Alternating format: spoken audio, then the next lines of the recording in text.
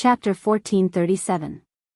In his previous life, there were 3 revolutions in the history of mankind. The first revolution was when the steam engine replaced the inefficient human and animal power. The second revolution was when the internal combustion engine replaced the internal combustion engine. The third revolution was electricity. Li Zishuan had originally wanted to follow this rhythm and start a power revolution in the Tang dynasty. But last year, when he created the telegraph, he created electricity along with it. Since then, he couldn't help but want to create more things related to electricity. Thus, electric lamps, lead-acid batteries, electric motors, and other modern electrical equipment were all invented by him. As for the steam engine and the internal combustion engine, Li Zishuan believed that he did not need to create them. In the future, the students of Yanhuang College would be able to create them. As a Yamacho, he could not possibly create everything and leave the students with nothing to create, right? Yo! Ink Girl's electric motor was built so quickly. Just as everyone was staring at the rapidly spinning electric motor, Uncle Fu walked in from outside and couldn't help but exclaim in surprise. It was just finished. Manager Fu, you're here. Please, have a seat. Mo Lingwei raised her head and greeted him. Faubert, you're here. Li Zishuan also greeted him with a smile. Faubert waved at Mo Lingwei and said, hee. I'm not sitting. I'm not sitting. This old man is here to look for young master. Hearing this, Li Zishuan raised his head. Faubert also looked over and said, young master, the second-generation bicycle with chains has been built. Do you want to take a look? Li Zishuan exclaimed, even the bicycle has been built? Sure. Let's go take a look together. Xiaoxi, bring someone to carry the electric motor and lead batteries over. Yes. Young master. Song Xiaoxi nodded, then called for a servant to move the electric motor and battery. Yamacho, why do you want to bring the batteries and electric motor to the bicycle? Mo Lingwei asked in confusion. Li Zishuan smiled and said mysteriously, hee. Ink Girl, you'll know when the time comes. Following Faubert, Li Zishuan, and the others, they arrived at the yard where the bicycles were assembled and produced. They saw a 2-wheeled bicycle that was about half the height of a person standing in the open space. Looking at the bicycle, Li Zishuan felt a sense of familiarity, because the style of the bicycle was almost exactly the same as a modern bicycle. At that moment, he felt as if he had returned to the modern era. Young master, is this structure correct? Faubert asked uncertainly. Li Zishuan hadn't given him any blueprints for the rear-wheel drive bicycle. Faubert had designed it based on the original bicycle, so he wasn't sure if the design was right. Li Zishuan came back to his senses and nodded. Correct, correct. This is exactly the same as the bicycle in my mind. Faubert's heart finally settled down. He smiled and said, that's good. Young master, do you want to try it out yourself? Of course, I'll try it out. Li Zishuan nodded and walked towards the bicycle. He gripped the handlebars and felt the sensitivity of the handlebars. Li Zishuan stepped on the other side of the bicycle with one leg and sat down on the seat of the bicycle. Then, with a light push of his right foot, the bicycle stood up steadily and started moving forward. Easy. Li Zishuan, who was riding the new bicycle, only felt relaxed. This chain-driven bicycle was undoubtedly 100 times easier to ride than the previous front-wheel drive bicycle. Wow! Looking at Yamacho, it seems like this bicycle is easier to ride. Mo Lingwei couldn't help but exclaim after watching for a while. Faubert nodded and smiled. That's for sure. The bicycle that young master is riding now relies on a chain, gears, and bearings to drive together. Furthermore, the number of gears connected to the pedals is much more than the number of gears connected to the rear wheel. When you step on the pedals, the rear wheel will have to turn a few times. It's not like the bicycle that you used to ride in a single round. Therefore, it's much easier to ride. Uncle Fu could be considered an old expert in the field of machinery. He was able to clearly explain the advantages of the new bicycle in just a few words. It was clear and concise. Mo Lingwei wasn't stupid. After listening, she quickly understood. She looked at Faubert and said with admiration, "These improvements are really ingenious. Manager Fu, you're really amazing." Faubert smiled and waved his hand. Hee hee. I wouldn't dare to take the credit for this. The idea was all from young master. I just followed young master's suggestions and designed the blueprint. Mo Lingwei smiled. Hee hee. Manager Fu, you don't have to be humble. The mountain leader has already told me that you designed all the blueprints by yourself. Looking at Yamacho riding this new bicycle, I want to ride it too. Manager Fu, do you have any more new bicycles? Faubert shook his head and said, only one of them has been made so far.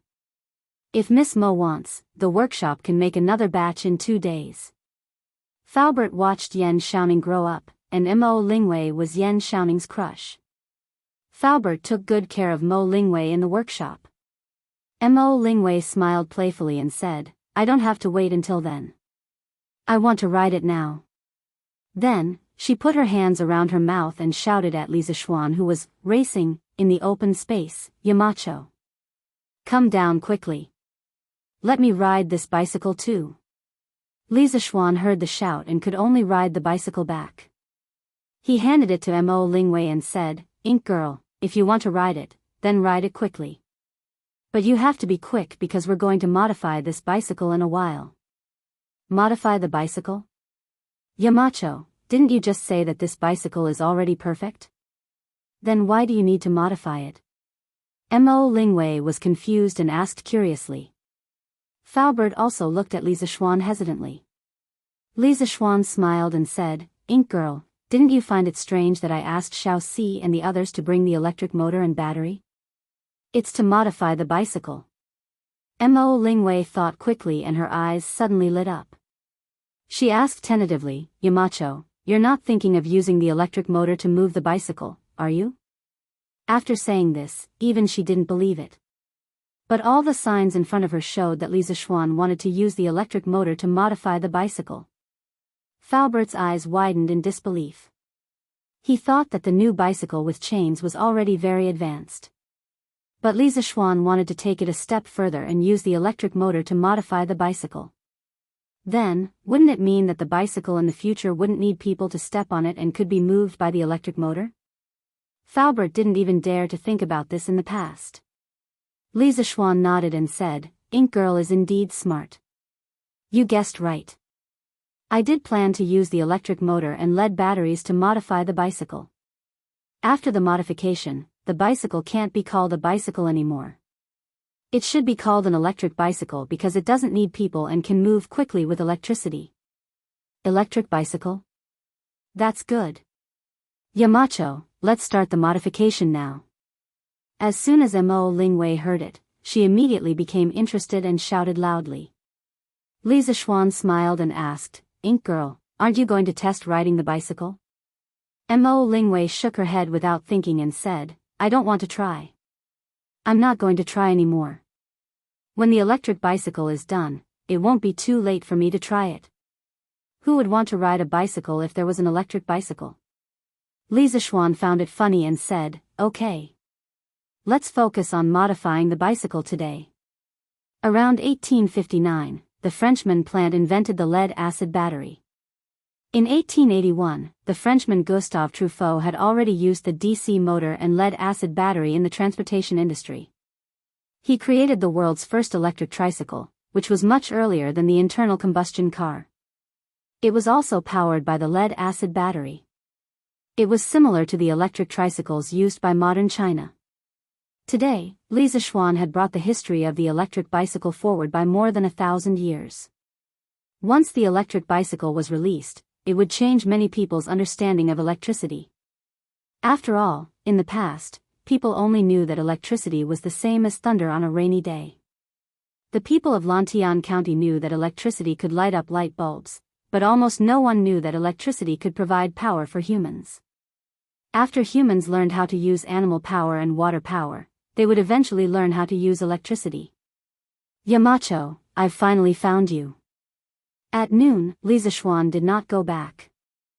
He chose to eat in the workshop's cafeteria. He met Ma Zhou by chance. Ma Zhou quickly came over with his plate and sat opposite Li Zixuan.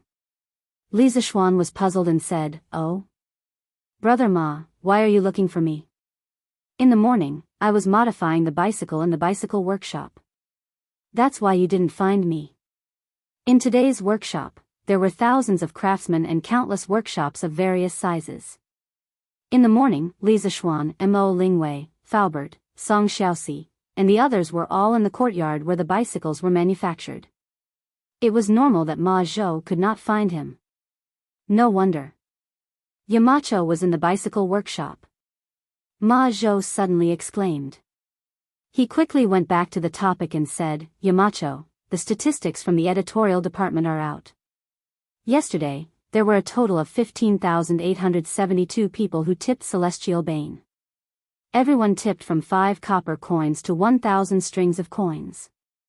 We received a total of 29,462 strings of coins. This number is terrifying.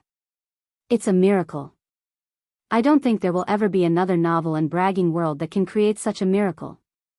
Li Zixuan was silent for a moment and said, "In fact, in many people's hearts, the characters in Celestial Bane can't be measured by money. They're just using this method to bid farewell to the characters in the book. But isn't it also bidding farewell to you, Yamacho?" Ma Zhou sighed and said, "Yamacho, those readers can't forget you. Are you really willing to stop writing from now on?" Li Zixuan shook his head and said, "Brother Ma, it's useless to say more now that things have come to this. Come. Let's eat." Seeing that, Ma Zhou decisively stopped talking about it. He rolled his eyes and suddenly said, "Yamacho, speaking of which, your Celestial Bane saved many of our offices this time." Li Zixuan asked curiously, "Where did that come from?" Ma Zhou quickly explained, 2 days ago, there were women who applied for medical school surrounding Datong Daily's office. But when the news of the end of Celestial Bane came out yesterday, those readers replaced those women and came to surround the office. However, they came to reward Celestial Bane, not to cause trouble. After what they did, our Datong Daily's office wasn't surrounded by those women today. Yamacho, don't you think this counts as saving our office? Li Zixuan suddenly understood and nodded, "I see. But even if they continue to surround Datong Daily's office, I have a solution. Brother Ma, you don't have to worry." Ma Zhou was puzzled. "Marquis has a solution? What is it?" Li Zixuan smiled and said, "I plan to announce to the world that I'm recruiting women into the medical school. Tomorrow morning, I'll officially announce this in front of all the civil and military officials." Ma Zhou was shocked.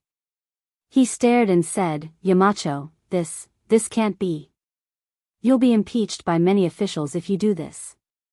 It might even affect the Academy's reputation." Li Zixuan shook his head and said, "It's okay. I've already thought of a foolproof plan.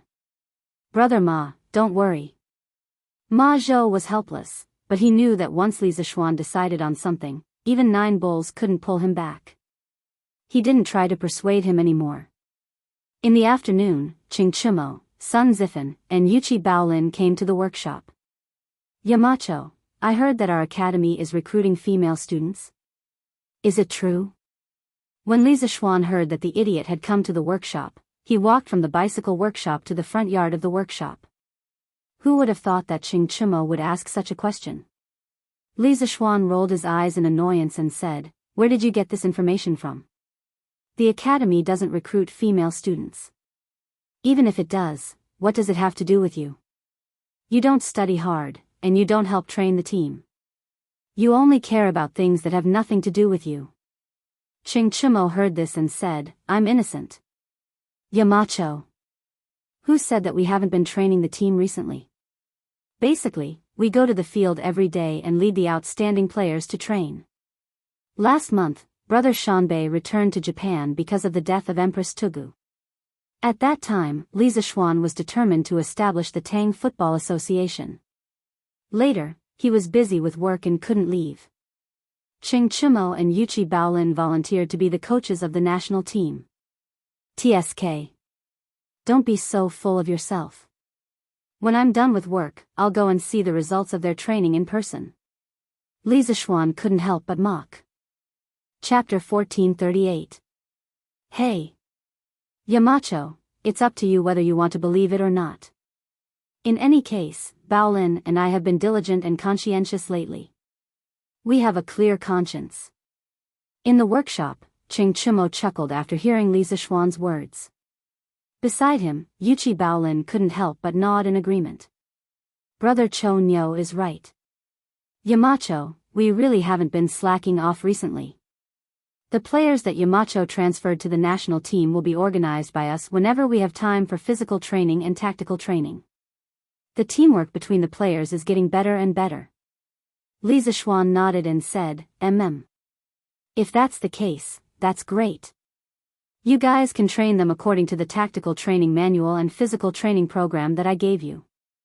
If I have time, I will personally train them. If you guys do well, there will definitely be a place for you in the Tang national team. Ching Chumo chuckled and said, Heh. Yamacho, I like what you said. Sun Zifan then said, Yamacho, a few days ago, the medical school was recruiting students. Many women who know medicine wanted to sign up. They surrounded the Datong Daily office and wanted to use this opportunity to ask Yamacho to allow them to enter the college. Yamacho, what do you plan to do? Will you agree to their request? After saying that, the chubby boy looked at Li Zishuan with a burning gaze. Clearly, he was eager to know the answer. Ching Chumo and Yuchi Baolin also looked at Li Zishuan in unison. TSK, men like women. This was an unchanging law of nature. Yanhuang College was impeccable in terms of facilities and teaching staff. The only downside was that the college was like a temple for monks. There were only men and no women.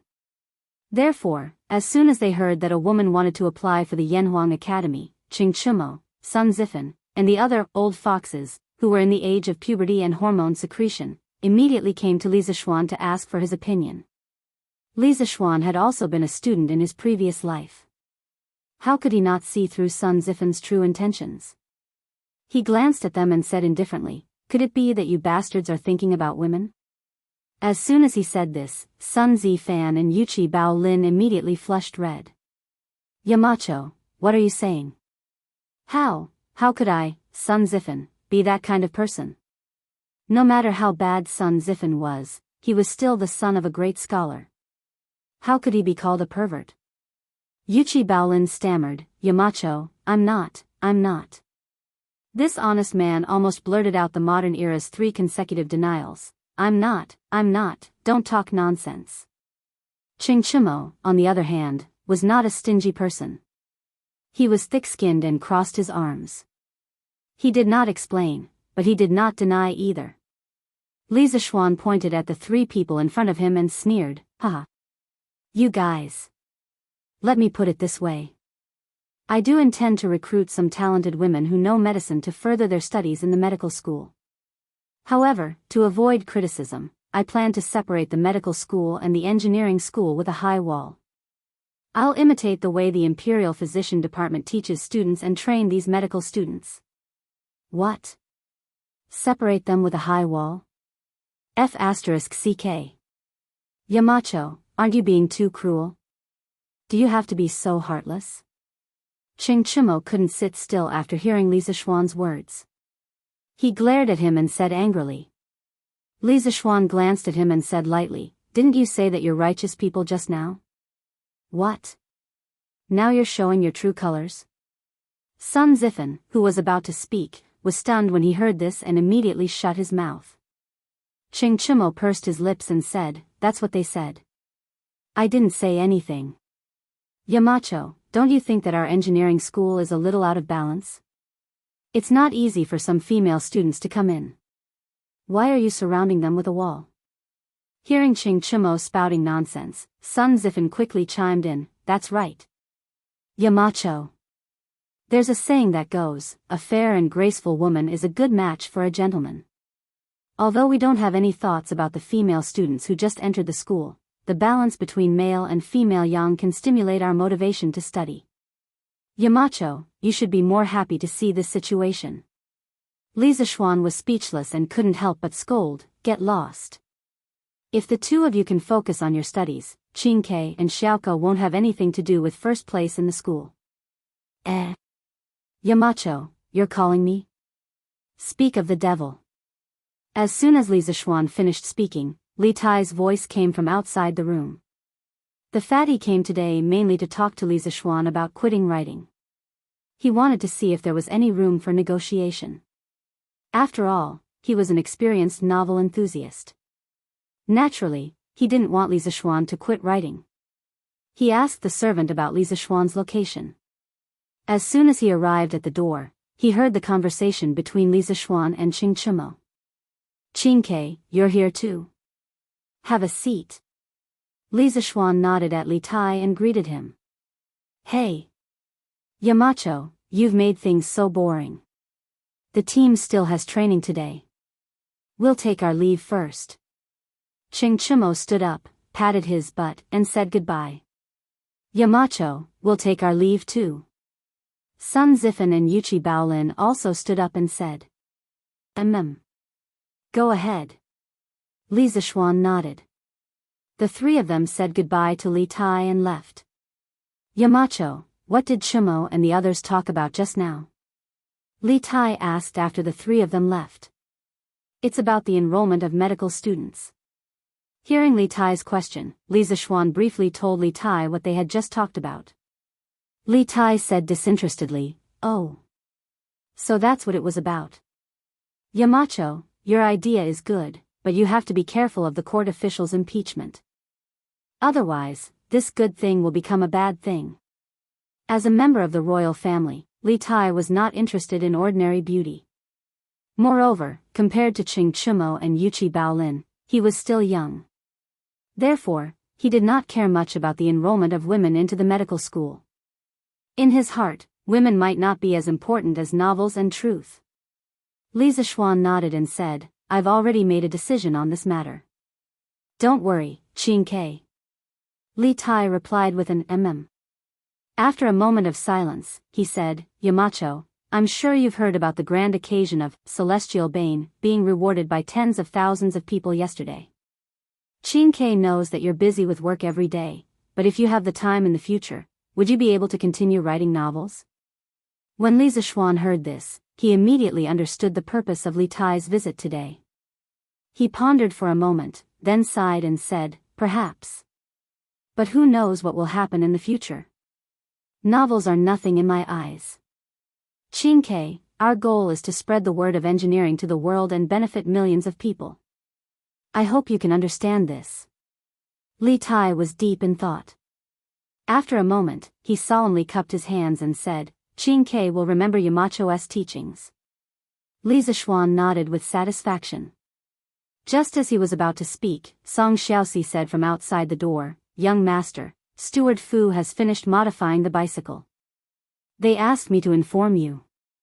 Li Zishuan was shocked when he heard that. He quickly replied, "Okay. Tell Faubert that I'll be right there." "Yes. Young master." Song Xiaoxi replied and turned to leave. Inside the room, Li Tai was puzzled. "Yamacho, why are Steward Fu modifying the bicycle?" Li Zishuan stood up and smiled. "The workshop has recently created a lead-acid battery and an electric motor. We plan to use these two things in the new second-generation bicycle. We will use the battery's electricity to power the bicycle. This way, the bicycle will be able to run faster than a horse without any effort. Qingke, you came at the right time. Why don't we go and have a look together?" "You can do that. Let's go." "I'll go with Yamacho." Li Tai's eyes shone brightly as he hurriedly replied with great interest. So, the master and disciple left the room and walked towards the bicycle workshop's courtyard. "Yamacho, you're finally here. The bicycle has been modified. Do you want to give it a try?" Half an hour later, Li Zishuan brought Li Tai to the bicycle workshop's courtyard. Mo Lingwei saw Li Zishuan and quickly greeted him excitedly. Li Zishuan looked at the girl suspiciously and asked, "Ink girl didn't try it first?" Mo Lingwei's eyes flashed and she shook her head. This electric bicycle is Yamacho's idea. Yamacho should try it first. In fact, she was thinking, who knows if there will be any problems with the first electric bicycle. What if I fall from it and get disfigured? Yamacho, you're good at martial arts. It's best for you to be the first one to try it out. Li Zishuan looked at Imo Lingwei with a faint smile. Although he could roughly guess what Imo Lingwei was thinking, he didn't expose her. Instead, he nodded and said, okay. I'll give it a try. After that, he walked towards the world's first electric bicycle. This electric bicycle's modification plan was personally designed by him. Naturally, he knew which part was the switch, which part was the accelerator, and which part was the brake. Li Zishuan sat on the bicycle's seat and pressed the switch. He turned the right handlebar and began to accelerate. With a whoosh, the bicycle's speed suddenly increased. Li Zishuan and the bicycle rushed forward. Everyone's eyes widened. Mo Lingwei exclaimed excitedly, "It's running. It's really running. Manager Fu, our modified electric bicycle is running. This means that our method is correct. Yes, yes, yes. It's running. To be able to see this kind of car that doesn't need manpower or animal power to run in my lifetime, I truly have no regrets." Uncle Fu was so excited that his whole body was trembling. Something like an electric bicycle was beyond the scope of the ancients' knowledge. Now that it was in their hands, Uncle Fu felt like he was dreaming. Li Tai, who was standing to the side, was also dumbfounded. At this moment, his heart was in turmoil as he shouted, "Amazing! It's too amazing! I can't believe there's a car that can run so fast without the help of humans or animals. Just a moment ago, Mountain Elder told me that our goal is to spread engineering to the world and bring benefits to millions of people. Now, it seems that Mountain Elder is moving towards this goal step by step. With this electric bicycle, it will be very convenient for the people to travel. Look! Quick, look! The Marquis was riding a divine chariot. A divine bicycle that can run like the wind without pedaling. Li Zishuan rode his electric bicycle and wandered around the courtyard. The whining sound of the electric motor attracted the attention of the craftsmen who were working. When everyone came out to take a look, they were all shocked. Oh my God! It's really a divine bicycle. Marquis isn't pedaling, and this bicycle can run so fast. Isn't this a divine bicycle? It's too amazing. How did Marquis make this bicycle? Why does it look different from the bicycles made by our workshop? It's indeed different. In the past, when we made bicycles, the pedals were installed on the front wheels. But on this bike, the pedals are in the middle of the two wheels. It's incredible. Just as everyone was discussing and exclaiming, there was one person who couldn't wait any longer. That was Imo Lingwei, because she had already watched Li Zishuan go around the courtyard a few times. "Yamacho, can you come down and let me have a try?" Mo Lingwei quickly shouted when Li Zishuan was in front of her. When Li Zishuan heard this, he had already jumped out of Mo Lingwei's position. He said loudly, "Okay. I'll give it to you later." When the bicycle was about to reach Mo Lingwei, Li Zishuan quickly slowed down. The bicycle stopped steadily in front of Mo Lingwei. Li Zishuan was a little worried. "Ink Girl, although this bicycle is fine, you haven't ridden it before. It might be a little difficult for you to control it. You have to ride it slowly later." Mo Lingwei didn't care. "Yamacho, don't worry. I also contributed to the design of this bicycle. How can I not know its performance? It'll be fine." After that, she took the bicycle from Li Zishuan and prepared to ride it. Li Zishuan was speechless. He secretly prayed that this female driver wouldn't crash. Mo Lingwei's start was quite smooth. She drove the bicycle shakily. It could be seen that she couldn't control the power of the electric motor very well. Sometimes when she accelerated too fast, she quickly slowed down. Sometimes when it was too slow, she suddenly accelerated. Therefore, the speed was sometimes fast and sometimes slow. If it was someone with a weak heart, they would probably be scared to death. Whoa. Wei Air, what kind of bicycle are you riding? How can it move by itself? Just when Mo Lingwei was about to completely control the electric bicycle, a person that Mo Lingwei had been missing for the past 2 days came into the courtyard, Yan Xiaoning. This guy saw Mo Lingwei riding a cool bicycle. He couldn't help but exclaim. Seeing Yan Xiaoning, Mo Lingwei smiled sweetly. Ah. Little Ning, you're finally back. Ah. Get out of the way. Get out of the way. I can't control this bicycle anymore. It turned out that this girl only cared about talking and made a small mistake when she was turning the corner. Just as she wanted to brake, she pinched the wrong spot. The electric bicycle screamed wildly and rushed toward Yan Xiaoning at an even faster speed. Chapter 1439. Wei Air, be careful. Yan Xiaoning forgot to dodge when he saw that Mo Lingwei was getting closer and closer to him. Perhaps he consciously forgot to dodge because the gate of the courtyard was right behind him. There was a threshold at the gate and it wasn't low. If Mo Lingwei were to crash into it, she would definitely fall. Little Ning. Get out of the way. Get out of the way. Mo Lingwei shouted when she saw that Yan Xiaoning was frozen on the spot. She thought that he was scared out of his wits. However, Yan Xiaoning was still standing on the spot. He didn't move at all as if he was really scared out of his wits. Let me be your meat cushion. The fear in Yan Xiaoning's eyes was instantly replaced by determination. He wasn't as skilled in martial arts as Li Zishuan. In the face of such a dangerous situation, he couldn't resolve it in a split second. He could only use his body as a shield to block the damage for Mo Lingwei. Yan Xiaoning was even more determined to be a meat shield when he thought about what his father said to him after he returned home. He was getting closer and closer. When Mo Lingwei was less than a foot away from Yan Xiaoning, she clearly saw the determination in Yan Xiaoning's eyes instead of fear. At that moment, she finally understood. Little Ning. Are you stupid? Get out of the way. Mo Lingwei could feel a drop of tear rolling down from the corner of her eye. She shouted at Yan Xiaoning in a heart-wrenching manner. Yan Xiaoning could only shake his head in a split second. Before he could say anything, the bike was already close to his clothes. Bang! A loud noise sounded in the courtyard. It wasn't the sound of a bike crashing into someone, but the sound of someone stepping on the ground. Yan Xiaoning wasn't hit by the bike, but he was pressed to the ground by Mo Lingwei, who lost control of the bike due to the strong inertia. However, at the critical moment, Li Zishuan flew forward and pulled the scooter that was speeding forward.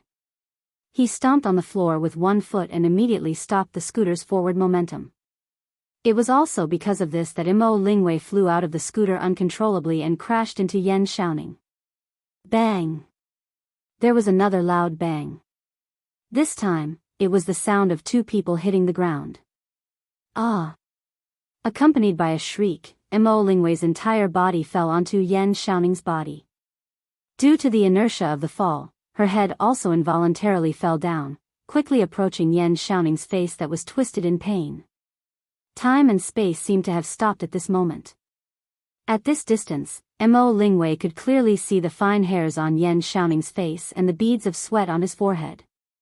They could even feel each other's breathing. Mo Lingwei looked at the man who was pressed under her body. She felt her heart beating even faster. Oh no, that was the feeling of being moved. Roar. Wei Air, get up quickly. Ouch, my old waist.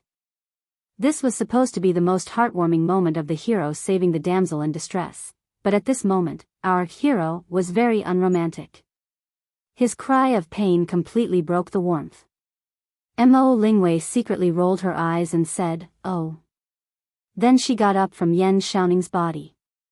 Ouch. Ouch, ouch, ouch. Wei Air, help me up quickly.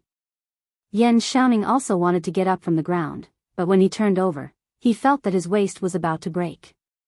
When he was pushed down by Mo Lingwei just now, his waist just happened to hit the door sill. If he didn't use his hand to cushion his waist at the critical moment, his waist would probably have broken. Mo Lingwei was still angry at a certain someone for being unromantic. At this moment, when she saw Yan Xiaoning's face full of pain, she knew that Yan Xiaoning didn't have a light fall this time. She immediately panicked. Little Ningzi, are you okay? Yamacho, quickly come and take a look at little Ningzi. Mo Lingwei carefully helped Yan Xiaoning up. At this moment, she remembered that Li Zixuan knew medicine, so she quickly turned her head and shouted. Actually, she didn't need to shout. Li Zixuan was already walking over at this moment. Xiaoxi, quickly go and get Dr. Sun. Li Zixuan skillfully helped Yan Xiaoning up from the ground without letting Yan Xiaoning exert any strength on his waist. Then, he ordered Song Xiaoxi. Yes. Young master. Song Xiaoxi also knew that the situation was urgent. He responded and directly rushed out of the courtyard with his fastest speed. Yamacho, even you can't cure little Ningzi? Mo Lingwei's eyes were red and she asked with a sobbing tone.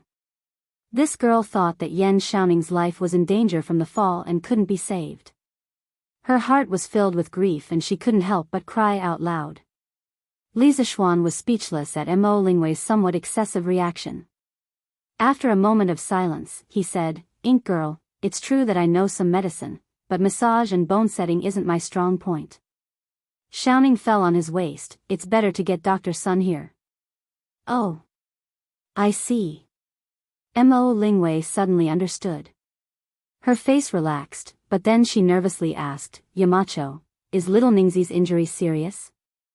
Wait, don't worry, I'm fine. Yan Xiaoning forced himself to support his body and turned his head to smile at Mo Lingwei. Little Ningzi, you, don't talk anymore. Yamacho, quickly think of a way to save him. Mo Lingwei said with a nervous face. Li Zixuan saw that this girl was scared out of her wits, so he comforted her. Just now, I used my true qi to check Xiaoning's lumbar vertebrae. Some of the vertebrae were displaced. After Dr. Sun's massage treatment, there shouldn't be any major problems. Miss Mo, you don't have to worry.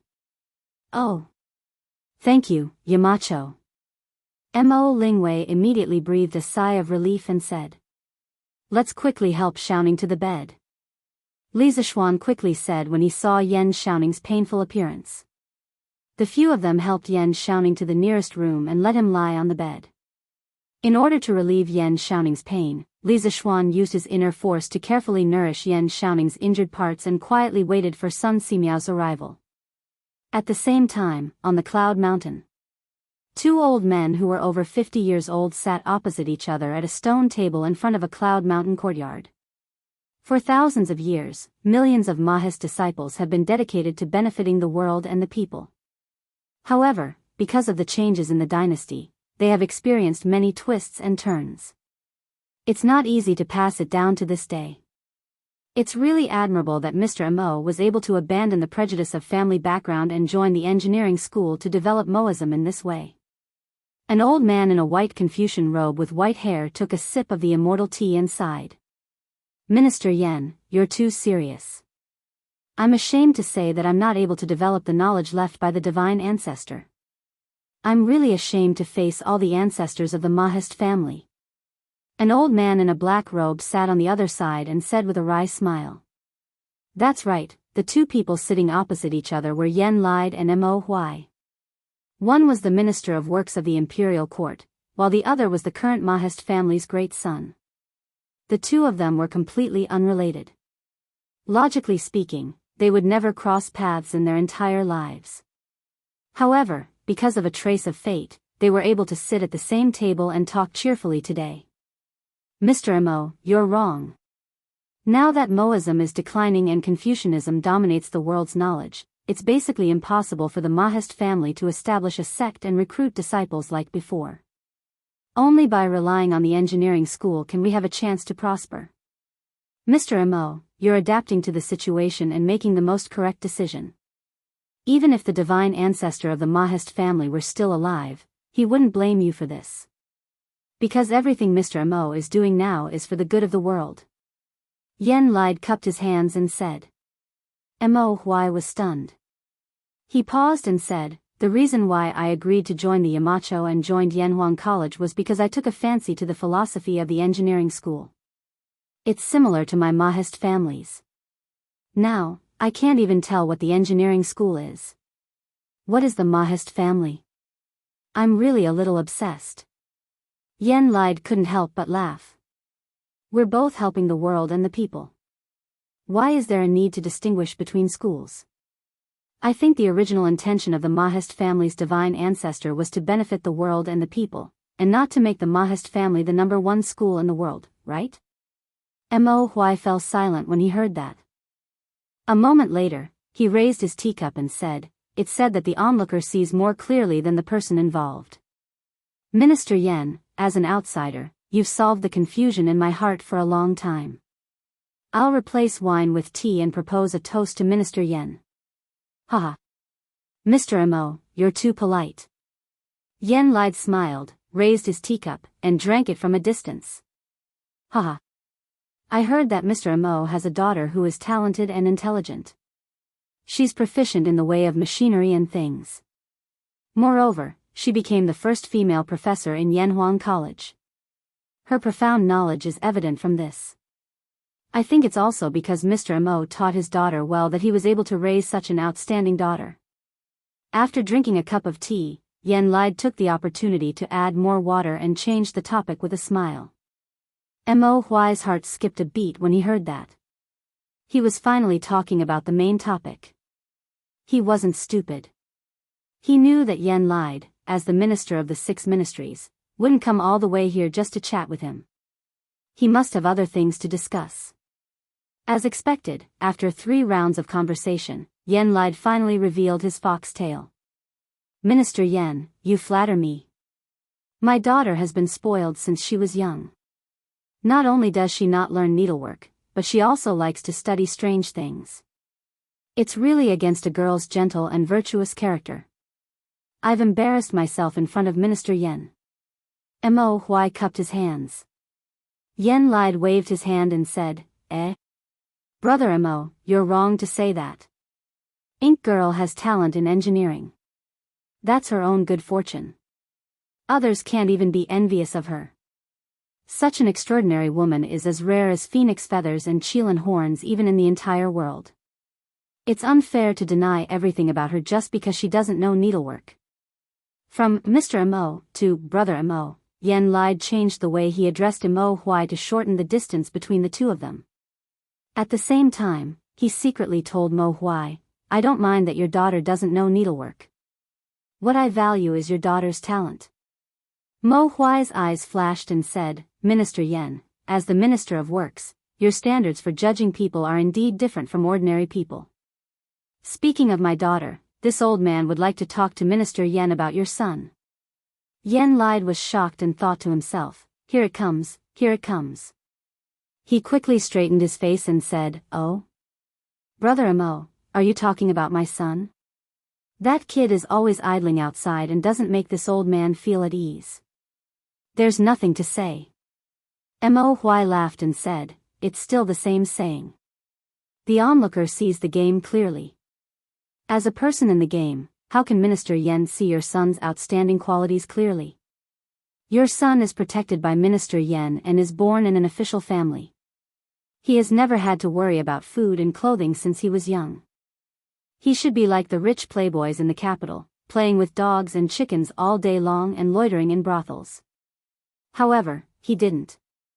Instead, he became Yacho's right-hand man. Yanhuang College and the workshop have all been invested with young Master Yan's energy and blood. With such a talent in the Yen family, why worry about not being able to bring glory to the family?" Yen Lide's old face immediately wrinkled with a smile.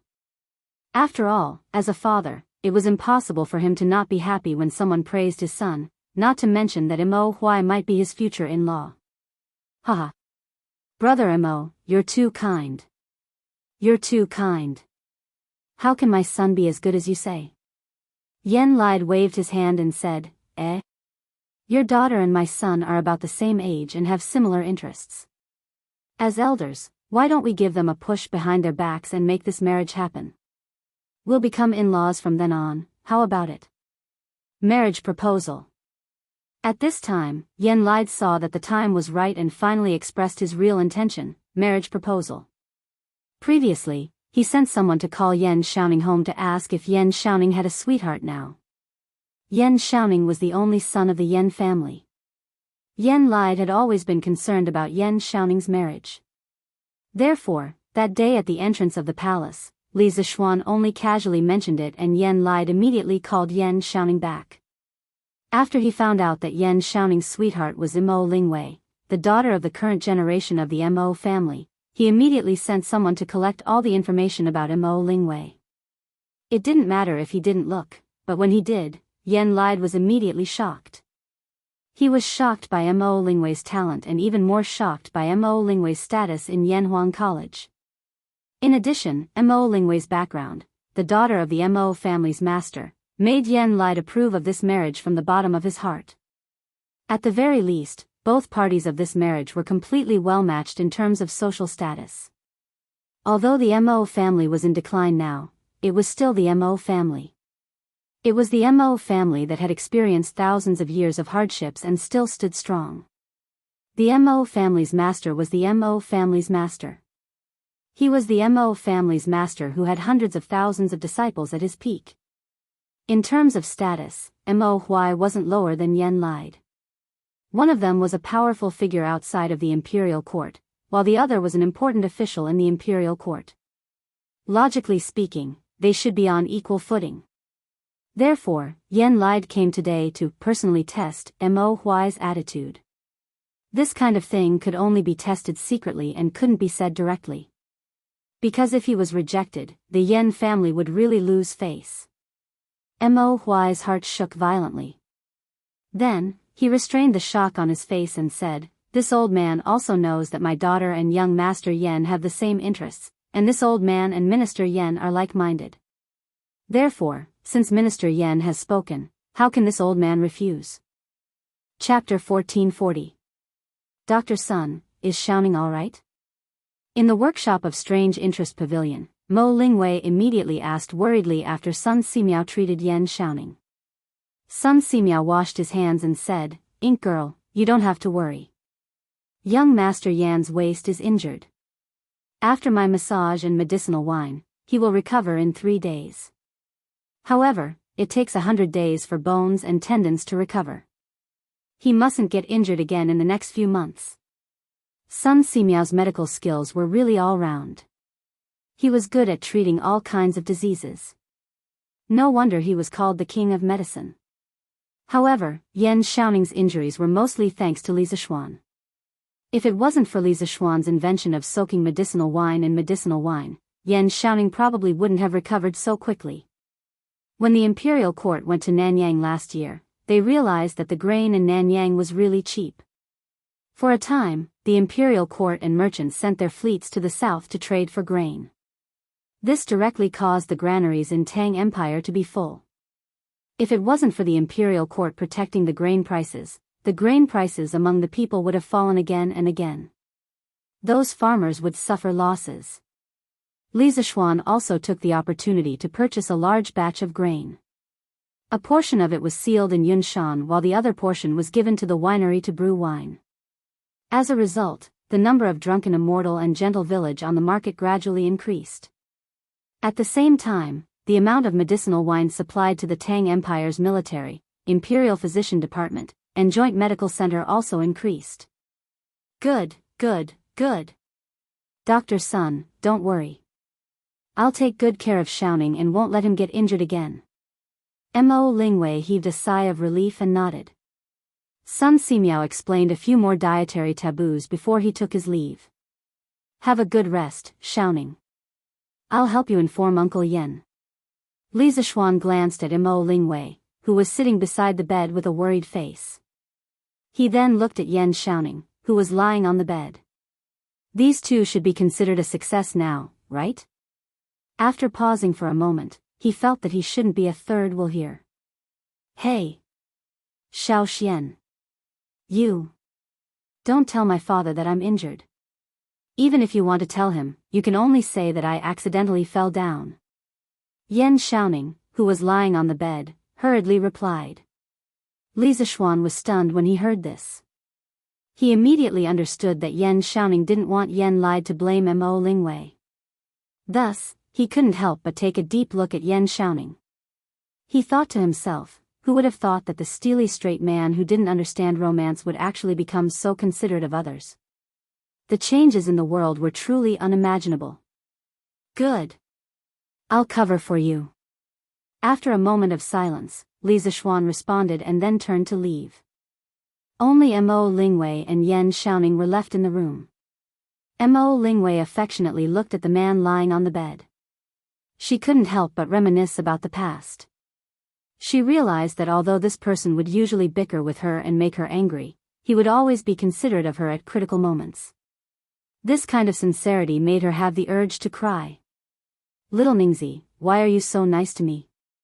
After a long silence, Mo Lingwei finally couldn't help but ask. Although Yan Xiaoning, who was lying on the bed, had his back facing Mo Lingwei, he felt that Mo Lingwei was definitely looking at him from behind. However, Mo Lingwei didn't say anything and he didn't know what to say. Or rather, he was afraid that he would say the wrong thing and cause a conflict between the two of them. At this moment, he finally heard Mo Lingwei's voice from behind. He couldn't help but heave a sigh of relief and replied without hesitation, nothing. I just felt that it would be embarrassing to say that I was injured by a woman, so I asked Yamacho to cover for me. You. Mo Lingwei's brows furrowed and she was about to fly into a rage. However, she immediately understood that Yan Xiaoning said this intentionally to comfort her. Thus, the anger in her eyes quickly turned into infinite gentleness. Indeed, this girl changed her face faster than flipping a book. Little Ningzi, does your waist still hurt? I'll help you apply the ointment. Mo Lingwei said gently. Yan Xiaoning instantly quivered because he had never heard Mo Lingwei speak so gently to someone. He couldn't help but say, Wei, don't talk like that. I'm a little scared. Silence. After Yan Xiaoning finished speaking, the room suddenly fell silent for 3 breaths of time. However, this was just the calm before the storm. In the next moment, Yan Xiaoning would be greeted by a violent storm. Yan Xiaoning. Hurry up and take off your clothes. I'll help you apply the ointment. Walala.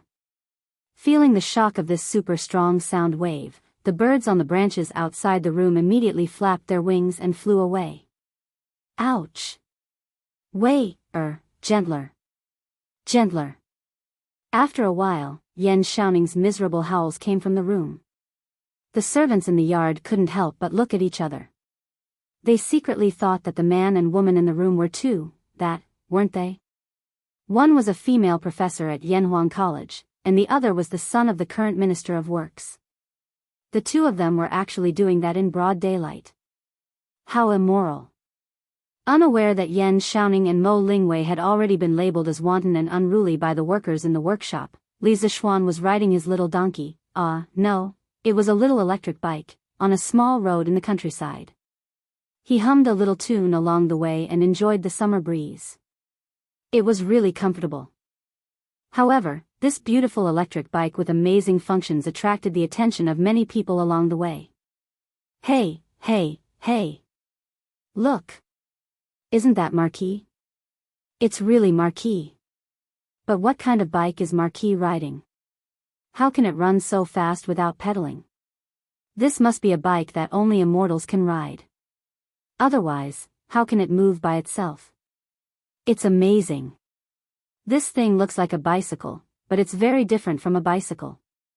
A bicycle's pedals are installed on the front wheel, but this bike's pedals are installed in the middle.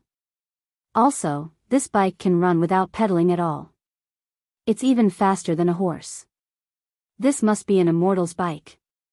It looks like Marquis just came out of the workshop. Could it be that the workshop of Strange Interest Pavilion made this magical bike? It must be. This workshop of Strange Interest Pavilion is really amazing. They can even make a bike that immortals can sit on. I wonder how much this bike can be sold for. Sigh. I'm afraid that ordinary people like us can't count on it for the rest of our lives. Hey, hey. You can't say that. Marquis loves his people like his children. Under the leadership of Marquis, we will definitely become richer and richer. Don't you see that many people can afford to eat meat now? Who would dare to think about this in the past? Maybe one day, every family will be able to afford this kind of immortal bike. Yes, yes, yes. As the people of Marquis fiefdom, our lives will definitely become better and better. As Li Zishuan passed by, he caused exclamations along the way. This was the first time the commoners had seen a car that didn't need to be pulled by a horse or pedaled. They all thought that the electric bicycle was an immortal car. However, although the people were talking about it, they did not dare to go up and ask Li Zishuan what kind of bike it was. This was because everyone was in awe of the unknown. Especially when Li Zishuan was riding on the electric bike, he looked like an immortal. It was even more frightening that they did not dare to go up to him. It was already late. Li Zishuan did not plan to return to Lantian County that night. He planned to spend the night in Yunshan. He also wanted to test the electric bike's ability to climb hills. The results showed that normal hills were not difficult for an electric bike at full speed. Li Zishuan rode the electric bike up the half-mile hill in the time it took to drink a cup of tea. Woo! The roar of the electric bike came from the entrance of Yanhuang College. It attracted the attention of the students in the college. Some even ran out of the college to investigate. Today was Sunday. The students usually returned to school in the afternoon. This was because from this week onwards, the college added a new night self-study session. There was also a night self-study session on Sunday night. The students, regardless of whether they lived far away or near, had to return to the college on Sunday afternoon. It was not yet time for the night self-study session, so there were still many students who came out to watch the fun. Wow! It's Yamacho. What kind of bike is Yamacho riding? Why is it running so fast? Hey, hey, hey! Did you notice that Yamacho's feet did not move at all, but the bike was running so fast? What kind of logic is this? Didn't Mr. Mo teach us the conservation of energy? Then where does Yamacho's kinetic energy come from? It's obvious that this guy has been poisoned too deeply by physics and can't extricate himself. I think there must be something incredible installed on the mountain cavalry's carriage. Perhaps it's this thing that's generating kinetic energy that's driving the carriage forward so quickly. What on earth is that thing? How would I know? When Yamacho comes to the college tomorrow, we will ask him personally. It had to be said that these students who had received formal engineering education had a completely different way of thinking from ordinary people. When ordinary people saw the electric bicycle, they immediately categorized it as a vehicle for immortals.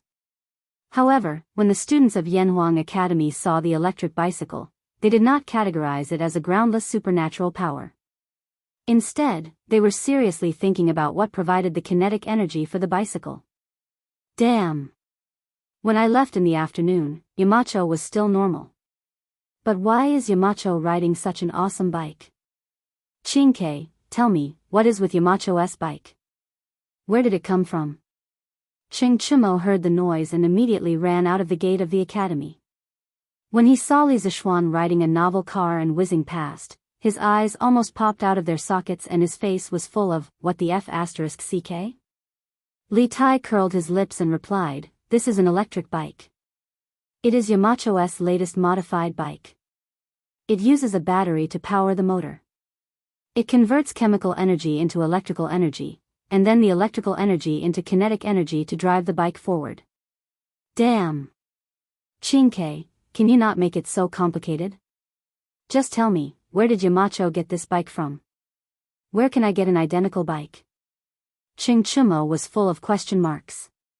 He waved his hand impatiently and said. He felt that Li Zishuan's electric bicycle was too cool. This was the kind of bicycle a man should ride. Sitting on it, one could feel the speed of the wind. It was much more comfortable than sitting on a galloping horse. Li Tai could not help but say, where did Yamacho get this bike? Do you still need to ask? It must be the workshop. In my opinion, you should stop thinking about it. There is only one electric bike in the whole Tang dynasty. It will be your turn at least 2 months later. 2 months? Isn't that too cruel? No, I will borrow it from Yamacho tomorrow. It will be fun to ride it first. Cheng Chimo immediately refused and said that he wanted to look for Li Zixuan.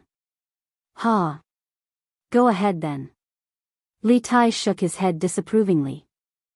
If it was in the past, Cheng Chimo might have been able to borrow the bike from Li Zixuan.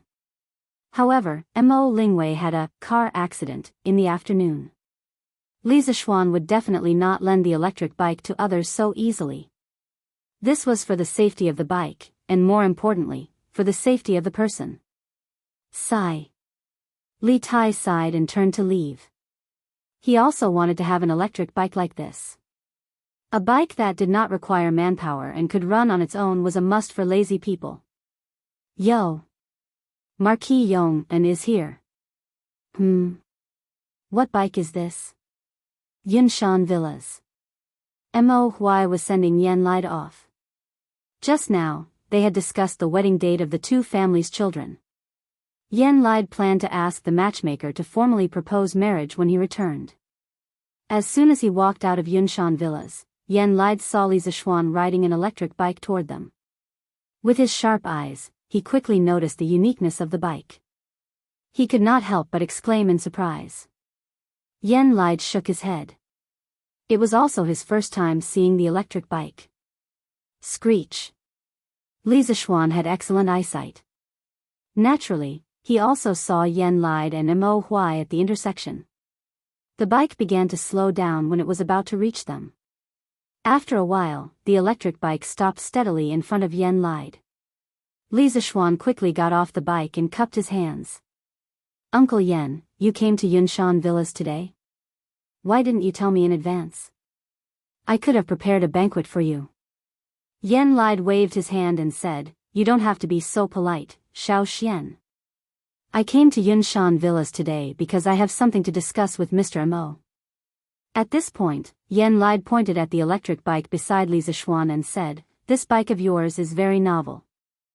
I saw that you didn't pedal just now, but this bike can still move like it's flying. What's the principle behind it? Yan Lide had been engaged in engineering machinery all his life, but this was the first time that he had seen such a machine that could move by itself without human or animal power. He was really curious about it. At this moment, old Yan had completely forgotten that the city gate of Chang and would be closed in a few minutes. Li Zixuan smiled and said, Uncle Yan, this is the workshop's latest electric bike. First of all, this bike uses chain transmission and rear-wheel drive to make the bike structure more reasonable. Second, this bike is installed with a lead-acid battery and an electric motor. The battery provides power to the electric motor, causing the motor's rotor to rotate rapidly. Then, the electric motor drives the wheels to rotate together, so that it can move like it's flying without pedaling. Chapter 1441. Electric motor? Battery? These are all good stuff. Xiao Xian, who made these things? Yunshan Villa. After Li Zixuan briefly explained to Yan Lide how the electric bicycle, the electric motor, and the battery worked, Yan Lide could not help but ask in surprise. Li Zixuan glanced at Mo Huai before replying, Mr. Wang, Ink Girl, and Xiaoning were able to make the battery and electric motor so quickly. Without their recent hard work, how could there be such a magical electric bicycle? What?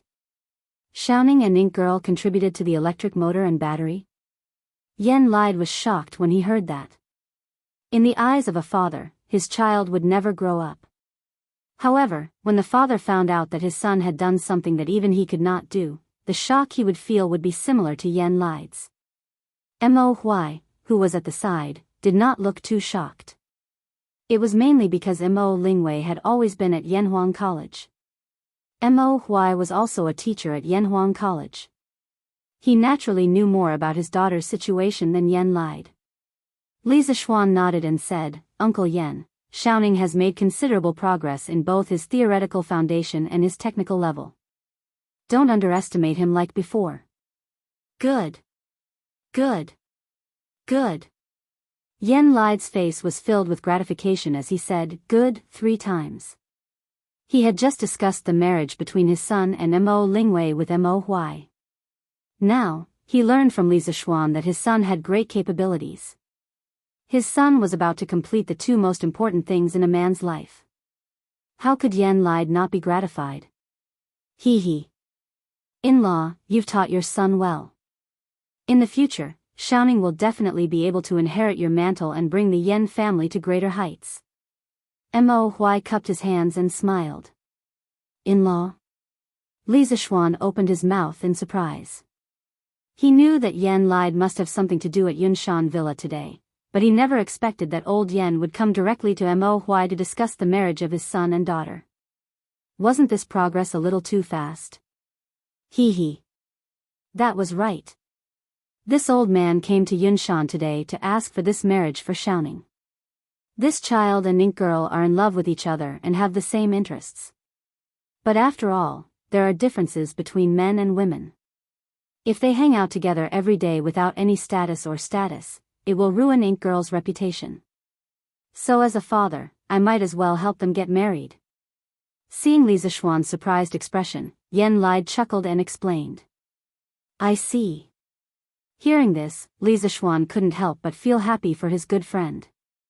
He cupped his hands and said, if Xiaoning knew about Uncle Yan's love and care for Xiaoning, he would definitely be grateful and filial to you. Sigh. As long as this brat doesn't blame me in his heart, it's fine. Yan Lide shook his head and patted Li Zishuan's shoulder. With a complicated expression, he sighed, Little Xian, you were right last time. This old man has indeed cared too little about Xiaoning. Otherwise, he wouldn't still be single even though he's not young anymore. When Li Zishuan heard this, he couldn't help but console, Uncle Yan, please don't think that way. Xiaoning didn't meet the fated person before, so he didn't get married. After all, marriage is a big event in a lifetime. He can't just casually find a girl to marry into the family, right? Yan Lide couldn't help but laugh. Little Xian, what you said makes sense. Please take care of Xiaoning in the future. Of course. Xiaoning is my brother. Li Zishuan replied firmly. Oh. In-law, it's already late. I reckon that the city gates of Chang and City are about to close. You definitely won't be able to rush back. In this old man's opinion, why don't you stay in Yunshan for the night and ride down the mountain tomorrow morning and rush to Chang and City for the morning assembly? At this moment, Mo Huai looked at the sky and said with shock. Yan Lide looked up and nodded. All right then, this old man will stay in the side courtyard today. When Yanhuang College was being built, Yan Xiaoning, as the chief engineer of the college, was directly allocated a side courtyard. Therefore, Yan Lide didn't have to worry about not having a place to stay on Yunshan. Li Zishuan's heart skipped a beat. He instantly remembered what Yan Xiaoning told him in the workshop earlier. Therefore, he quickly cupped his hands and said, Oh. Right. Uncle Yan. There's something I forgot to tell you. Xiaoning accidentally fell down in the workshop today and suffered some minor injuries. He's recuperating in the workshop now, so he can't return to the side courtyard tonight. Fell down? Humph. How old is this brat? How can he still fall down while walking? How worrisome. When Yan Lide heard this, he immediately snorted in dissatisfaction. However, Yan Xiaoning was still his son. He then pretended to ask casually, Little Xian, how's this brat's injury? Did a doctor treat him? Seeing that Yan Lide was obviously not telling the truth, Li Zishuan couldn't help but laugh. Uncle Yan, don't worry. Dr. Sun has already treated Xiaoning. He said that Xiaoning's injury isn't serious. He just needs to rest for a few days to recover. Oh, right, Mr. Mo. Ink Girl is still taking care of Xiaoning in the workshop. She might be back later. Don't worry. Yan Lide heard this and heaved a sigh of relief. Mo Huai, however, looked at Li Zishuan thoughtfully. After a moment of silence, he said, Thank you, Yamacho, for telling me. This old man understands. It was 6:45 at night. Mo Lingwei returned to Yunshan's side courtyard under the escort of the workshop servant. However, she saw that there was still light in the house. She couldn't help but feel a little puzzled. She carefully pushed the door open and entered, only to find her father sitting in the front hall as if he was waiting for her to return. She couldn't help but ask, "Father? Why are you here tonight?" Last year, because of the astronomical telescope, Mo Lingwei became a specially appointed professor of the academy and received a side courtyard in Yunshan. Logically speaking, Mo Huai could also stay in the side courtyard with Mo Lingwei. However, as the head of the Mo family, old Mo had his own pride. How could he stay in his daughter's house? Therefore, Mo Huai had always lived in Plum Village. Minister Yen came to Yunshan today. Mo Huai didn't answer Mo Lingwei's question. Instead, he said this out of the blue. Minister Yen, he came to Yunshan. Father, what is he here for? Mo Lingwei was stunned. Her expression suddenly became uneasy. She felt guilty. After all, she had just injured Yen Lide's son during the day. Now that she heard that Yen Lide came to Yunshan, she subconsciously thought that he was here to settle the score with her. Mo Huai's gaze was like lightning. When he saw the trace of guilt that flashed across Mo Lingwei's face, his eyes flashed and he instantly understood. After pausing for a moment, Mo Huai calmly replied, "Minister Yen came to Yunshan today to propose marriage to me." Hearing this, Mo Lingwei's eyes widened. Her face was filled with disbelief. But then, she said something extremely shocking. Father, you and Minister Yen, you are both men. How can you get married? Mo Huai was stunned for a moment. When he finally reacted, he almost fell off his chair. He pointed angrily at Mo Lingwei and said angrily, Shut up. You have no respect for your elders. You even dare to joke about your father. This is outrageous. Minister Yen came to find me today to propose marriage on behalf of his son. Propose marriage on behalf of his son? When Mo Lingwei heard this, she finally reacted. Her beautiful face instantly became very interesting. There was agitation, excitement, and also shyness. Father. I'm not marrying. Mo Lingwei's expression changed. When she saw the faint smile on Mo Huai's face, she couldn't help but stomp her feet and turn to go upstairs.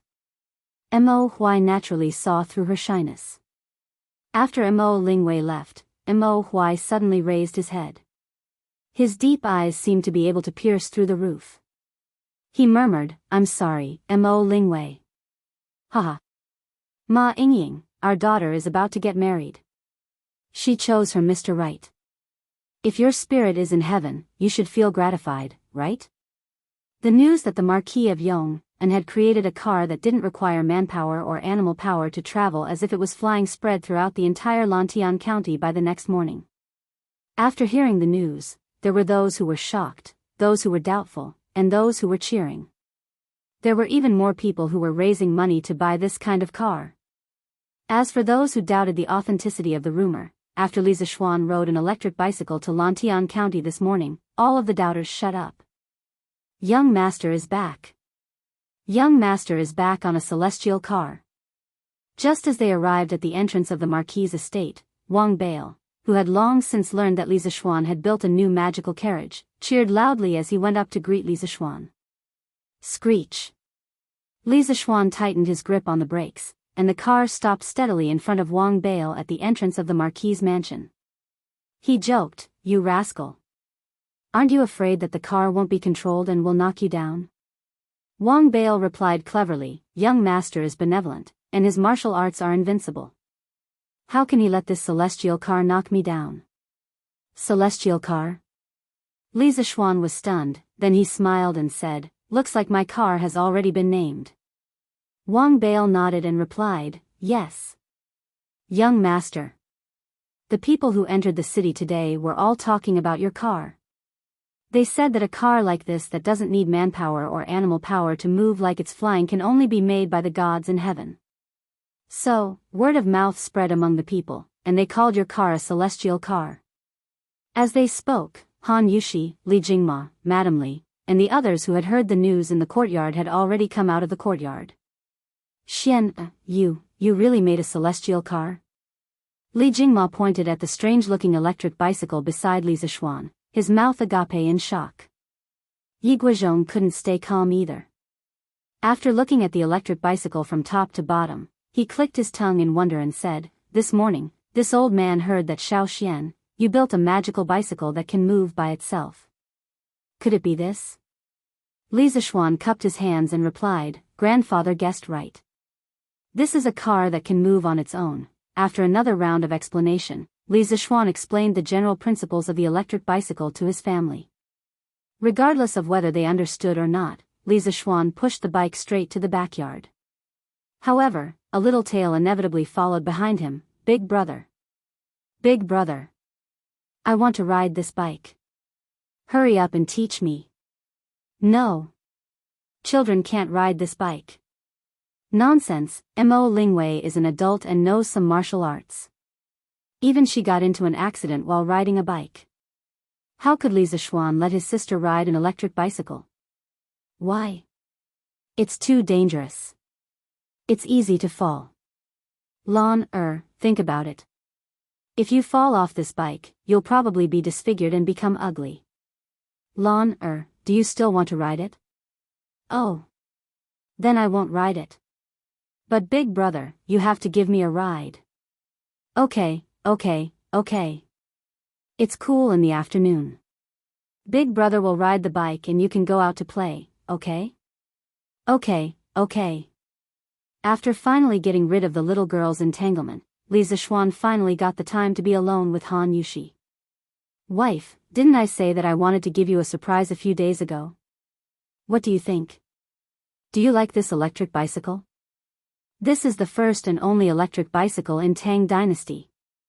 In the backyard, Li Zishuan patted the electric bicycle and smiled at Han Yushi. "Ah. Husband, you want to give this bike to me?" Han Yushi was stunned and was immediately surrounded by a huge surprise. Then, she waved her hands and said, No. Husband, this thing is too expensive. I can't accept it. I'm satisfied that you have this intention." Li Zishuan couldn't help but frown and say, "Wife, what are you saying? You and I are husband and wife. What's mine is yours. It's just a bike. What's so expensive about it? Come and hold it. This bike is yours from now on." After that, Li Zishuan pretended to be angry and pushed the electric bicycle to Han Yushi's side. A trace of emotion flashed through Han Yushi's eyes. After pausing for a moment, she smiled sweetly and said, "Husband, as you said, we husband and wife are one. What's yours is mine, so why do we have to make such a clear distinction? Just leave this bike with husband. Because husband is always busy and tired, he needs it more than I do. Besides, if I want to use it, I can just ask husband for it."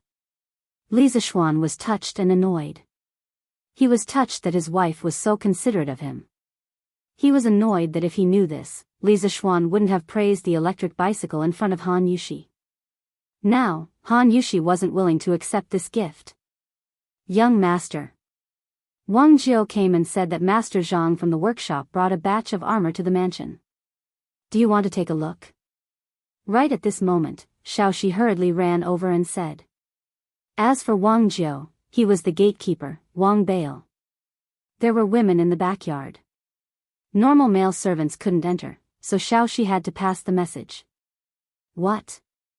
The armor is done? Look. Of course, I have to see it for myself. This is the invincible armor in this world." When Li Zishuan heard this, he couldn't help but feel refreshed. He was abnormally excited. Chapter 1442.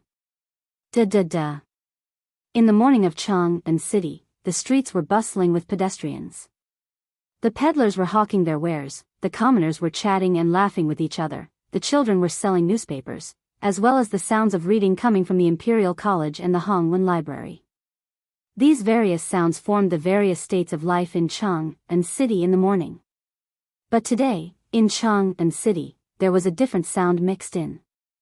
It was the sound of iron ingots hitting the bluestone road. It was crisp and cold, giving people a bone-chilling feeling.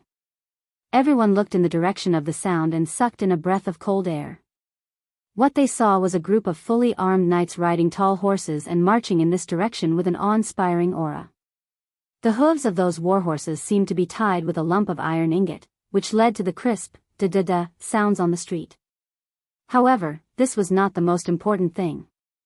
The most daunting thing was that the knight leading the group was actually covered in iron armor.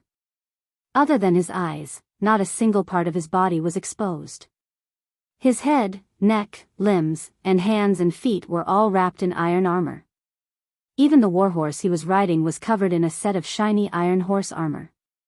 From afar, this person looked like a knight cast directly from steel.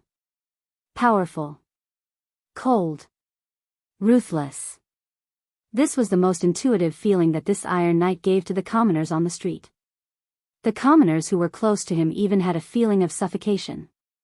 Therefore, there was no need for someone to open the way. Wherever the Iron Knight went, the crowd would automatically disperse. This was a kind of deterrence that came from the soul. Towards the unknown, most people would subconsciously feel afraid, not to mention this kind of Iron Knight that made people tremble in fear. Da-da-da. This group of knights was still moving forward at a moderate pace. The previously bustling street immediately quieted down after this group passed by. Not far away, a group of martial marquis heard of the abnormality here and immediately rushed over. However, after seeing the soldier beside the Iron Knight, the leading martial marquis could not help but be startled.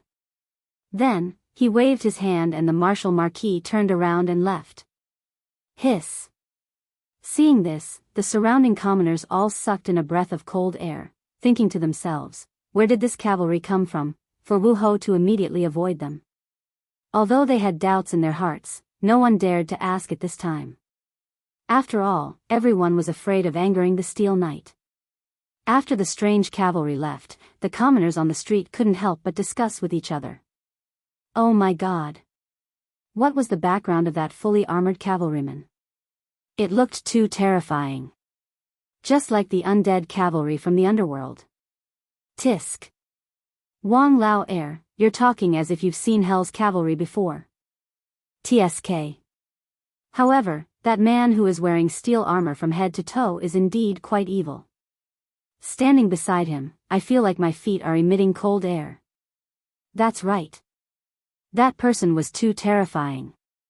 If I hadn't covered my third brother's mouth just now, I reckon that this brat would have been scared to the point of crying on the spot. How could there be someone in this world who would cover their entire body in metal armor? Won't it affect your walking? Yeah. This set of metal armor is at least 40 to 50 gene. Furthermore, with the four limbs wrapped in metal, it's inconvenient to move. That's not right. Just now I saw that the cavalry's hand holding the reins and the hand holding the lance, his movements were very nimble. Tisk. How is that possible? If that's the case, when this cavalry goes on the battlefield, wouldn't he be invincible and invincible? Hua. It's true. That person's entire body, other than his eyes, is completely covered in metal armor. Even the horse he's riding on is covered in horse armor. Who can break through his defense? Where did this cavalry come from? Why didn't the Wu Ho government stop them? I think I saw Yong and Marquis subordinate Commander Pang. What? Zheng Laoqi, are you sure you didn't see wrongly? I shouldn't have seen wrongly. I've seen Commander Pang before. Tisk. Doesn't that mean that this cavalry is Marquis?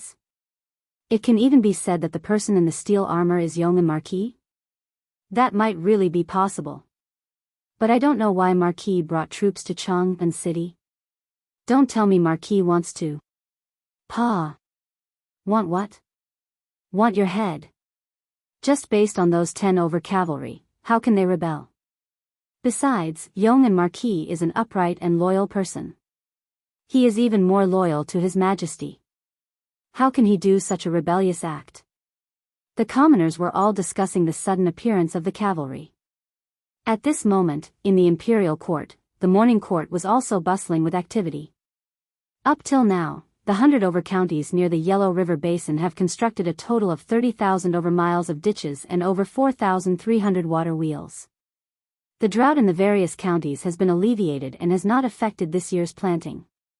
It is estimated that in another half a month, the commoners will be able to harvest the wheat.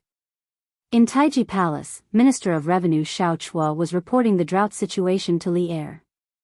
Li Er, who was sitting at the head of the table, did not reveal any joy after hearing Xiao Chua's report. Because even though the drought in Guangzhou had been greatly alleviated and they would be able to harvest in another half a month, Li Er felt that the imperial court had spent so much effort, but in the end, it was very likely to be feeding the locusts. According to the prophecy that Li Zishuan left behind, the locust plague was about to arrive. Minister Xiao has worked hard. After a moment, Li Er recovered from his thoughts and nodded. Your Majesty.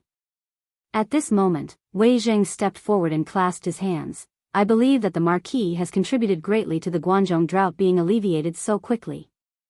If not for the water wheels that he designed, most of the fertile land in the Guangzhou region would still be in a drought state, not to mention the planting of rice and the summer harvest. Your Majesty has always been one to reward meritorious deeds and punish wrongdoings.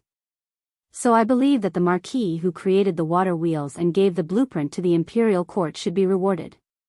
Reward. And it wasn't for his own reward. When the officials heard this, they could not help but look strangely at Wei Zheng, thinking to themselves, since when would the dignified Wei Xuanqing help others to ask for a reward? Did the sun rise from the west today?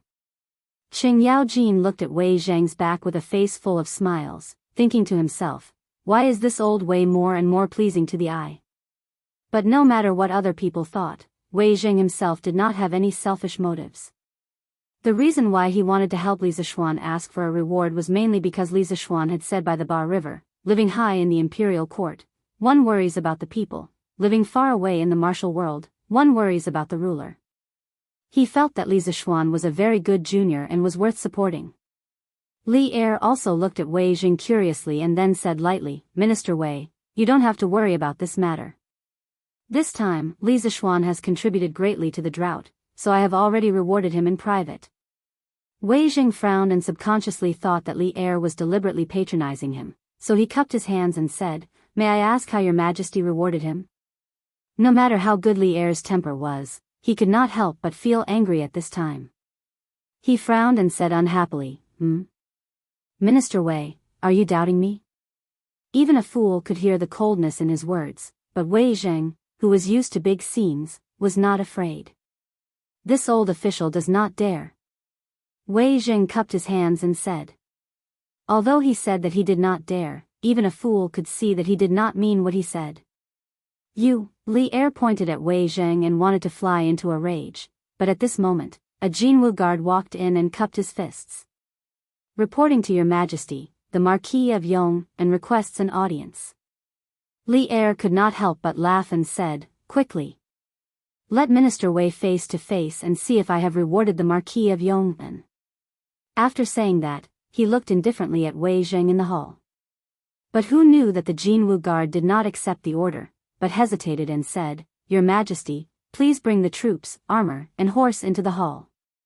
He says that he wants to give your Majesty a surprise. The moment these words were said, the entire hall was shocked. The civil and military officials, eunuchs, and palace maids were all stunned. Even Li Er could not help but be stunned. Ever since Qin Shi Huang held the morning court, there had never been an official wearing armor, holding weapons, and riding a warhorse to the morning court. This was disrespect to the emperor, treason. Absurd. Nonsense. Wei Zheng was the first to reprimand, Your Majesty, the Marquis of Yong, and is unscrupulous and has no respect for the emperor. This old official requests Your Majesty to punish the Marquis of Yong, and for disrupting the court and disrespecting the emperor. At this time, Li Er had already recovered from his shock and could not help but laugh. Minister Wei, you were the one who asked for a reward for the Marquis of Yong, and now you are also the one asking for a punishment for the Marquis of Yong and's crimes. You keep going back and forth, what should we do? Wei Zheng straightened his neck and insisted with a proud face, "Your Majesty, these are two completely different matters. This old official also said earlier that Your Majesty has always been clear about rewards and punishments. The Marquis of Yong and should naturally be rewarded for his meritorious deeds and punished for his wrongdoings." Li Er nodded and said in a low voice, "Good. What a good reward for meritorious deeds and punishment for wrongdoings. Men, immediately summon the Marquis of Yong and let all the civil and military officials in the court judge whether the Marquis of Yong and meritorious deeds or wrongdoings today." "Your Majesty, you must not. In the court, how can there be an official carrying armor and riding a horse to the palace?" Wei Zheng was shocked and hurriedly said. Li Er waved his hand and said, "We have already made up our mind. Whether it is meritorious deeds or wrongdoings, after the Marquis of Yong enters the palace, everyone can judge then." Wei Zheng was helpless and could only retreat. His heart was filled with questions. He did not understand why Li Zishuan would do such a disrespectful thing to ruin his future when he clearly had a bright future ahead of him. "Second brother, this little Xian will be fine, right?" Qing Yaojin had an anxious face as he asked Qin Xiong softly. Qin Xiong shook his head and said, "Jijia, don't be impatient. Look at the situation first, it might not be a bad thing." Seeing this, Qing Yaojin could only calm down and quietly wait for Li Zishuan to enter the palace. Among the civil officials, Zhang Sun Wuji, Fang Xianling, and the rest were all silent, making it impossible to know what they were thinking in their hearts. Da-da-da. Not long later, a series of crisp, da-da-da, sounds came from outside the palace. Everyone looked towards the source of the sound and saw a knight dressed in silver full-body armor, holding a cold lance in his hand, riding a warhorse wrapped in horse armor and slowly walking into the palace. Bang bang bang. Facing such an awe-inspiring yet strange cavalry, many of the civil officials retreated a few steps in fright. And in the military officials' camp, many of the generals' eyes lit up when they saw the steel cavalry. It was like the light in a wolf's eyes when it saw its prey. Bang! Arriving in front of the officials, the steel cavalry nimbly jumped down from the horse and fastened the lance to the saddle.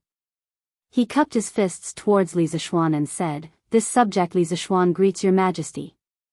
Today, I brought the armor and warhorse to court mainly for a reason. I hope Your Majesty can forgive me." Everyone was stunned at this moment.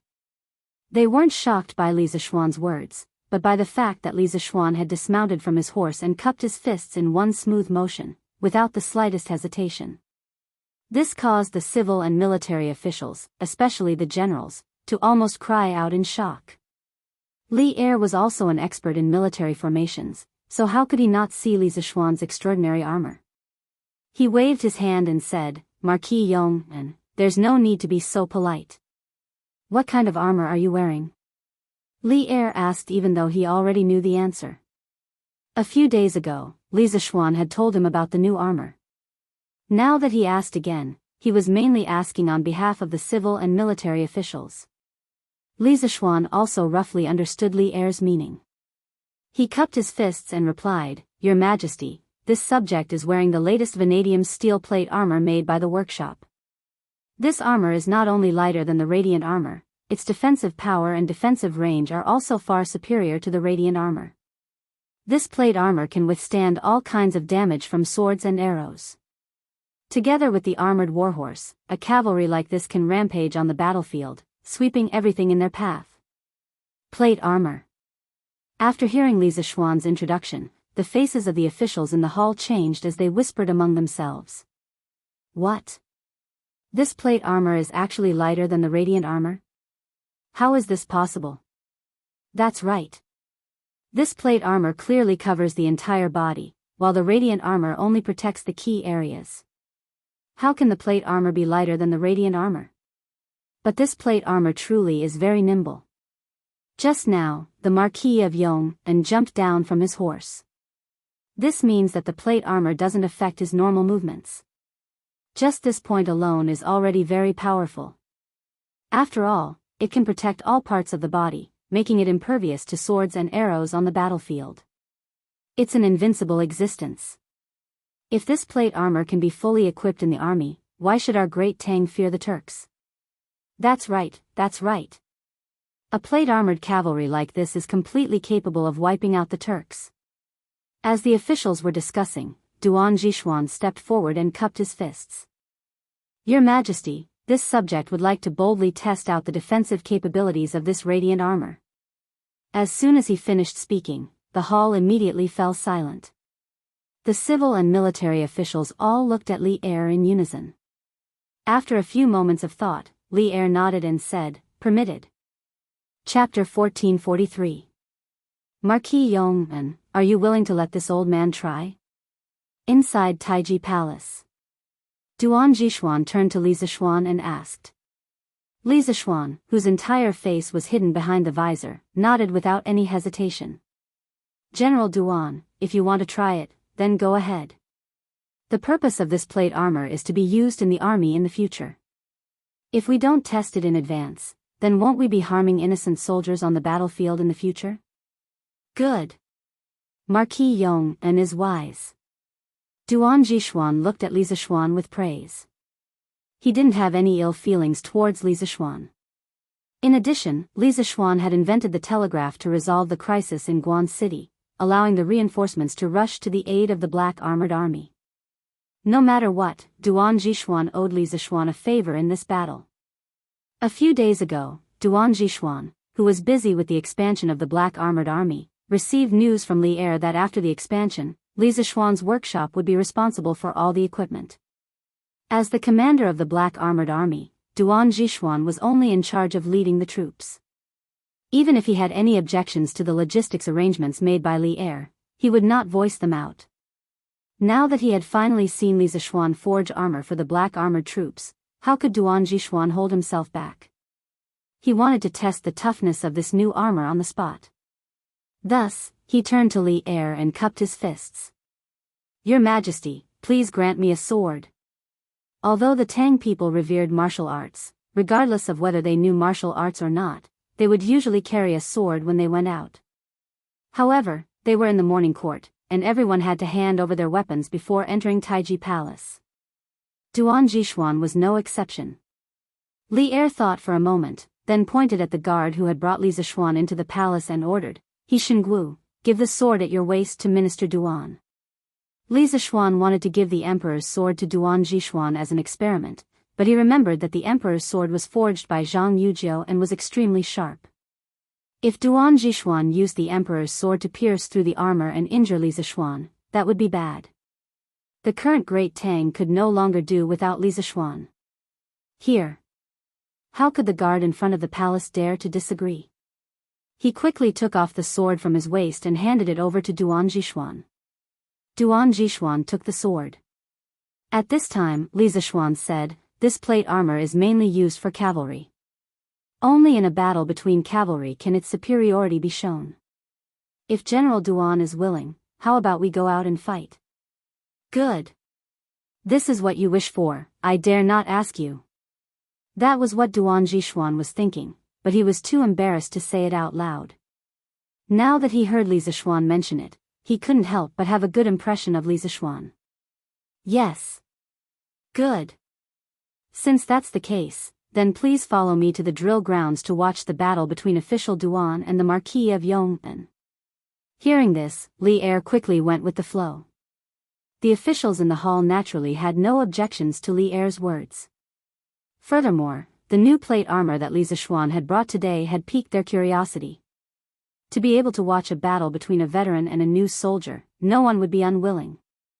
A few moments later, Li Er led the officials to the drill ground on the northern side of the imperial city. This was the drill ground of the imperial army, and the choice of this place showed just how important this competition was to Li Er. At this time, Duan Zhishuan was already wearing a Mingguang armor.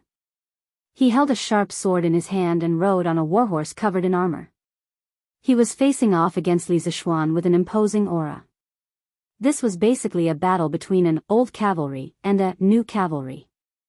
Duan Zhishuan represented the best cavalry in the world in terms of equipment and battle prowess. Li Zishuan relied on the new armor to become a new cavalry. Whether or not he could defeat Duan Zhishuan, the legend of the strongest cavalry, would depend on the following battle. Marquis of Yong, and, for the sake of fairness, the two of us are not allowed to use internal energy in the following battle. How about we just compete with our moves? Before the battle began, Duan Jishuan suddenly said. The reason why he said this was, of course, to take care of Li Zishuan, this martial arts junior. Although Li Zishuan was now also in the Grandmaster realm, Duan Jichuan believed that he was also a veteran Grandmaster. Even if they were in the same realm, he could crush Li Zishuan with his advantage of experience. That was why he made this suggestion. However, Duan Jishuan did not know that Li Zishuan was now completely different from him in terms of realm. Especially a few days ago, Li Zishuan had an epiphany at the foot of the Cloud Mountain and touched the threshold of the Grandmaster late stage. Now, his strength was already above Duan Jishuan's. Li Zishuan heard this and did not refuse. He smiled and nodded, "Thank you for your kindness, General Duan." Without using internal energy, just using real swords and spears to compete with each other was more in line with the scene of cavalry charging on the battlefield. It was also better to test the effectiveness of plate armor on the battlefield. After his voice fell, Li Zishuan made a gesture, indicating that Duan Jishuan could start the attack. Hiya! Seeing this, Duan Jishuan's eyes flashed. He raised the long sword in his hand and then urged the warhorse under him. One man and one sword rushed toward Li Zishuan with an unstoppable force. Fast. From the moment Duan Jishuan urged the warhorse to the moment he rushed to within 30 feet of Li Zishuan, it was only the blink of an eye. Many officials on the sidelines, especially the civil officials, did not even have time to react. Duan Jishuan's long sword was about to touch Li Zishuan's neck. When killing an enemy on the battlefield, naturally, one had to directly attack the enemy's most vulnerable part. Cutting the throat with a sword was also the simplest and most effective way to kill the enemy. As the commander of the most elite cavalry in the world, Duan Jishuan's kung fu was indeed invincible in the world. Some of the generals could not help but secretly cheer for Duan Jishuan in their hearts. However, Li Zishuan's next reaction surprised everyone. He did not dodge, but directly used the lance in his hand to stab Duan Jishuan's neck. Blood for blood, a life for a life. No one had expected such a desperate fight to the death before the start of the competition. Clang. TSK. Not only did others not expect it, but Duan Jishuan, as one of the parties involved, also did not expect Li Zishuan to use such a method. When he saw Li Zishuan's lance coming toward him, Duan Jishuan quickly adjusted his position on the horse. His entire upper body was slightly tilted back, and Li Zishuan's lance was close to the bridge of his nose and stabbed behind him. After dodging, his sword that was originally going to stab Li Zishuan's neck could only be lightly brushed by Li Zishuan's neck, making a tisk sound. However, this brushing sword did not leave a single mark on Li Zishuan's neck. It was truly inconceivable. Just think about it, if the two of them had not dodged when Duan Jishuan and Li Zishuan had fought to the death, the final outcome would have been Li Zishuan's life and Duan Jishuan's death. This was the key to the strong defense brought by the plate armor. Duan Jishuan's attack did not succeed, so he quickly turned his horse around and slashed at Li Zishuan again. As a general who had fought on horseback for more than 10 years, Duan Jishuan's equestrian skills were naturally much better than Li Zishuan's.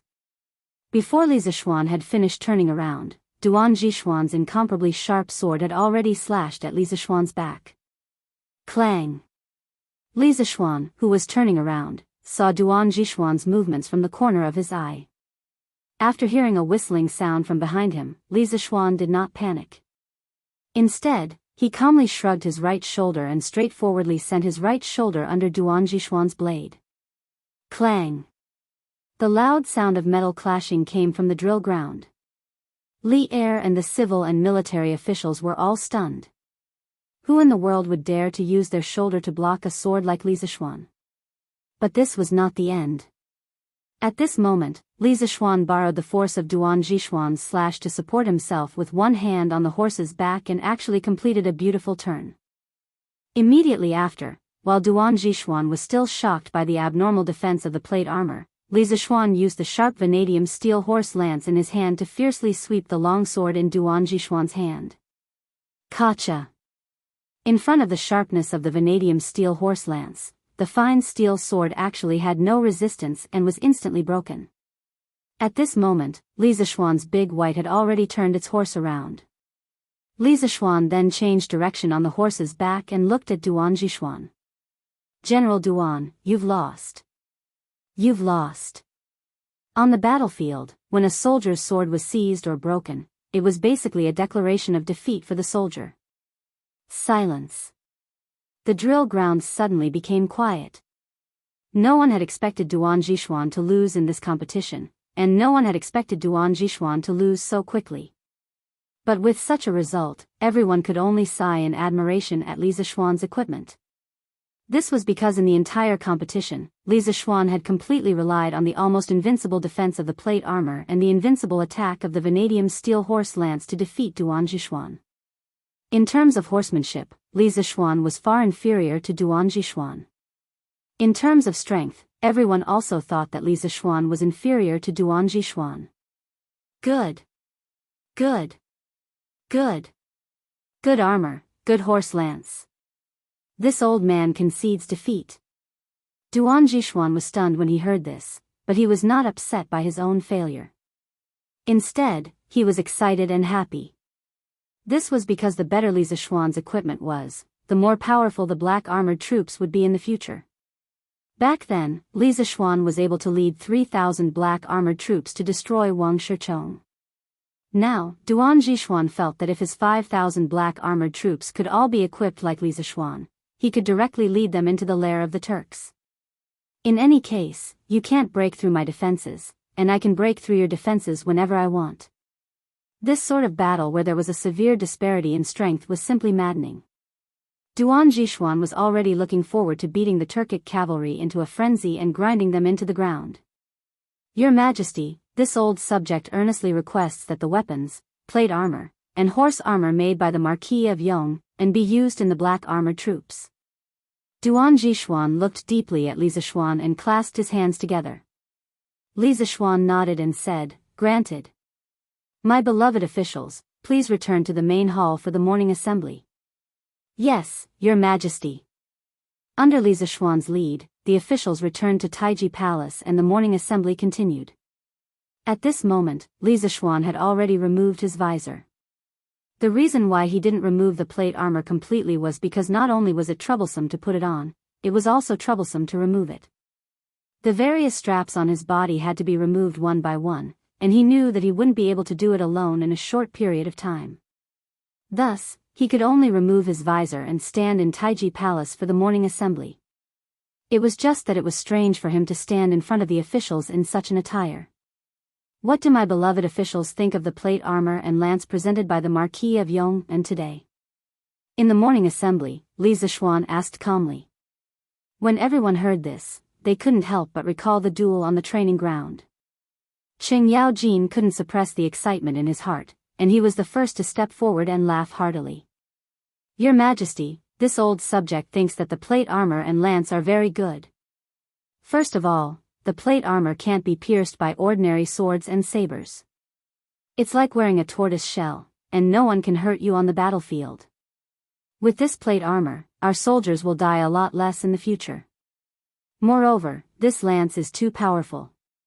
If we charge into the enemy's formation with this thing and chop the enemy's spears and swords into pieces, how will they fight back then? At that time, who will be a match for us?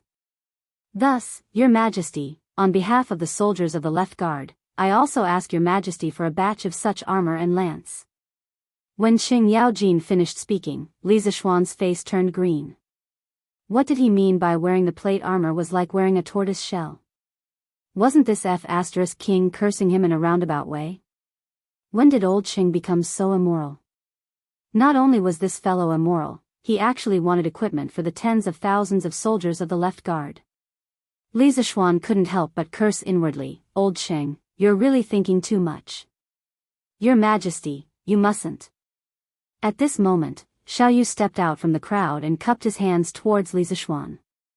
Your Majesty, Although the plate armor's defensive power is better than the Mingguang armor, it must consume a lot of steel to make, right? If your majesty is like the black armored army and only uses a small amount of it in the army, it may be possible because the money in the national treasury can still meet your majesty's needs. However, your majesty is doing things according to Lu Gong's wishes and using the so-called printing of all the plate armor. I'm afraid you'll have to empty the treasury of Chang and city. It's quite militaristic. I hope your majesty will reconsider. At this moment, Li Jing also stepped forward and cupped his hands. Your majesty, the plate armor made by the Marquis of Yong, and can not only protect the whole body, it also doesn't affect the body's flexibility. These are 2 points that the Mingguang armor can't compare to. In addition, the lance of the Marquis of Yong and is far sharper than ordinary weapons. If such technology can be used in the army, it will be a blessing for the Tang Empire. However, your majesty must also control your actions. You must not use it all to enter the treasury and use it all to forge weapons. Chapter 1444. I know what you are all worried about. I am not a cruel and merciless ruler. Even though the plate armor and vanadium steel horse lances are good, I will only equip them for the black armored army. Furthermore, the Marquis of Yong and is willing to provide all the equipment for the black armored army with his own strength. In the Taiji Palace, Li Er saw Li Jing, Xiao Yu, and the other important officials step forward to persuade him. He couldn't help but smile. The moment he said those words, all of the officials turned to look at Li Zishuan. The armor and equipment of thousands of cavalrymen were all on a single person. No matter how one looked at it, the amount of metal required to make these armor and equipment was at least 200,000 jin. In the entire Great Tang, there were no more than 3 people who could take out so much metal. Coincidentally, Li Zishuan was one of them. Besides, excluding the cost of steel, the cost of labor was definitely not a small sum. This was especially so for the plate armor and vanadium steel horse lances. The cost of labor and equipment needed to manufacture a few thousand sets of armor would definitely be an astronomical figure. Li Zishuan was willing to provide so much manpower, resources, and wealth for the black armored army. How could they not be shocked? If Li Er had said it to anyone else, the officials would have probably cursed the other party without hesitation. However, since Li Er said it was Li Zishuan, the officials had no choice but to believe him. Because Li Zishuan did have the financial resources and the new workshop of Strange Interest Pavilion did have the ability to do so. However, they couldn't understand why Li Zishuan was willing to pay such a huge price to provide the black armored army with equipment for free. Under the gazes of the crowd, Li Zishuan stepped forward and clasped his hands. The rise and fall of the country is the responsibility of every man. As the Marquis of Great Tang, I naturally have to share your burdens. In the current world, Great Tang's strength is unparalleled. However, the Turks in the north are still like a pack of ferocious wolves, eyeing Great Tang's territory. This official's honor and disgrace are all bestowed upon me by your majesty. All of this official's wealth comes from Great Tang. When the country is in danger, let alone these several thousand sets of armor, even if you ask this subject to use all of his wealth to support the Great Tang army, this subject will not object. Only with a country can one have a home. If the Great Tang cannot defeat the Turks, what is the use of this subject's wealth? Li Zishuan's speech was impassioned and powerful. As soon as he finished speaking, the hall fell silent. All the officials looked at Li Zishuan with admiration, excitement, and respect. The people of Great Tang were prideful. This was an era in which the honor of a nation was unprecedented. Today, Li Zishuan's speech had caused many people in the court to be overwhelmed with emotion. Li Zishuan's image in the eyes of all the officials instantly soared. Ever since Great Tang pacified the north and defeated the Turks to rescue Yang Shido last month, the entire Great Tang seemed to have entered a state of preparation for war. This was especially so for the officials of the court. Everyone knew that a fierce battle would soon break out between Great Tang and the Turks. At this critical juncture, Li Zishuan had offered the peerless armor and divine weapons. Furthermore, he had taken the initiative to provide the equipment for Great Tang's trump-card cavalry, the Black Armored Army. This not only inspired the officials, but also made them feel deep admiration for Li Zishuan. The Marquis of Yong and serves the country wholeheartedly. This old man admires you for your righteousness. Wei Zheng, who had been clamoring to impeach Li Zixuan an hour ago, was the first to jump out. He first clasped his hands to Li Zixuan in admiration, and then he bowed to Li Er. Your Majesty, the rise and fall of the realm is the responsibility of every man. The words of the Marquis of Yong and have deeply moved this old subject. This subject has decided that, starting from today, as long as the Great Tang does not destroy the Turks, this subject will not receive a salary. This subject is willing to use all of his salary in the future to forge weapons and armor for the soldiers of Great Tang. In Wei Zheng's view, if Li Zixuan, a rising official of the court, was willing to do so much for the Great Tang, then how could he, an old official of the empire, remain indifferent at a time like this? With the country and people at stake, Wei Zheng could also act like Li Zixuan and not care about personal gains and losses. Imperial Father, this son is willing to take out half of the Eastern Palace's allowance each month to buy weapons and armor for the soldiers of the Great Tang. Li Qingxian, who had been standing below Li Er, stepped forward and clasped his hands. As the heir to the throne of the Great Tang, his words had an extraordinary meaning. Your Majesty, this subject is also willing to cut his own salary to support the Great Tang in the war against the Turks. At this moment, Fang Xianling and Du Ruhui stepped forward and clasped their hands towards Li Er. This old subject is also willing to cut his own salary and give all of the iron mines of the Jiangsun family to the Marquis of Yong, and for free to forge divine weapons and destroy the Turks. Zhang Sun Wuji stepped forward and said. Speaking of which, Zhang Sun Wuji was truly the pride of the entire clan. It was all related to the Great Tang and the royal family. He was a relative of the royal family. His sister was the Empress of the Great Tang, and his nephew was the current heir to the throne of the Great Tang, the future emperor of the Great Tang. Thus, when it came to donating money, Zhang Sun Wuji didn't hesitate at all. The only thing that made him a little depressed was that the first to jump out to donate money was Li Zixuan. At most, he was just adding flowers to the brocade, not providing charcoal in snowy weather. Be it adding flowers to the brocade or providing charcoal in snowy weather, at such a crucial moment, no one dared to drop the ball. At this moment, all of the officials and generals in the court bowed and said, this subject is also willing to cut his own salary to help the Great Tang forge divine weapons and destroy the Turks. Seeing that a good morning court assembly was about to turn into a donation gathering, Li Er was touched. At the same time, he hurriedly waved his hands and said, my dear subjects, I appreciate your patriotism. However, the imperial court isn't in such a difficult situation that I have to rely on the salaries of all of you to survive. Thus, don't mention about cutting your salary. All of you only need to do your duty well, and the Great Tang will definitely grow stronger and defeat the Turks.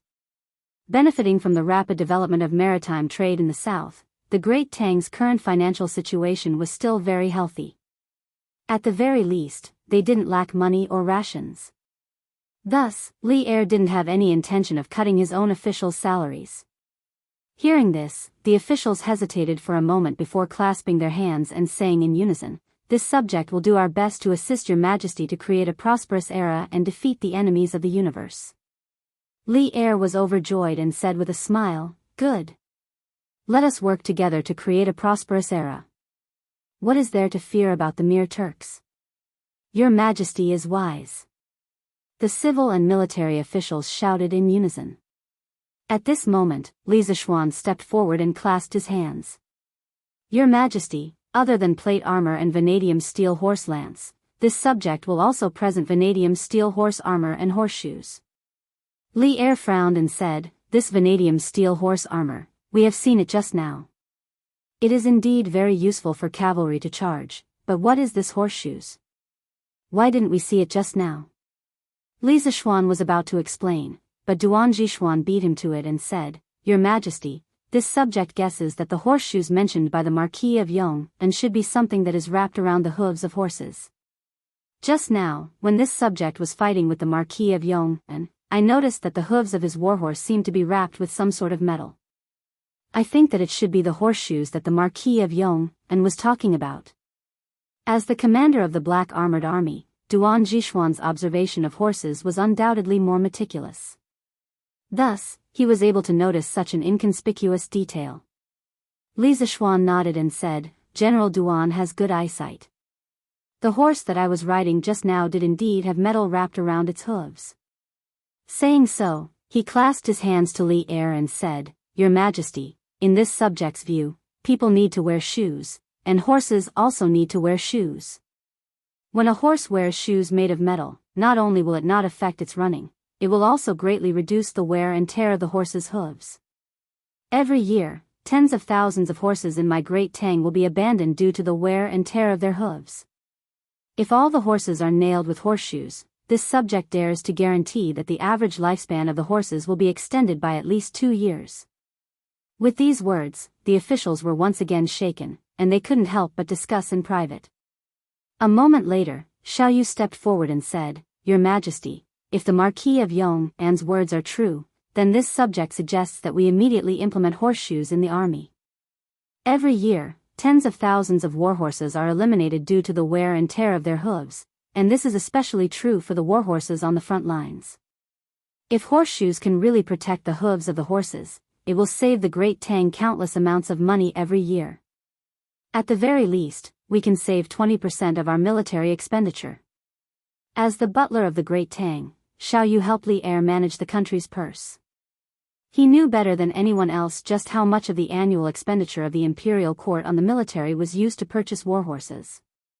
Thus, when he heard Li Zishuan introduce the use of horseshoes, Xiaoyu was more excited than anyone else.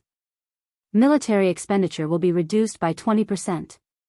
Hearing these words, not only did many of the officials in the imperial court reveal expressions of shock, even Li Er, who was seated at the head of the table, could not remain calm. Old Li straightened his body and looked at Li Zishuan, asking, Marquis of Eternal Peace, are you certain that not only will this horseshoe not harm the horseshoe, it will instead protect the horseshoe? Li Zishuan clasped his hands and said, This subject is extremely certain. Big White, which this subject was riding just now, is a living example. If your Majesty doesn't believe me, you can have someone bring Big White in. At that time, whether or not the horseshoes will harm the hooves, everyone will know with a single look. Li Er also wanted to take a closer look at how the horseshoes looked like.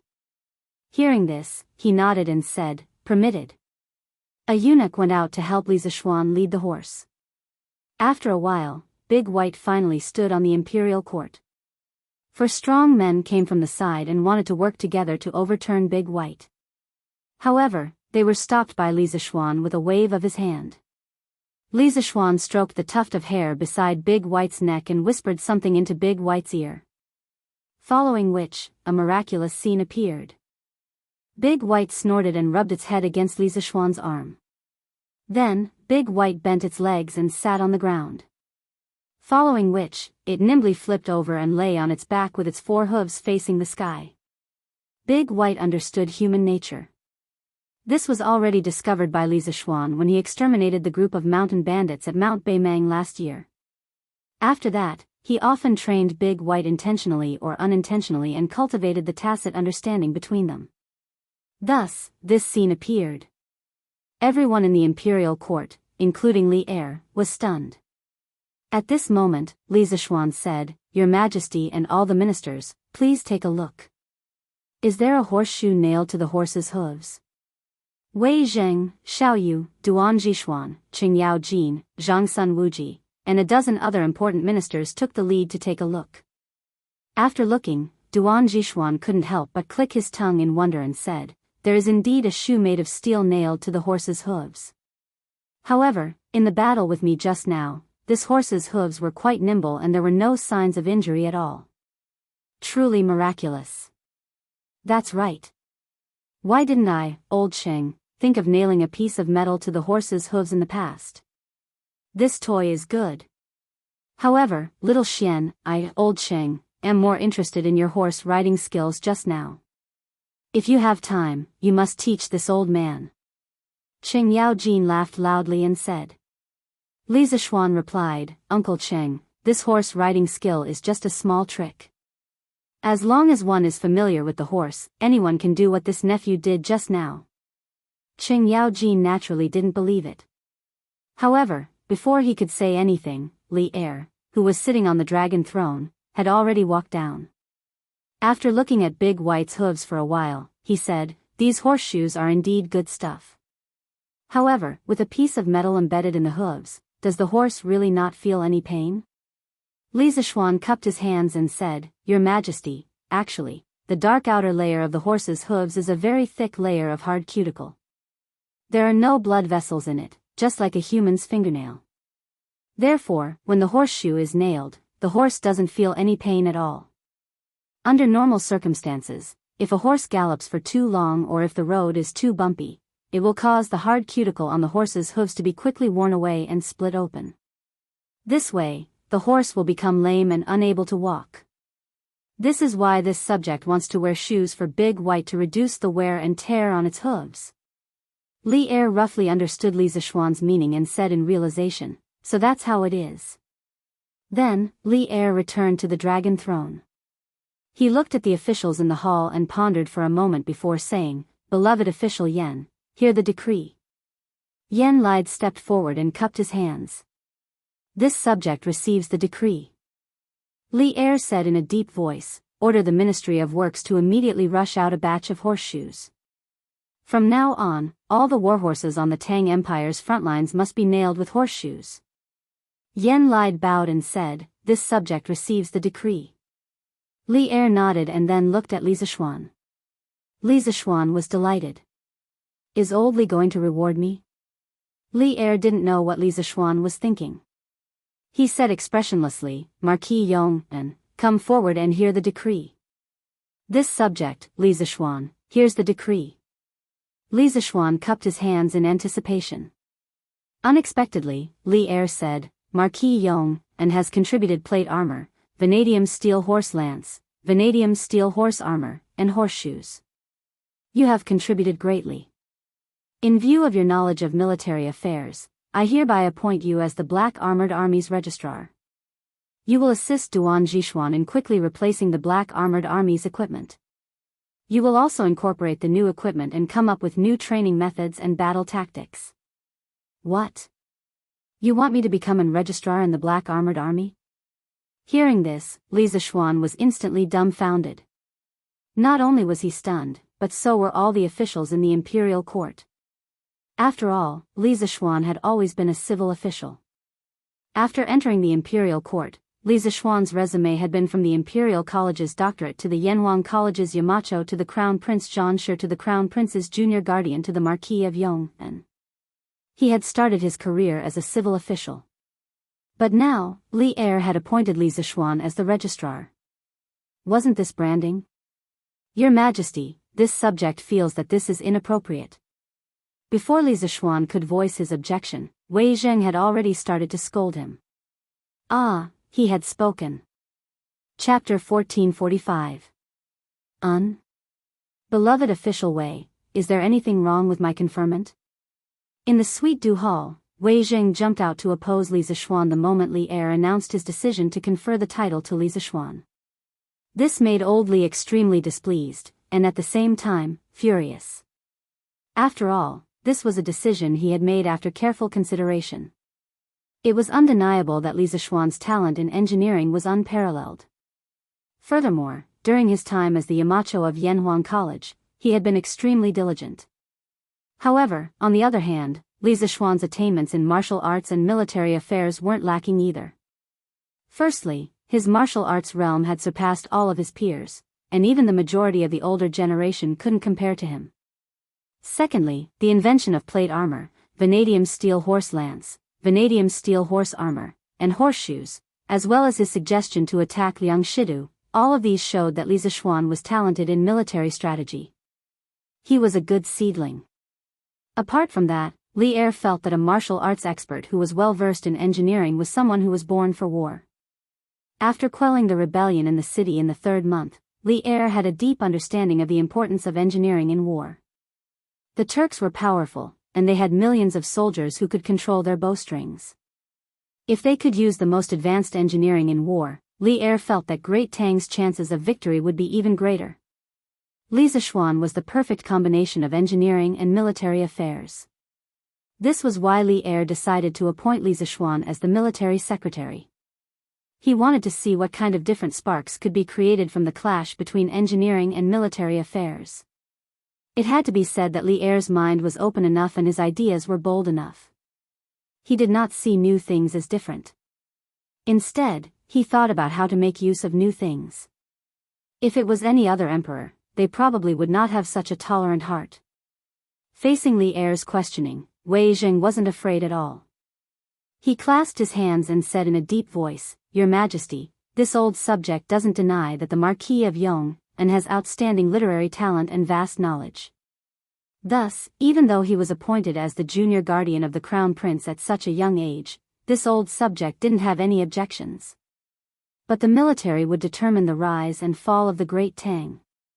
The Marquis of Yong and was skilled in civil affairs, so how could he be so rashly sent into the army? The consequences would be unimaginable if we were to delay the war." Once these words were spoken, everyone fell silent. Li Zishuan, who was standing beside Wei Zheng, couldn't help but frown. Although Li Zishuan had never thought of joining the army before, Wei Zheng had made him sound so unbearable. Li Zishuan was a little unconvinced.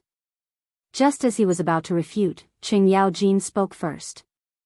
"Bah! Wei Xuancheng, don't try to flaunt your seniority here." When Qing Yaojin heard that Li Zishuan was going to be the military secretary of the Black Armored Army, he was very happy. Because from the beginning, old Qing wanted to let Li Zishuan gain experience in the army, because the Tang Empire valued military achievements a lot. So when he saw Wei Jing jump out to object, how could Qing Yaojin hold back? He quickly jumped out and unceremoniously retorted. "The Marquis of Yong and studied under spiritual master Ling Su, and his martial arts attainments are not below mine. Moreover, because of Han Tianhu, the Marquis of Yong and is a relative of the medicine master. If he wants to learn the art of war, won't he be able to learn it at any time?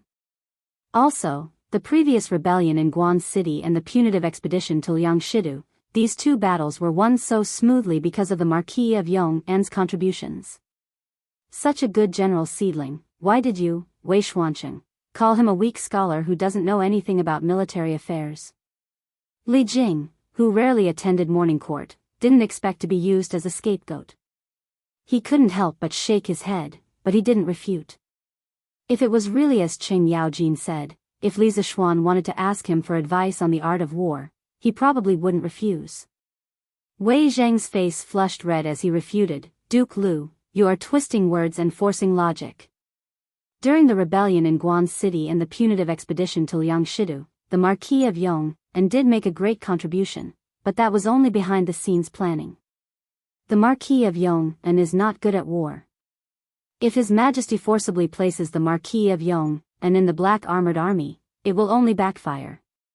In fact, the reason why Wei Zheng was so vehemently against Li Zishuan joining the army was because he had a certain selfish motive. He admired Li Zishuan very much and hoped that Li Zishuan would have a better development in the field of civil affairs. Not to mention anything else, as long as Li Zishuan could develop Yanhuang College well, it would definitely benefit countless people. However, Li Er suddenly wanted Li Zishuan to join the army. How could Wei Zheng bear to let such a good seedling be buried in the army? Qing Yaojin grinned and sneered, "Wei Xuancheng, I'm afraid you don't know what kind of position the registrar of the army is? Marching and fighting is the job of the great general. What does it have to do with the registrar of the army? In my opinion, with the Marquis of Yong and's current ability, he is more than qualified to be a 6th-rank registrar of the army." When Wei Zheng heard this, he couldn't help but be startled. He was having a great time just now and had almost forgotten about this point. Li Jing took this opportunity to step forward and said, "The registrar of the army is a subordinate of the great general. He is in charge of the great general's records, and he is responsible for investigating good and evil. He is also responsible for strategizing for the great general. From this point of view, the registrar of the army is an official position in the army that is biased towards civil officials. For someone like the Marquis of Yong, and who is full of talent and knows a little about military affairs, that is the most suitable position." This, Wei Jing didn't expect that Li Jing, who had always kept a low profile, would actually express his opinion on this matter. he couldn't help but be caught off guard. Li Er, who was watching from the sidelines, saw that the time was ripe and announced, "What the medicine master said makes sense. When I appointed Li Zishuan as the registrar of the Black Armored Army, I also had this consideration. Furthermore, the Black Armored Army is the most elite cavalry of the Great Tang Empire. This time, for the Black Armored Army to change their equipment, it must be handled by Li Zishuan personally. Therefore, there is no need to discuss this matter further. Marquis of Yong'an, are you willing to be the registrar of the Black Armored Army?" After saying this, Li Er's pair of tiger eyes stared unwaveringly at Li Zishuan. Li Zishuan instantly felt a sense of pressure. This was because he wasn't mentally prepared to be the registrar of the Black Armored Army. Li Zishuan glanced at Xing Yaojin and Li Jing from the corner of his eyes. Seeing the two of them nodding vigorously at him, Li Zishuan gritted his teeth, stepped forward and bowed. "This subject is willing to share your Majesty's worries and contribute to the Black Armored Army. However, this subject isn't willing to give up on Yanhuang College. Your Majesty, please allow this subject to take on two positions at the same time." Back when the Great Tang Army pacified Shuafang City, Li Zishuan had a premonition that he would participate in the future war between the Great Tang and the Turks. Now, he could make use of this opportunity to participate in the military preparations of the Great Tang Empire. Only by personally participating in the war could he be at ease. As the Turks were too powerful, the Great Tang didn't have a 100% chance of winning against them. At most, it was 50-50. According to the official history, the Great Tang Empire defeated the Turks in the third year of Zhengguan. However, the current Great Tang had deviated from the original history in many areas. Only the heavens knew if the Great Tang Empire could still achieve victory in this war. Thus, for the sake of insurance, Li Zishuan had to participate in the Tang army's preparations to increase the odds of victory for the Great Tang. Only when the scales of victory were completely tilted in the Great Tang's favor, turning the odds of victory from 50-50 to 70-30, or even to none, would Li Zishuan feel at ease. Otherwise, it would be too late for him to make a move when the war was disadvantageous to the Great Tang Empire. It was because of this consideration that Li Zishuan agreed to this task. Otherwise, with his mischievous personality that would never stand if he could lie down, it was impossible for him to find trouble for himself. "Good. This emperor approves." Hearing this, not only were Xing Yaojin and Li Jing overjoyed, Li Er was also overjoyed. He laughed loudly and said, "Duan Jishuan, this emperor will transfer the Marquis of Yong and into the Black Armored Army. You have to work together with him to build the Black Armored Army into the world's #1 cavalry. If the Black Armored Army's battle prowess is not up to this emperor's expectations, this emperor will hold you accountable." Duan Jishuan's heart skipped a beat, but at the same time, a sense of pride rose in his chest. He clasped his fists and said solemnly, "This official will do his best to build the world's #1 cavalry for your Majesty." Li Er nodded and said, "If there is nothing else to report, the court is dismissed." After he finished speaking, it was unknown whether it was intentional or not, but he turned his gaze to Li Zishuan. If he remembered correctly, Li Zishuan should have something important to report in the morning court. Feeling Emperor Li Er's gaze, Li Zishuan was taken aback.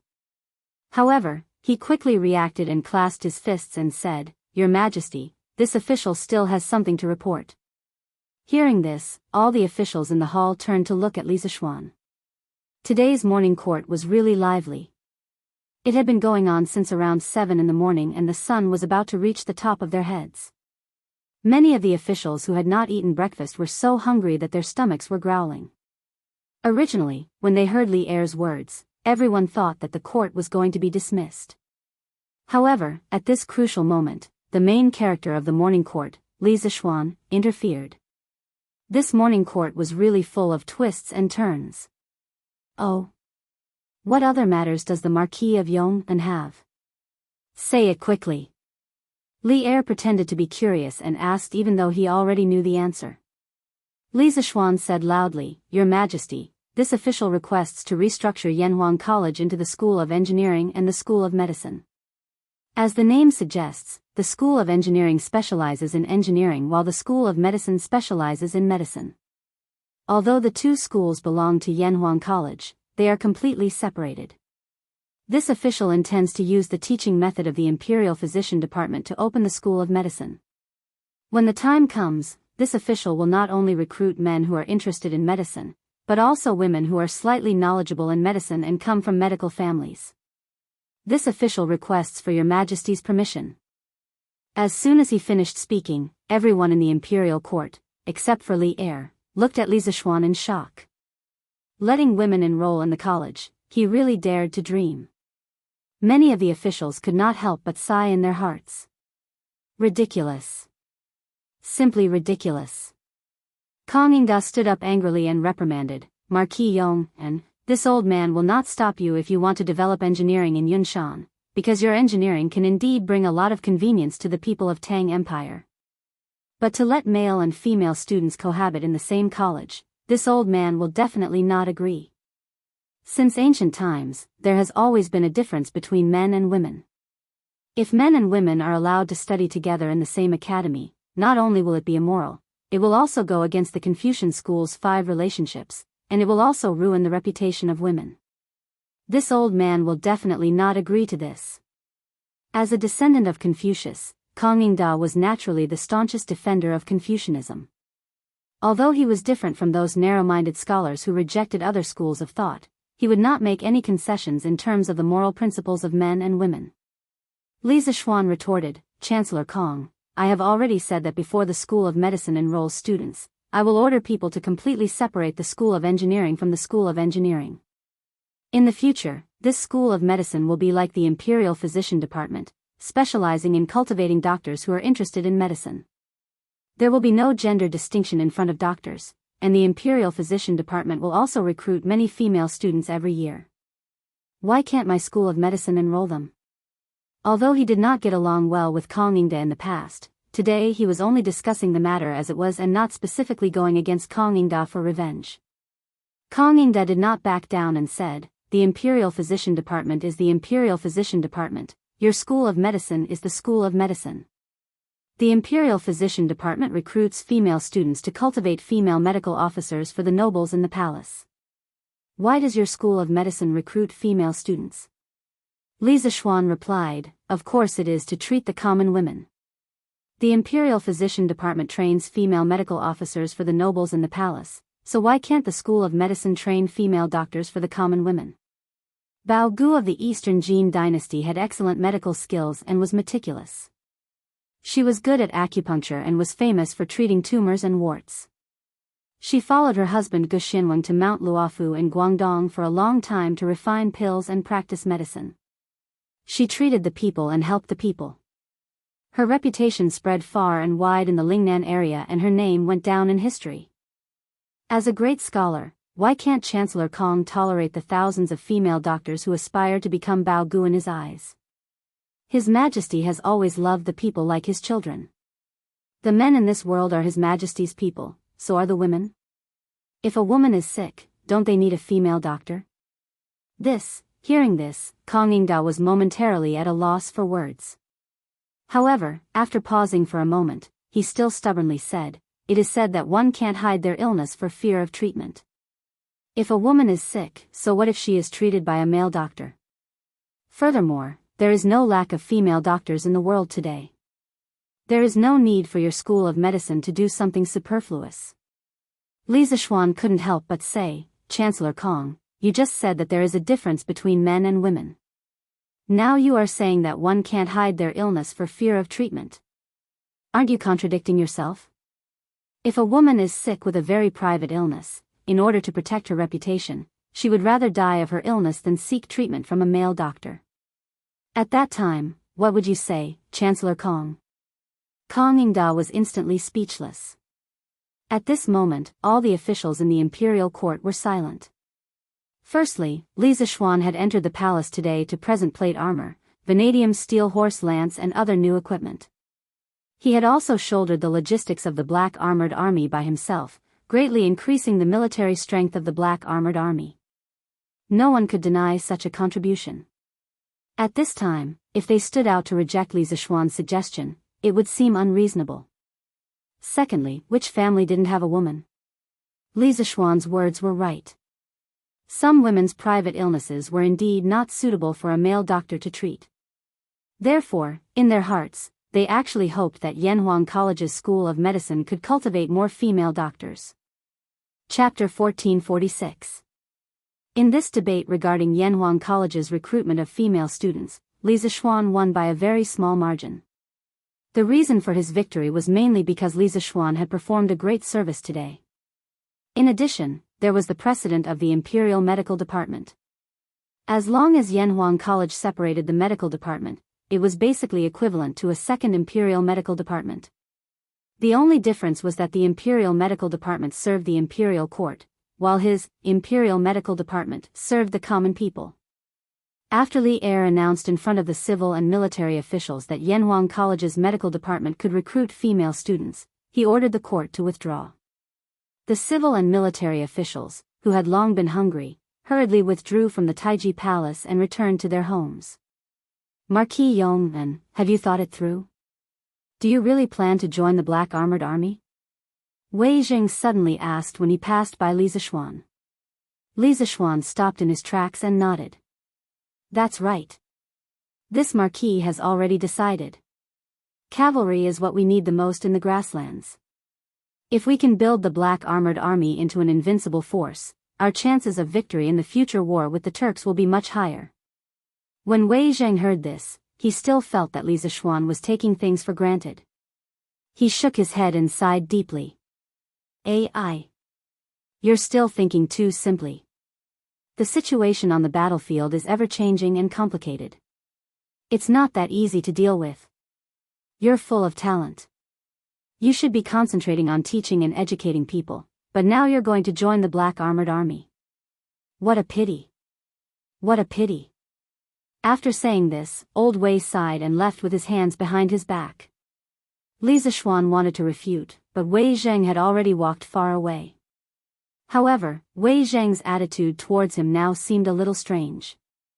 It felt like heroes sympathizing with each other. This made him feel a little puzzled. He thought to himself, when did Wei Zheng start treating me so well? Hey! Little Xian, don't listen to Wei Xuanqing's nonsense. While he was deep in thought, Qing Yaojin's laughter suddenly came from behind him.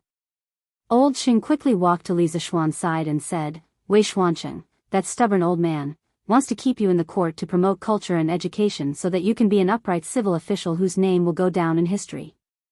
But Xiao Xian, with your martial arts and strategy, wouldn't it be a pity if you don't help our Tang Empire pacify the four sides?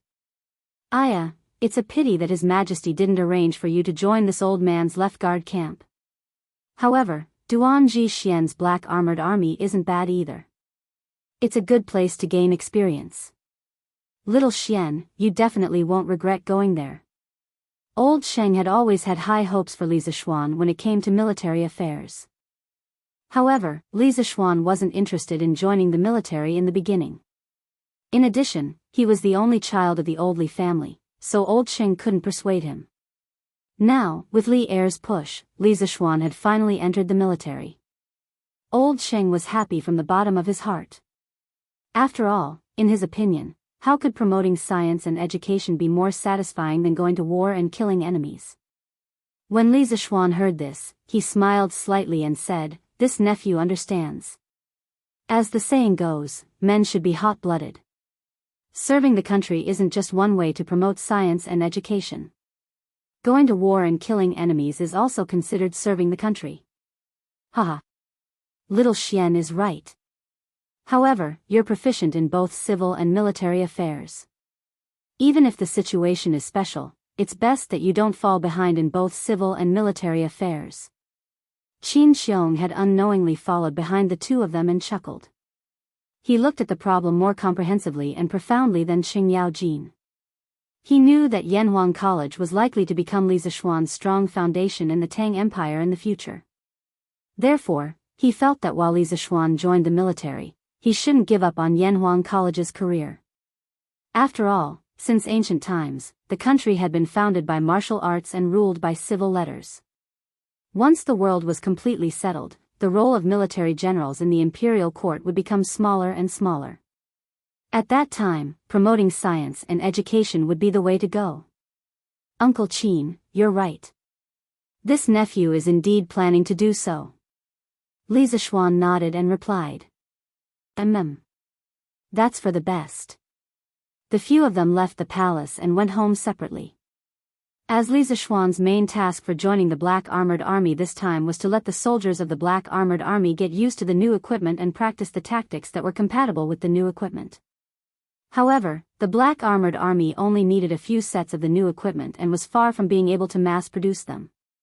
Therefore, Li Zishuan wasn't in a hurry to report to the military camp and be on duty. After handing over the plate armor and lance to Pang Feiji, Li Zishuan urged his horse and headed towards the east gate of Chang'an City. However, as he was wearing plate armor when he entered the city in the morning, he was still recognized by many citizens. Therefore, as he walked on the streets, many citizens stared at Li Zishuan without blinking as if they were looking at a rare species. Li Zishuan felt uncomfortable being stared at like that. Therefore, he hurriedly increased the speed of his horse, wanting to leave Chang'an City as soon as possible. Nay. Boss Lin? When he was about to reach the Yanqing gate, Li Zishuan suddenly saw a familiar person through the window of a carriage beside him. He stopped his horse and greeted him. That's right, this person was the first batch of members of the Yanhuang Chamber of Commerce, Lin Wenyuan.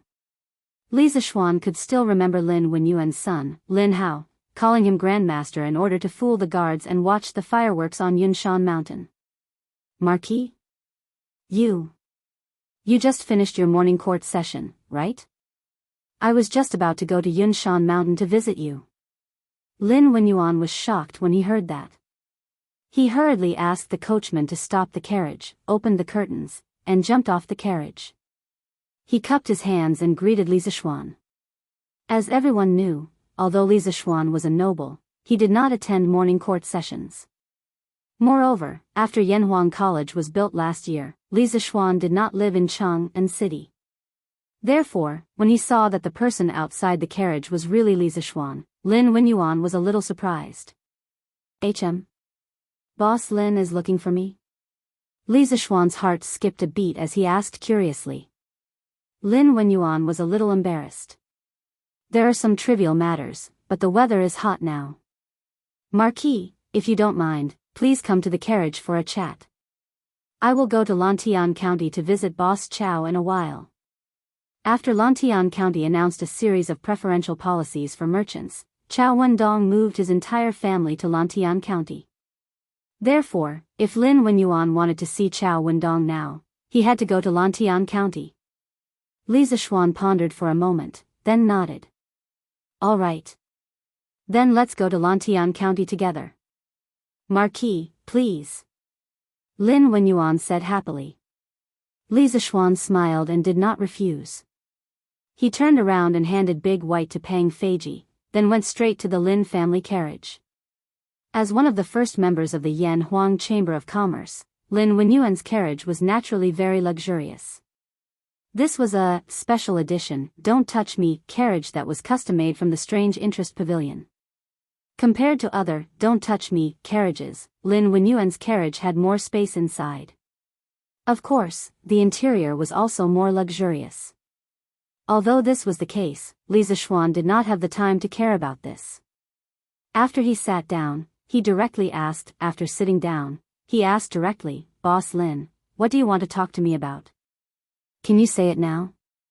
Lin Wenyuan immediately smiled apologetically. Marquis, please forgive me. You have to waste your time on me despite your busy schedule. I feel very uneasy. Li Zishuan waved his hand and interrupted. There's no need to be so courteous. I've known Boss Lin for a long time. Boss Lin, if you have something to say, just say it.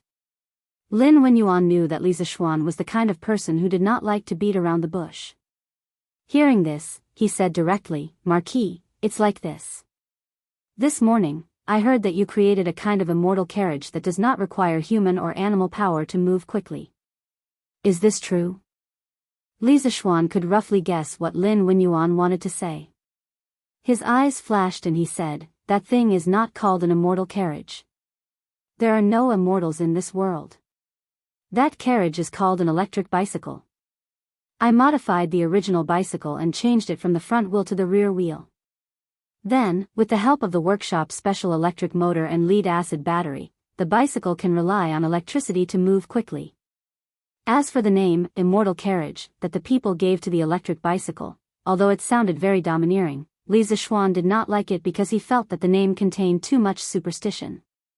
Even though his soul had somehow transmigrated to the Tang dynasty, Li Zixuan still did not believe in the existence of immortals in this world. Therefore, he would definitely not use the name, Immortal Chariot, in the future. Especially now that engineering had developed to a certain extent, many people had begun to truly understand this world. Li Zixuan did not wish to become a theologian when all his students had become propagators of engineering. I see. After listening to Li Zixuan, Lin Wenyuan could not help but be enlightened.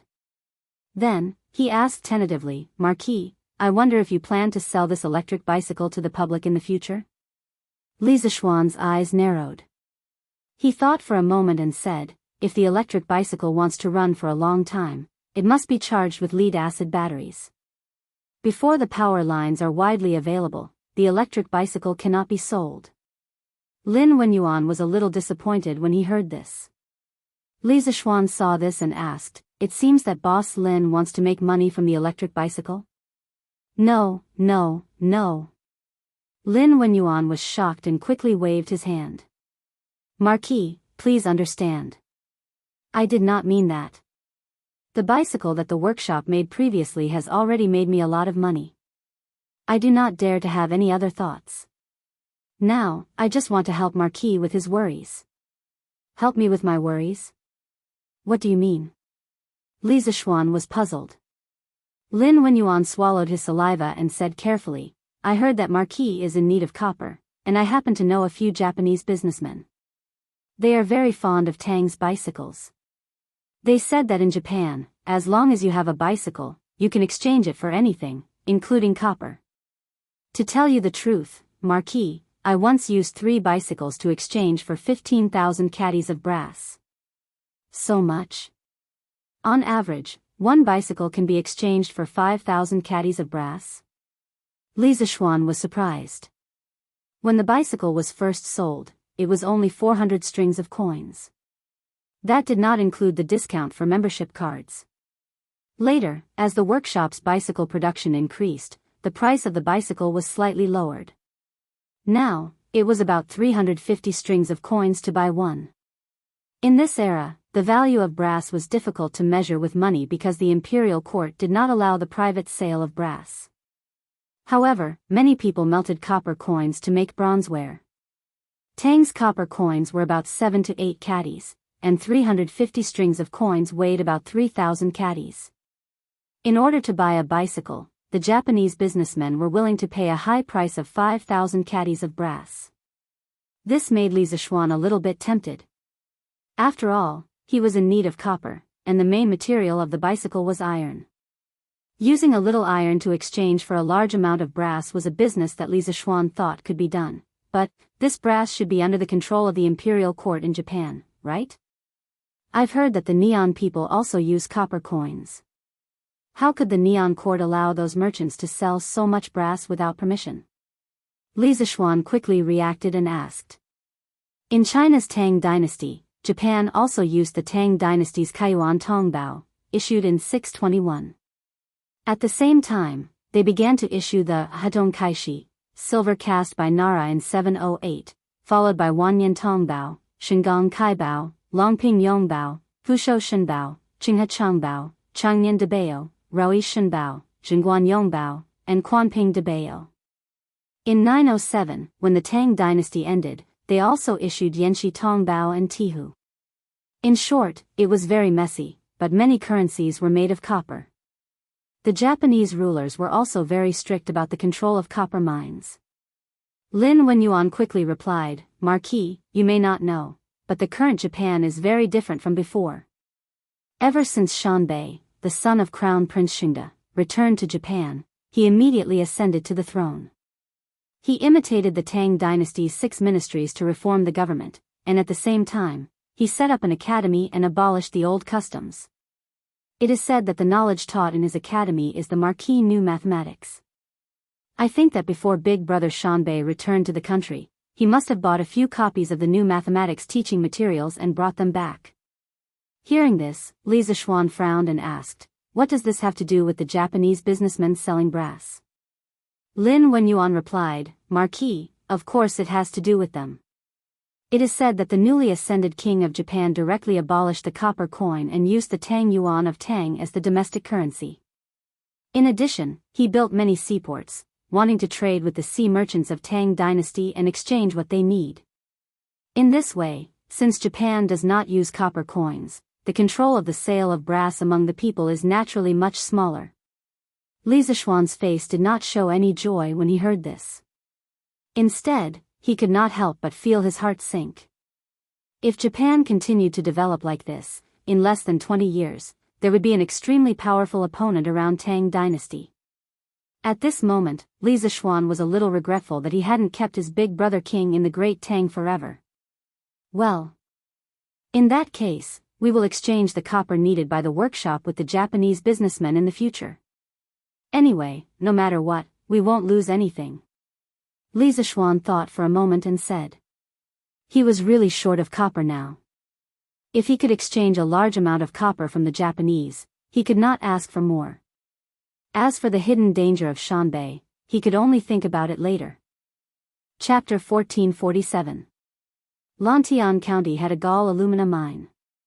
According to Wang Ji's investigation, the reserves of this mine were not small at all. However, using the wet process to refine copper was a problem. It was basically impossible to refine a large amount of copper in a short period of time. Therefore, after hearing Lin Wenyuan say that bicycles could be exchanged for a large amount of copper from the Japanese merchants, Li Zishuan decided to temporarily use the brass in the hands of the Japanese merchants to solve the problem of the workshop's lack of copper. "Boss Lin, go and inform the members of the Chamber of Commerce to get rid of all their bicycles as soon as possible. In addition, I will give you 50 bicycles from the workshop. Take them to the Japanese merchants and exchange them for brass as soon as possible. Get as much as you can." Li Zishuan suddenly said as the carriage traveled on the cement road to Lantian County. Lin Wenyuan could hear the urgency in Li Zishuan's words and couldn't help but wonder, "Marquis, why are you in such a hurry to sell all your bicycles? Also, if you take out so many bicycles at once, the Japanese merchants will take the opportunity to lower the price." Li Zishuan waved his hand and said, "It doesn't matter if they lower the price, as long as it's within an acceptable range. This range is probably not lower than 80% of the current market price. Also, there's something you probably don't know, and that is that the workshop will soon release the second generation of bicycles. The electric bicycle I told you about before is based on the second generation of bicycles. Compared to the first generation of bicycles, the second generation of bicycles uses the latest technology from the Strange Taste Pavilion workshop. Not only does it save energy, but it's also safer. It can be said that anyone who has ridden the second generation of bicycles will definitely not be willing to ride the first generation of bicycles. The workshop will soon mass-produce the second generation of bicycles. When that time comes, the demand for the first generation of bicycles will definitely decrease. If you don't hurry up and get rid of all your bicycles, you'll have to sell them at a lower price in the future." After doing business for decades, Lin Wenyuan obviously understood the twists and turns of this matter. Hearing this, he was very grateful and said, "Thank you, Marquis, for your reminder. I will pass on Marquis's message to the rest of the people before dark today. When the time comes, I will also give you a batch of second-generation bicycles to trade with the Japanese. Lantian County needs copper very much." Li Zishuan nodded and said with some emotion. Li Zishuan didn't know how much copper it would be needed to build a county-level power grid and connect the entire Lantian County to electricity. But it was an astronomical figure. And he could only use all means to get as much copper as possible. "I understand." Lin Wenyuan cupped his hands in acknowledgement. Suddenly, after a moment of hesitation, he said, "Marquis, ever since the establishment of the Department of Commerce in Lantian County, it has become a paradise for merchants. Here, we merchants are able to receive equal treatment.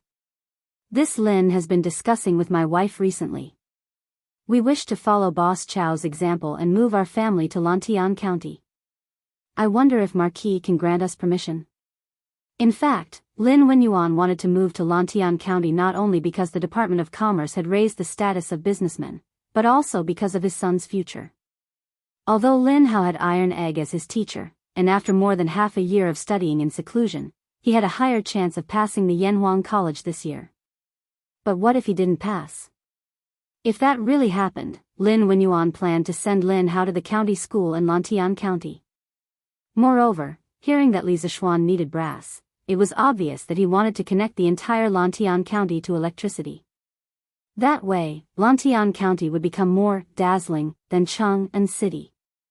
When that time came, many people from other counties would want to move to Lantian County. Oh. Mr. Lin also wants to move to Lantian County? That's good. You can move directly. The conditions for moving to Lantian County are still very generous. Li Zishuan heard this and said with some surprise. Thank you, Marquis. Lin Wenyuan cupped his hands and said. With Li Zishuan's words, it would be much easier for him to move to the county office later. What? You want to go to the Black Armored Army to be a clerk? Returning to the Marquis's mansion in Lantian County, Li Zishuan told the two elders in detail what had happened in the morning court. After Madame Li heard it, she was almost scared half to death. After all, she and Li Zishuan only had this one son. In the early years, Li Zishuan had followed spiritual master Lingxiu into the mountains to nurse his body because of his weak body. But now that Li Zishuan was healthy and had made a name for himself, how could Madame Li accept this? Li Jingma's face also froze. Although he did not panic like Madame Li, in those eyes that had experienced the vicissitudes of life, he could not help but reveal a deep sense of worry. Mother, don't worry. The registrar of the record is in charge of all the documents and records. He is also in charge of planning and giving advice to the general. He won't lead the troops to charge and break through enemy lines, so there won't be any danger. Now that the Tang Empire and the Turks are at daggers drawn, a war is likely to break out. I have learned some skills from my master. If I don't use them now, when the Tang Empire is trampled by the foreign tribes one day, not only will I regret it for the rest of my life, but my master will also not be able to rest in peace. Li Zishuan patted his mother's hand and patiently persuaded her. Madame Li was about to say something, but Yi Guizhong said at this time. Little Xian is right. Back then, how heroic was spiritual master Ling Su. He single-handedly fought against hundreds of Turkic wolf cavalry, causing the alien races to tremble in fear. As the last disciple of spiritual master Ling Su, little Xian couldn't be a coward and do nothing when the kingdom war was about to arrive. Moreover, His Majesty has transferred little Xian into the Black Armored Army, the most elite cavalry of the Tang Empire. This shows that His Majesty has high hopes for little Xian. How can this imperial favor be easily rejected? Madame Li was not an unreasonable person. She understood the general principles, but when it came to her son, she would rather be muddle-headed. At this time, her eyes were red. Father, Yuzhu doesn't care about imperial favor. Little Xian is my child. I would rather he be useless for the rest of his life than risk his life. After saying that, she nervously held Li Zishuan's hand and said, Little Xian, you are the only son of our family. According to the laws of the country, you don't have to join the army. Go and talk to His Majesty now and reject this job, okay? A mother's love is great, but sometimes, a mother's love is selfish. Looking at the nervous and concerned Mrs. Li in front of him, Li Zishuan didn't feel good in his heart. Humans aren't plants and can't be emotionless. After spending more than a year together, he had long regarded this woman in front of him as his biological mother in this life. After a pause, he adjusted his mood and said, Mother, I know you are doing this for my own good. But I have a reason to join the Black Armored Army. Currently, my workshop has created a type of armor that is especially suitable for the Black Armored Army. It can greatly increase their battle prowess. I have to help them adapt to this new equipment and practice new tactics. But don't worry, I am just an insignificant member of the army, not a general. I don't have to lead troops into battle, and I won't be in any danger. In fact, I don't want to be rich in this life. I only hope to protect my family and let the people around me live in peace and happiness. Now that the enemy is before us, if I am afraid of the slightest thing, and if the Tang Empire is defeated by the Turks, when the country is destroyed, the millions of families in the Central Plains will be massacred by the foreign races. No one will be spared. Mother, do you really want to see that kind of scene? After listening to Li Zishuan's description of the terrifying scene, Madame Li couldn't help but tremble. She hurriedly shook her head and said, Mother. Of course I don't want to see that kind of scene. But little Xian, there are many famous generals in the imperial court. Even if you don't go, it won't affect the overall situation, right? Li Zishuan replied, Mother. If a war breaks out between the Tang Empire and the Turks, the chances of victory will be 50-50. At this time, if we can increase the chances of victory by a little, we can change the outcome of the war. Yi Guizhong stroked his beard and nodded. Little Xian is right. Yuzhu, there is no small matter when it comes to the country. It is rare that little Xian is so capable, and His Majesty is willing to give him a chance to serve the country.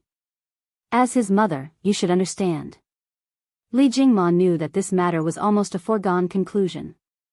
He let out a long sigh and looked at his wife. He also comforted her, Madam, father-in-law is right. Little Xian has grown up. What path he wants to take is his own choice. As his parents, we can only silently support him from behind. We only hope that we don't cause him any trouble. Seeing that her husband and father were both comforting her, Madame Li knew that there was no turning back. She wiped away her tears and looked at Li Zishuan. Little Xian, then you have to promise me that you will never put yourself in danger at any time. Mother, don't worry. Li Zishuan naturally nodded in agreement. After such a commotion, Madame Li felt physically and mentally exhausted. She shook her head and returned to her room to rest. Li Jingma looked at Li Zishuan with a complicated expression. In the end, all the words he wanted to say turned into a sigh. Xian, you've already grown up. In the future, no matter when or where, before you make a decision, I hope you can think about your mother, your wife, and this family. After saying that, without waiting for Li Zishuan's response, Li Jingma left with his hands clasped behind his back. Han Yushi, who had been standing silently at the side, wrung her hands and silently left. Li Zishuan felt a little guilty, but when he made this decision, he had already expected his family to oppose it. At this time, he couldn't say anything. The next day, the second enrollment announcement for Yanhuang College's medical school was officially published by Datong Daily. After reading the contents of the new enrollment announcement, the public was completely stirred up. Yanhuang College's medical school is accepting students regardless of gender? What? Does that mean Yanhuang College is going to recruit female students? What kind of scandal is this? That's not it. Didn't you see that the medical school is allowed to recruit female students? Right now, Yanhuang College is divided into two major schools, the medical school and the engineering school. It is said that these two schools are separated by a high wall and are completely independent. The medical school is almost like the Imperial Medical Department. That's good. The female students recruited by the Imperial Medical Department will be sent to the palace to be female medical officers. The female students trained by Yanhuang College's medical school might be sent to Marquis' Great Tang Joint Medical Center in the future. When that time comes, there will be more female doctors among the people. Wives and daughters won't have to look for female doctors to treat their illnesses. Yes. That's very possible. I heard that there are already female doctors in the Great Tang Joint Medical Center in Lantian County. There might be more in the future. Marquis is really considerate of us commoners. The Marquis of Yong'an is immoral. You are actually praising him here? I am going to the palace to impeach the Marquis of Yong'an. Don't you dare slander the Marquis of Yong'an. Do you believe that I won't beat you up? Yes. Beat him up.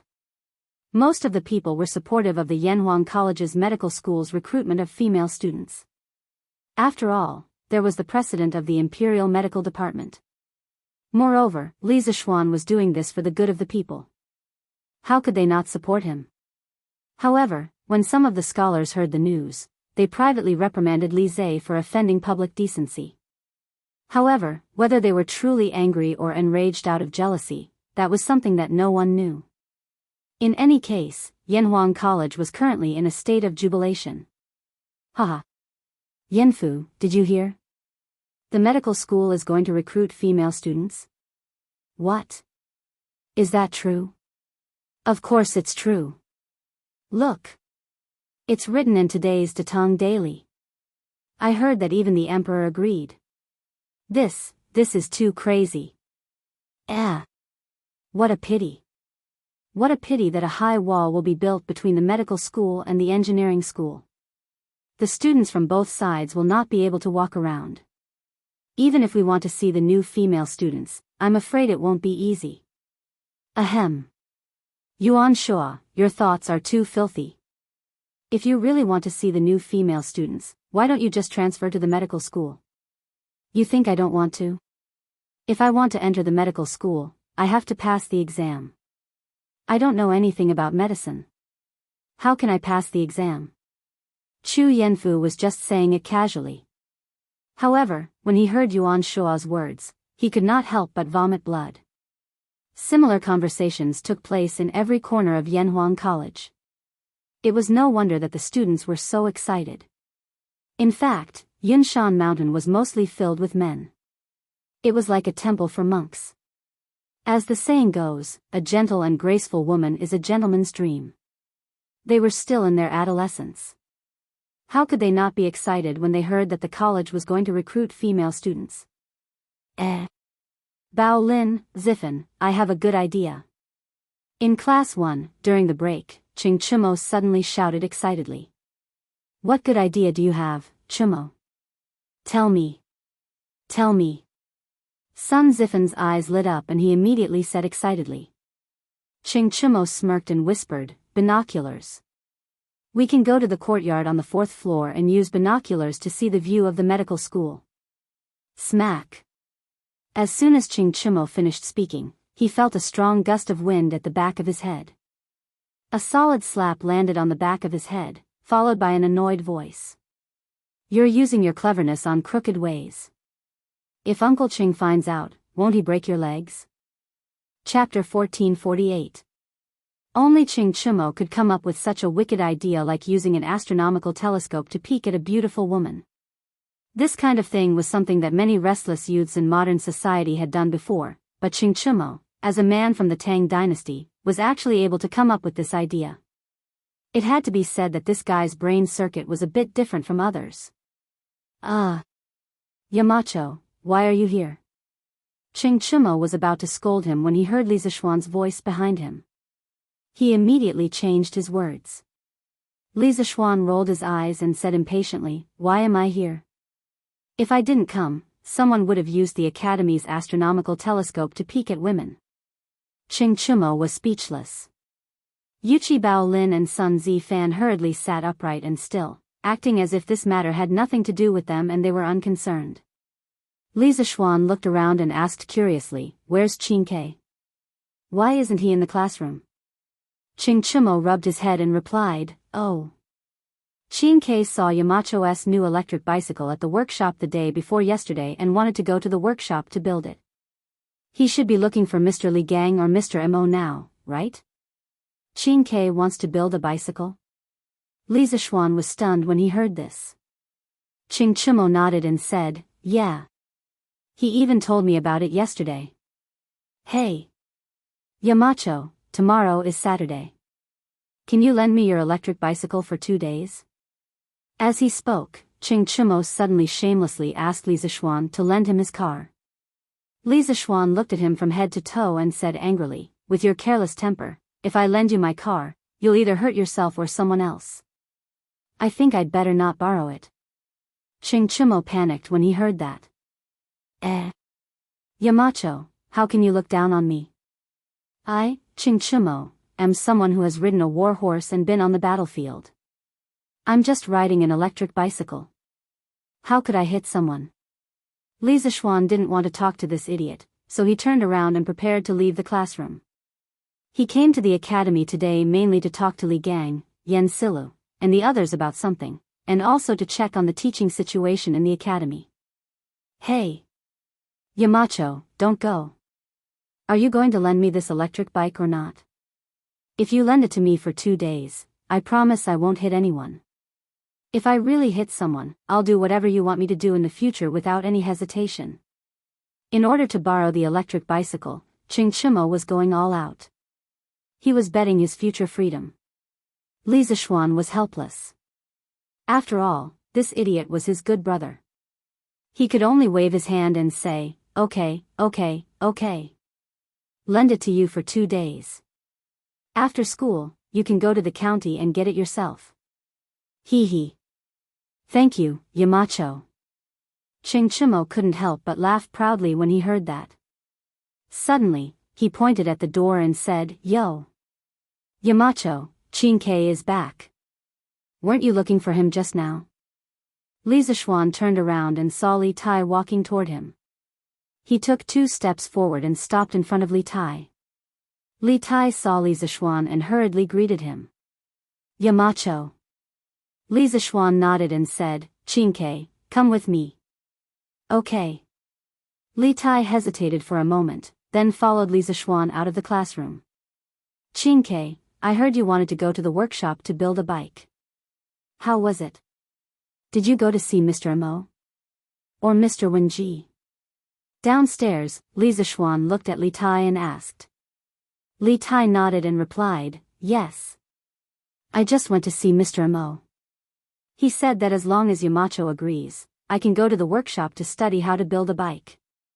In the future, I might be able to build a bike that's even better than an electric bike. Li Zishuan found it funny and said, Chin-Kei, why do you suddenly want to build a bike? Li Tai was silent for a moment and said, Yamacho, although the teachers in the academy have taught us a lot of engineering knowledge, Chin-Kei thinks that if this knowledge can't be used in practice, it's no different from Zhaoqua's theory.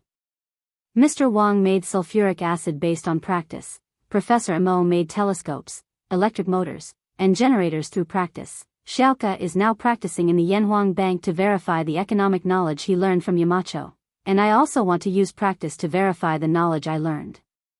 The day before yesterday, when I saw the electric bicycle made by Professor Amo and Shan Zhan, I felt that only by personally participating in the practice could I deepen my knowledge.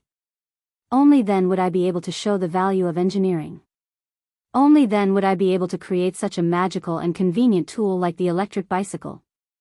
So, Yamacho, please let Chin-Kei go to the workshop to participate in the practice. Li Zishuan didn't expect Li Tai to say this to him. He couldn't help but look at Li Tai in surprise, then asked thoughtfully, Chin-Kei, are you trying to compete with Xiaoka? He was a little worried that the little fatty had been provoked by Li Ku, so he took the initiative to volunteer to practice in the workshop. This kind of competitive mentality was not good, especially between the princes. Li Tai heard this and shook his head without hesitation, saying, no. I just don't think I'm worse than anyone. Confidence. This little fatty has always been so confident.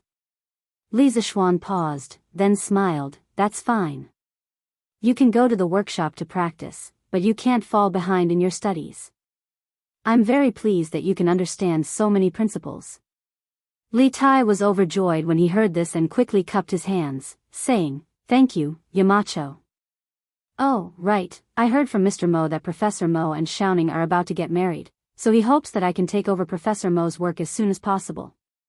Yamacho, then I'll go to the workshop today. Li Zishuan was stunned and said, Ink Girl and Xiaoning are about to get married? Aren't they not engaged yet? Li Tai said strangely, they were engaged yesterday. Don't you know about Yamacho? Yesterday? Li Zishuan was busy attending the morning court and dispelling the worries of his family yesterday. How could he have the time to pay attention to Yunshan? However, if what the little fatty said was true, then Yan Xiaoning and Mo Lingwei's wedding date was very likely to be soon. Chin-Kei, do you know when they are getting married? Li Zishuan asked. Li Tai thought for a while and answered, Yamacho, I think I heard from Mr. Amo that they should be getting married at the end of this month. At the end of the month. No wonder Mo Huai wanted Mo Lingwei to hand over her work to Li Tai so quickly. It turned out that in half a month, Mo Lingwei would be getting married. It was indeed not suitable for her to be in public at this time. Li Zishuan thought of this and smiled. That's fine. I know all about it. Qin, if you have any problems or difficulties, feel free to look for me or Mr. Mo. Li Tai cupped his hands and said, Thank you, sir. Li Zishuan nodded and then left the academy. He went down the mountain and walked towards the workshop. Chapter 1449.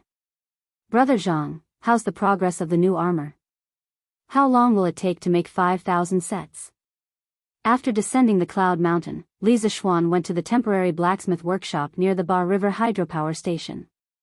He asked someone to call Zhang Hongxing over and asked. Currently, the workshop wasn't lacking in iron. This was because Li Zishuan had his own iron ore and the Zhangsun clan had also given him their iron ore. Of course, the condition was that Li Zishuan had to give half of the iron he refined from the Zhangsun clan's iron ore to the Zhangsun clan.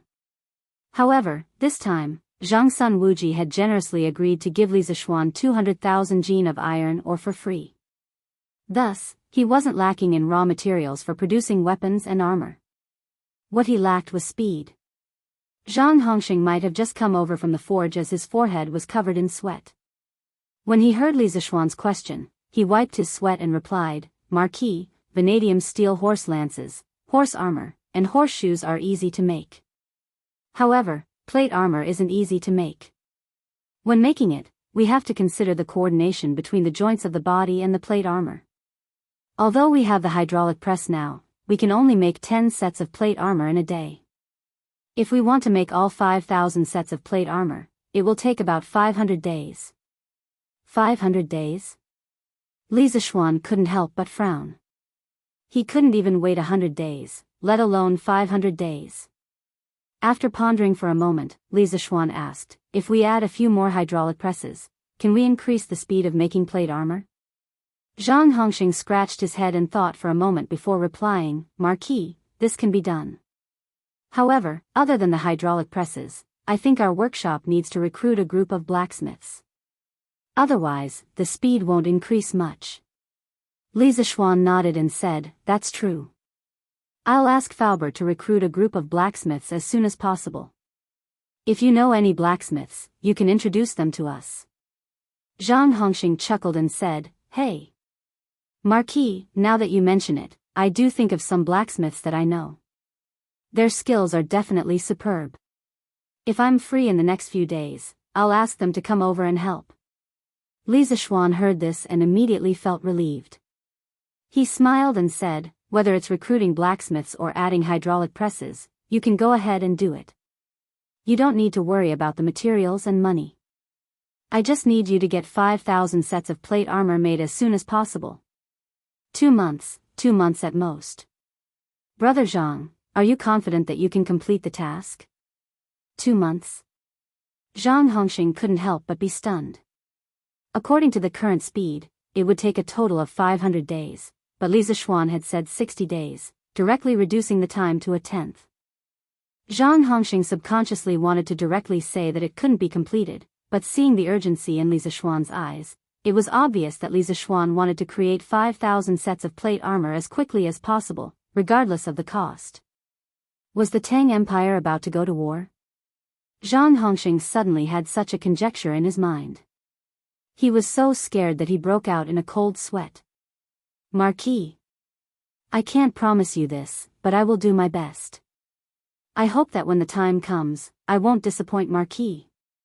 Zhang Hongxing clenched his teeth and cupped his fists.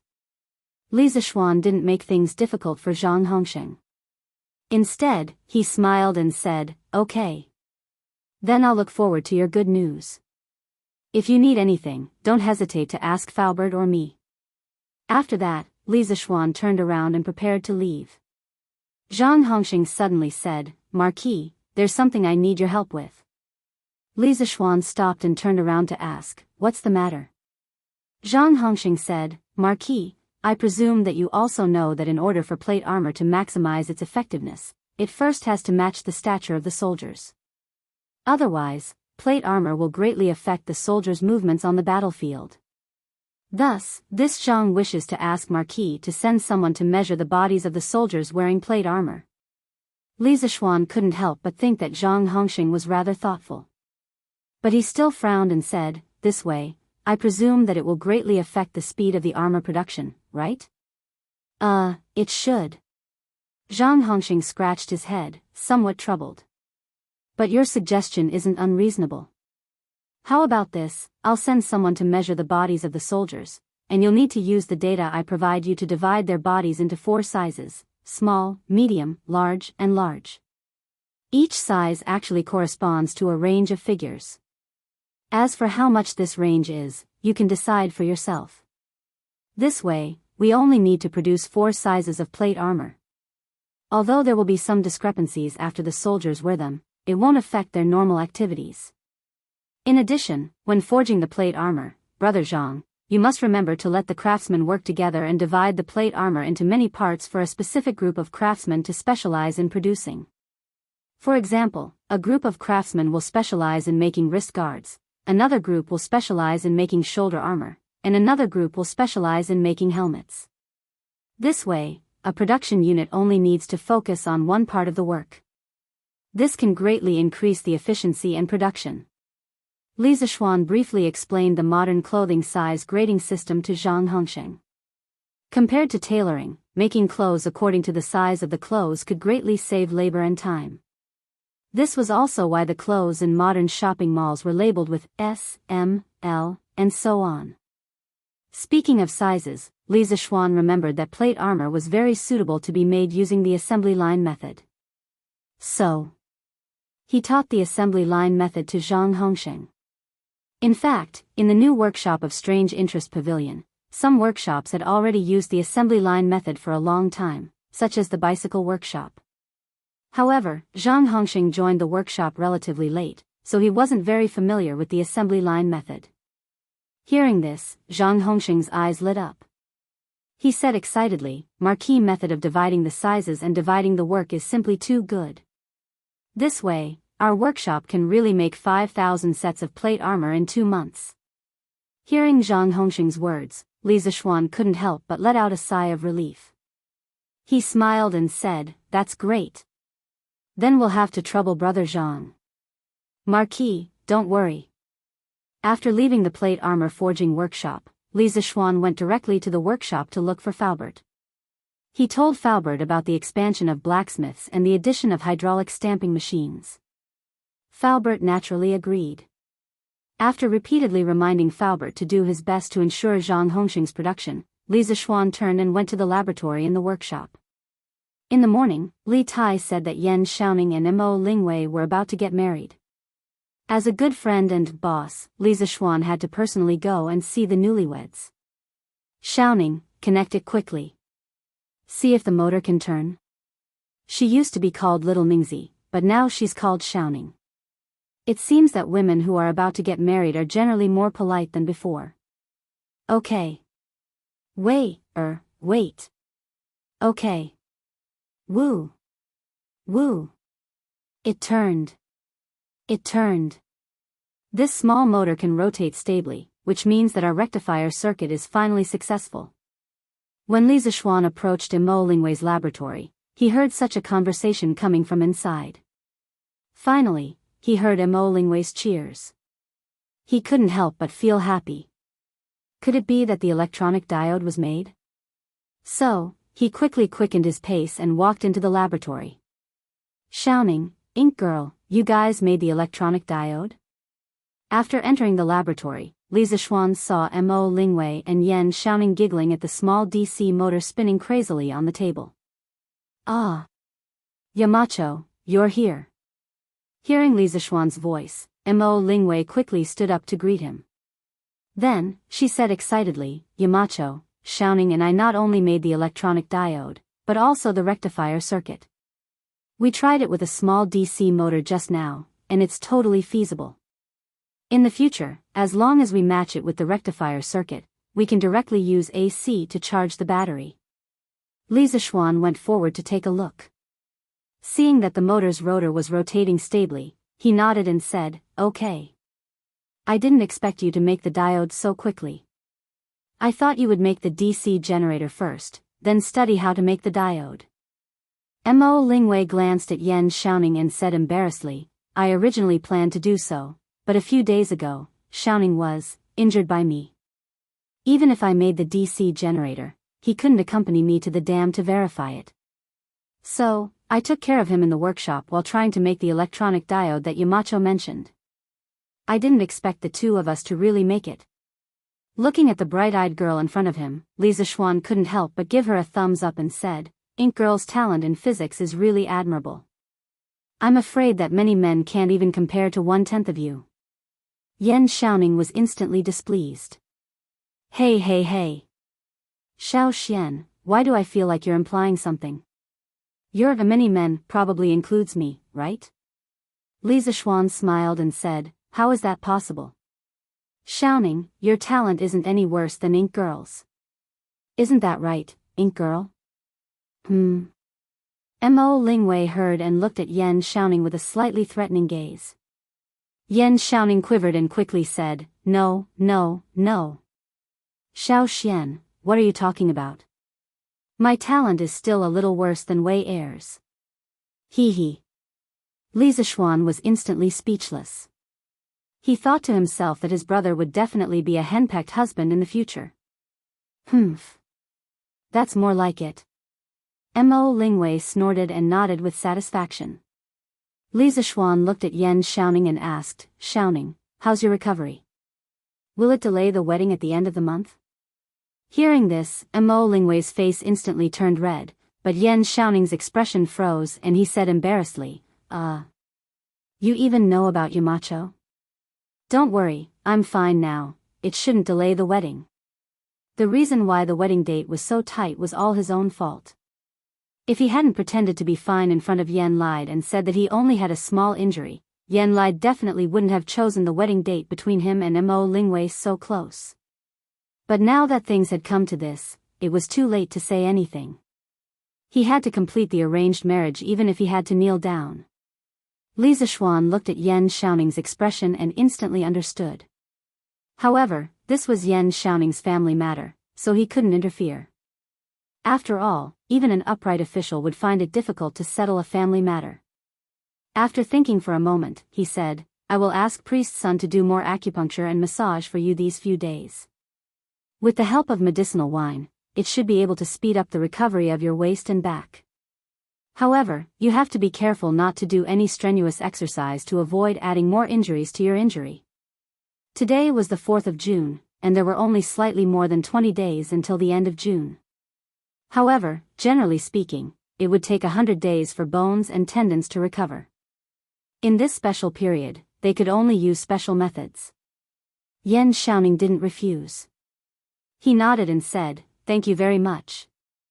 Li Zishuan couldn't help but laugh and scold, Go away. You don't have to be so polite with me. Seeing that the two of you are finally together, as your brother, I am very happy for you. Don't worry, when the two of you get married, I will definitely give you a big gift. When she heard Li Zishuan say big gift, Mo Lingwei, who was at the side, couldn't care less about being shy. She cast her gaze on Li Zishuan. Yan Xiaoning's eyes also lit up and said directly, Big gift? Xiao Xian, what big gift? Take it out and let us see it first. If it doesn't suit us, you still have time to change it, right? Li Zishuan glared at this shameless guy and said, Scram. Do you want it or not? This person who received the gift was still being picky. If he wasn't shameless, what else could he be? No, Xiao Xian, why are you being so unreasonable? You should at least make the recipient satisfied when you give a gift, right? Otherwise, why would you give a gift? Yan Xiaoning started to act shamelessly. It had to be said that this guy had become even more naughty after spending so much time with Mo Lingwei. Li Zishuan rolled his eyes and said, Okay.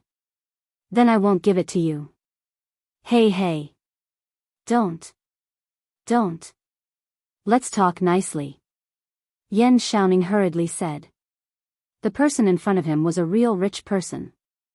If he wanted to give a big gift, it would definitely not be small. Yan Xiaoning would rather not miss it. Li Zishuan couldn't be bothered to banter with this guy. He turned to look at Mo Lingwei and said, since the diodes have been made, it means that Mr. Wang's electrolysis workshop can operate normally. I'll have to trouble Ink Girl to help Mr. Wang renovate the electrolysis workshop these 2 days. Also, now that we can connect to the alternating current to charge the batteries, it means that the conditions for the batteries to be used on a large scale are ripe. Ink Girl, you need to arrange for the craftsman to make a batch of batteries as soon as possible as a backup. Mo Lingwei said seriously, yes. Yamacho. After a pause, she asked, Yamacho, are we still making the DC generator? Li Zishuan pondered for a moment and said, yes. Of course we're going to make it, but you don't have to. It's relatively simple. Qin Ke from the academy will come to the workshop to help out. You can let her do this work. Ah. His Highness King Wei is coming to the workshop. Mo Lingwei immediately exclaimed when she heard this. Although the Mo family had lived in a remote place for a long time and did not care about worldly affairs, and would not care about the royal power, but after entering the secular world last year, the Mo family slowly began to fear the royal power. Hearing Li Zishuan's intention to let Li Tai come over to be her student, how could Mo Lingwei accept it in such a short time? Chapter 1450. Qin Ke is very interested in electricity and car making, but this knowledge can't be fully grasped by reading books. Only by experiencing it personally can one have a deep impression of it. It's a good thing that he's willing to come to the workshop to practice. Ink Girl, you're getting married to Xiaoning at the end of the month. Use these few days to teach Qin Ke. With his talent, he should be able to understand the principles of generators, motors, and batteries very quickly. Li Zishuan instructed Mo Lingwei in the laboratory of the new workshop. Yamacho, don't worry. I'll teach Prince Wei well. Mo Lingwei hesitated for a moment before replying. Li Zishuan narrowed his eyes as if he could see Mo Lingwei's worries. He smiled and said, in the academy, there are only teachers and students. There's no Prince Wei, so Ink Girl, don't feel pressured. In general, Qin Ke is very easy to get along with. If you don't believe me, you can ask Xiaoning. Yan Xiaoning quickly nodded and said, Wei, don't worry. Qin Ke and I are very close. If there's anything, just let me handle it. Mo Lingwei was slightly relieved this time. Besides, she wasn't someone who was afraid of trouble. After hearing Li Zishuan and Yan Xiaoning's words, she smiled and said, hee hee. That's fine. If Prince Wei doesn't listen to my teachings, then don't blame me for hitting his palm as a teacher. There was even a hint of excitement in her words. She must be excited that she could hit a prince's palm. Li Zishuan and Yan Xiaoning couldn't help but look at each other, speechless. They had almost forgotten that although the lady in front of them looked beautiful, there was a devil in her heart. Now that things had come to this, they could only pray for that little fatty Li Tai in their hearts. What? The Marquis of Yong and wants to join the Black Armored Army? How can that be? He's just a kid who hasn't even seen human blood. How can he join the Black Armored Army? If he wants to gain merit, he can just go to the other camps in the capital. But if he wants to join the Black Armored Army, I won't allow it. In the afternoon, in the main hall of Duke Fan's mansion in Chang'an City, the angry roar of a middle-aged man could be heard. The master of the Duke Fan mansion was Duan Jishuan. In the 9th year of Wuda, Crown Prince Li Jianqing wanted to murder Li Er. He bribed Duan Jishuan with a large sum of money in an attempt to lure him into submission. Duan Jishuan refused to accept it and informed Li Er of this matter. Afterwards, together with Yuqi Jingda and the others, he started the Black Tortoise Gate Rebellion and killed Li Jianqing and Li Yuanji. Not long after, Li Er ascended the throne. As the #1 contributor to the Black Tortoise Gate, Duan Jishuan was promoted to the position of Great General of the Left Valiant Guard and was conferred the title of Duke of Fan. Since Duan Jishuan had participated in the formation of the Black Armored Army and Li Er trusted him, he was basically the one in charge of the Black Armored Army. Xingong, the Marquis of Yong, and did not come to the Black Armored Army to gain military merits. He has already become a marquis at such a young age, why would he need military merits? He is here to help the Black Armored Army adapt to the new armor. Moreover, he is not a child who has never seen human blood. Last year, he killed more than 50 bandits at the Blood Wind Stockade alone. His martial arts are unparalleled among the younger generation. At this time, Duan Jishuan's voice came from the main hall. Then, the middle-aged man snorted again, "Humph. Those were just small bandits who gathered in the mountains. Killing them was as easy as chopping vegetables. What is there to brag about?" Duan Jishuan said in a deep voice, "What about the battle at Snake Spirit Mountain?" At that time, the 7 cultivators of True Virtue sect had a late-stage grandmaster and a peak grandmaster, as well as thousands of disciples. However, Li Zishuan destroyed the entire 7 cultivators of True Virtue sect in one night. To put it bluntly, with his strength, I'm afraid that even you and I are no match for him. You are praising others and diminishing our own prestige. I don't believe that a teenager like him can be so powerful. Isn't it just because he was taught by a famous teacher since he was young? No matter how high his realm is, it is still unstable. Compared to us veterans who have experienced hundreds of battles, he is still too young. In short, I don't agree to let a child join the Black Armored Army." Hearing this, Duan Jishuan's voice turned cold. "Xingong, this is not a matter of whether you agree or not. This is the Emperor's decree. Are you going to defy the decree? If you really have something to say, go to the palace and tell the Emperor directly after you recover." "Humph. Fine, I'll say it. The glory of the Black Armored Army today is built on the blood and bones of countless soldiers. I will not allow a child to criticize us. Goodbye." As soon as he finished speaking, a middle-aged man dressed in a crimson warrior's uniform walked out of the main hall. After leaving Duke Fan's mansion, he left directly. This stubborn old man. In the main hall, Duan Jishuan sat on the seat of honor and muttered to himself. From the frown on his face, it could be seen that the middle-aged man's attitude just now had put him in a difficult position. "Master, Marquis Yong and requests an audience." After some time, a person who looked like a housekeeper walked up and said carefully to Duan Jishuan, who was deep in thought. Hearing this, Duan Jishuan was shocked and immediately recovered from his deep thoughts. He hurriedly said, "Quick! Invite him in." No matter what others thought, Duan Jishuan admired Li Zishuan. That was why he spoke up for Li Zishuan just now. "Yes, Master." The housekeeper replied and cupped his hands and prepared to leave. Unexpectedly, Duan Jishuan waved his hand and said, "Wait. It is better for me to go out and welcome him personally. In the future, when Marquis Yong and comes, do not report. Invite him directly to the side hall. If I am not in the mansion, immediately send someone to report to the army camp." "I understand." The steward hurriedly complied, but in his heart, he was astonished at the importance his master placed on Li Zishuan, this new noble of the imperial court. "Haha. Marquis Yong An's presence brings light to my humble abode. The servants are not sensible.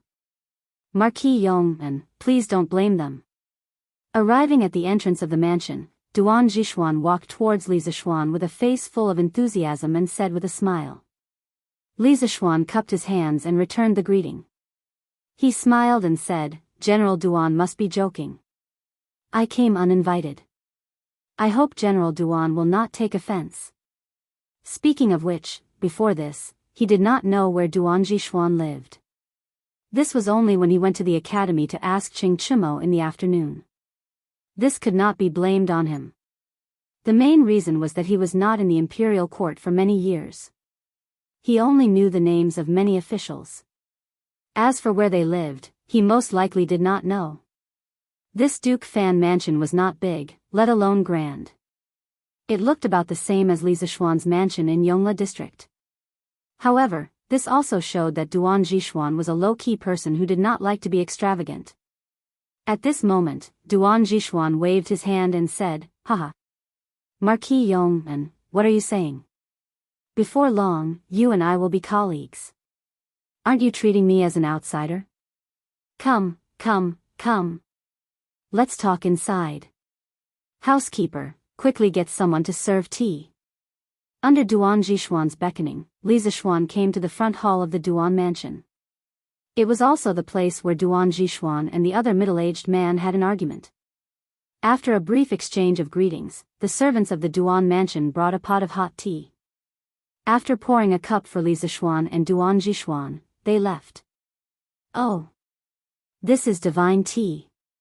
Li Zishuan was not interested in other people's tea. However, after smelling the tea fragrance in the air, he could not help but exclaim. Haha!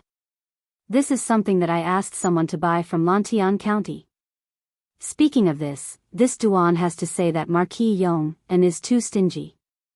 You actually only sell the good stuff in Lantian County. Chang and City either doesn't have it, or the supply is very small. You've almost driven the high officials and dignitaries of Chang and City crazy. Duan Jishuan said half-jokingly. Li Zishuan cupped his hands and said, General Duan is right. This junior will take note in the future. However, this junior has something to ask of General Duan today. Duan Jishuan perked up and said, Please speak, Marquis Yong En. Li Zishuan replied, Here's the thing.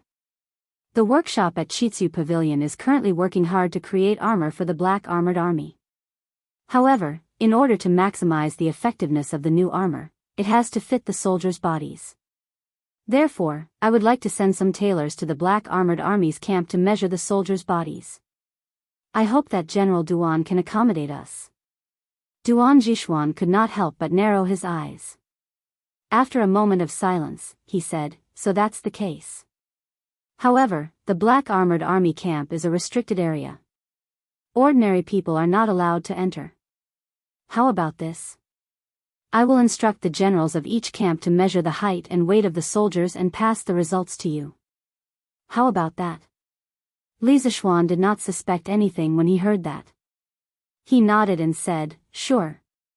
I will write down the measurements on a piece of paper. General Duan, you can ask the soldiers to fill in the data when the time comes. No problem.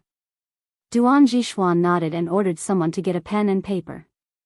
After a while, Li Zishuan picked up the pen and a line of small words appeared on the paper. Duan Jishuan took a closer look and could not help but exclaim, Height, weight, shoulder width, waist circumference, waist circumference, waist circumference, this needs to be measured for so many things. Li Zishuan smiled and said, That's natural. This is also to ensure that the plate armor made will fit the soldiers' bodies better. Otherwise, the plate armor will affect the soldiers' movements on the battlefield. Duan Jishuan nodded thoughtfully.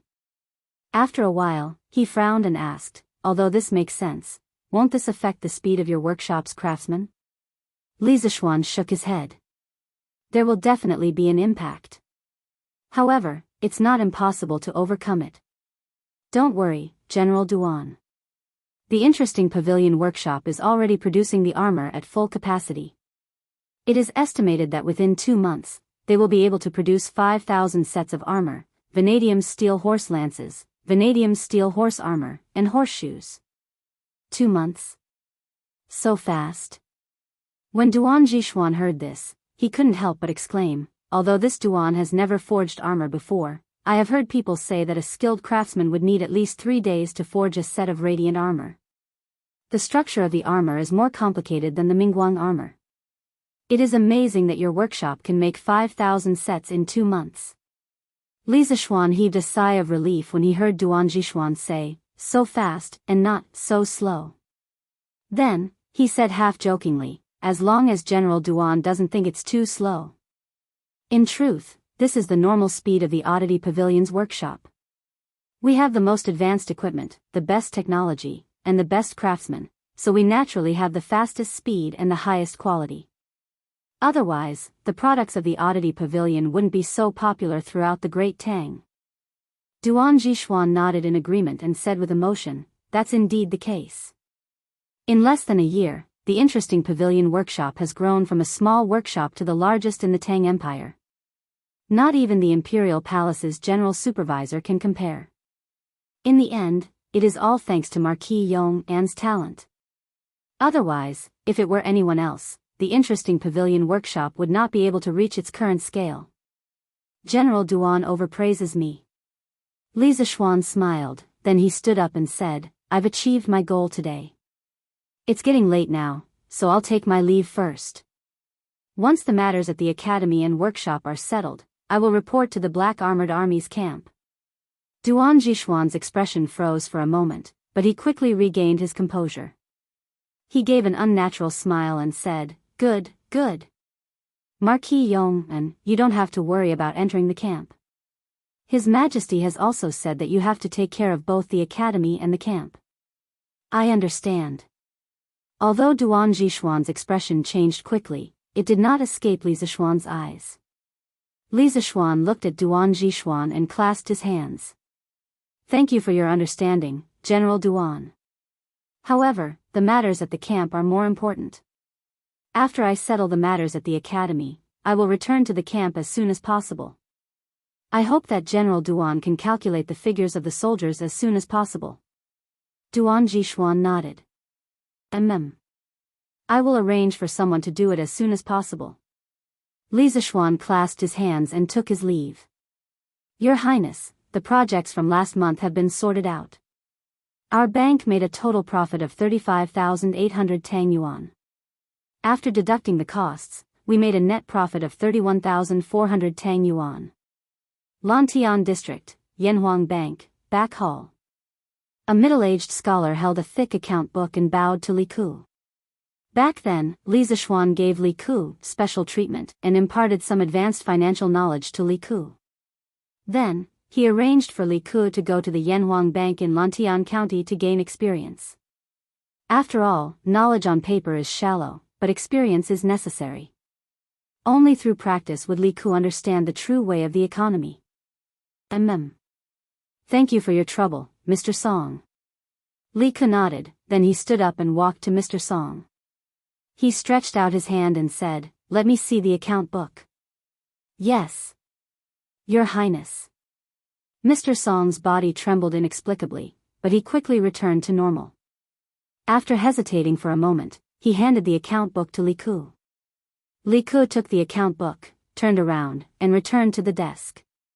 He flipped through it in front of Mr. Song. The accounts of Yanhuang Bank were recorded using the double-entry bookkeeping method invented by Li Zishuan. It was very clear. In addition, Li Ku was very talented in mathematics and was very sensitive to numbers. Therefore, when he flipped through the account book, he could read 10 lines at a glance. Mr. Song, why is there no record of the payment of 500 Tang Yuan on the 15th of April? Also, on the 20th of April, 300 Tang Yuan, and on the 28th of April, 700 Tang Yuan. Where did all this money go? After a moment, Li Ku frowned and said with an unpleasant expression. Chapter 1451. Your Highness, this, Lantian County, back hall of the Yanhuang Bank. Faced with Li Ku's questioning, Mr. Song's face turned red. He wanted to explain, but in the end, he swallowed the words that were about to come out of his mouth. His surname was Song, and his name was Siming. He could be considered as Li Ku's #1 accountant. Seeing this, Li Ku walked in front of Song Siming and said with a gloomy face, Mr. Song, you should know better than anyone that this Yanhuang Bank does not belong to me, Li Ku. It belongs to my father, the Marquis of Yong'an, and the other nobles. The annual profits of the bank also do not go into my pocket. Last month's profits were reduced by a total of 1,500 Tang Yuan. How do you want me to explain this to my father? How do I explain this to the Marquis of Yong'an and the other nobles?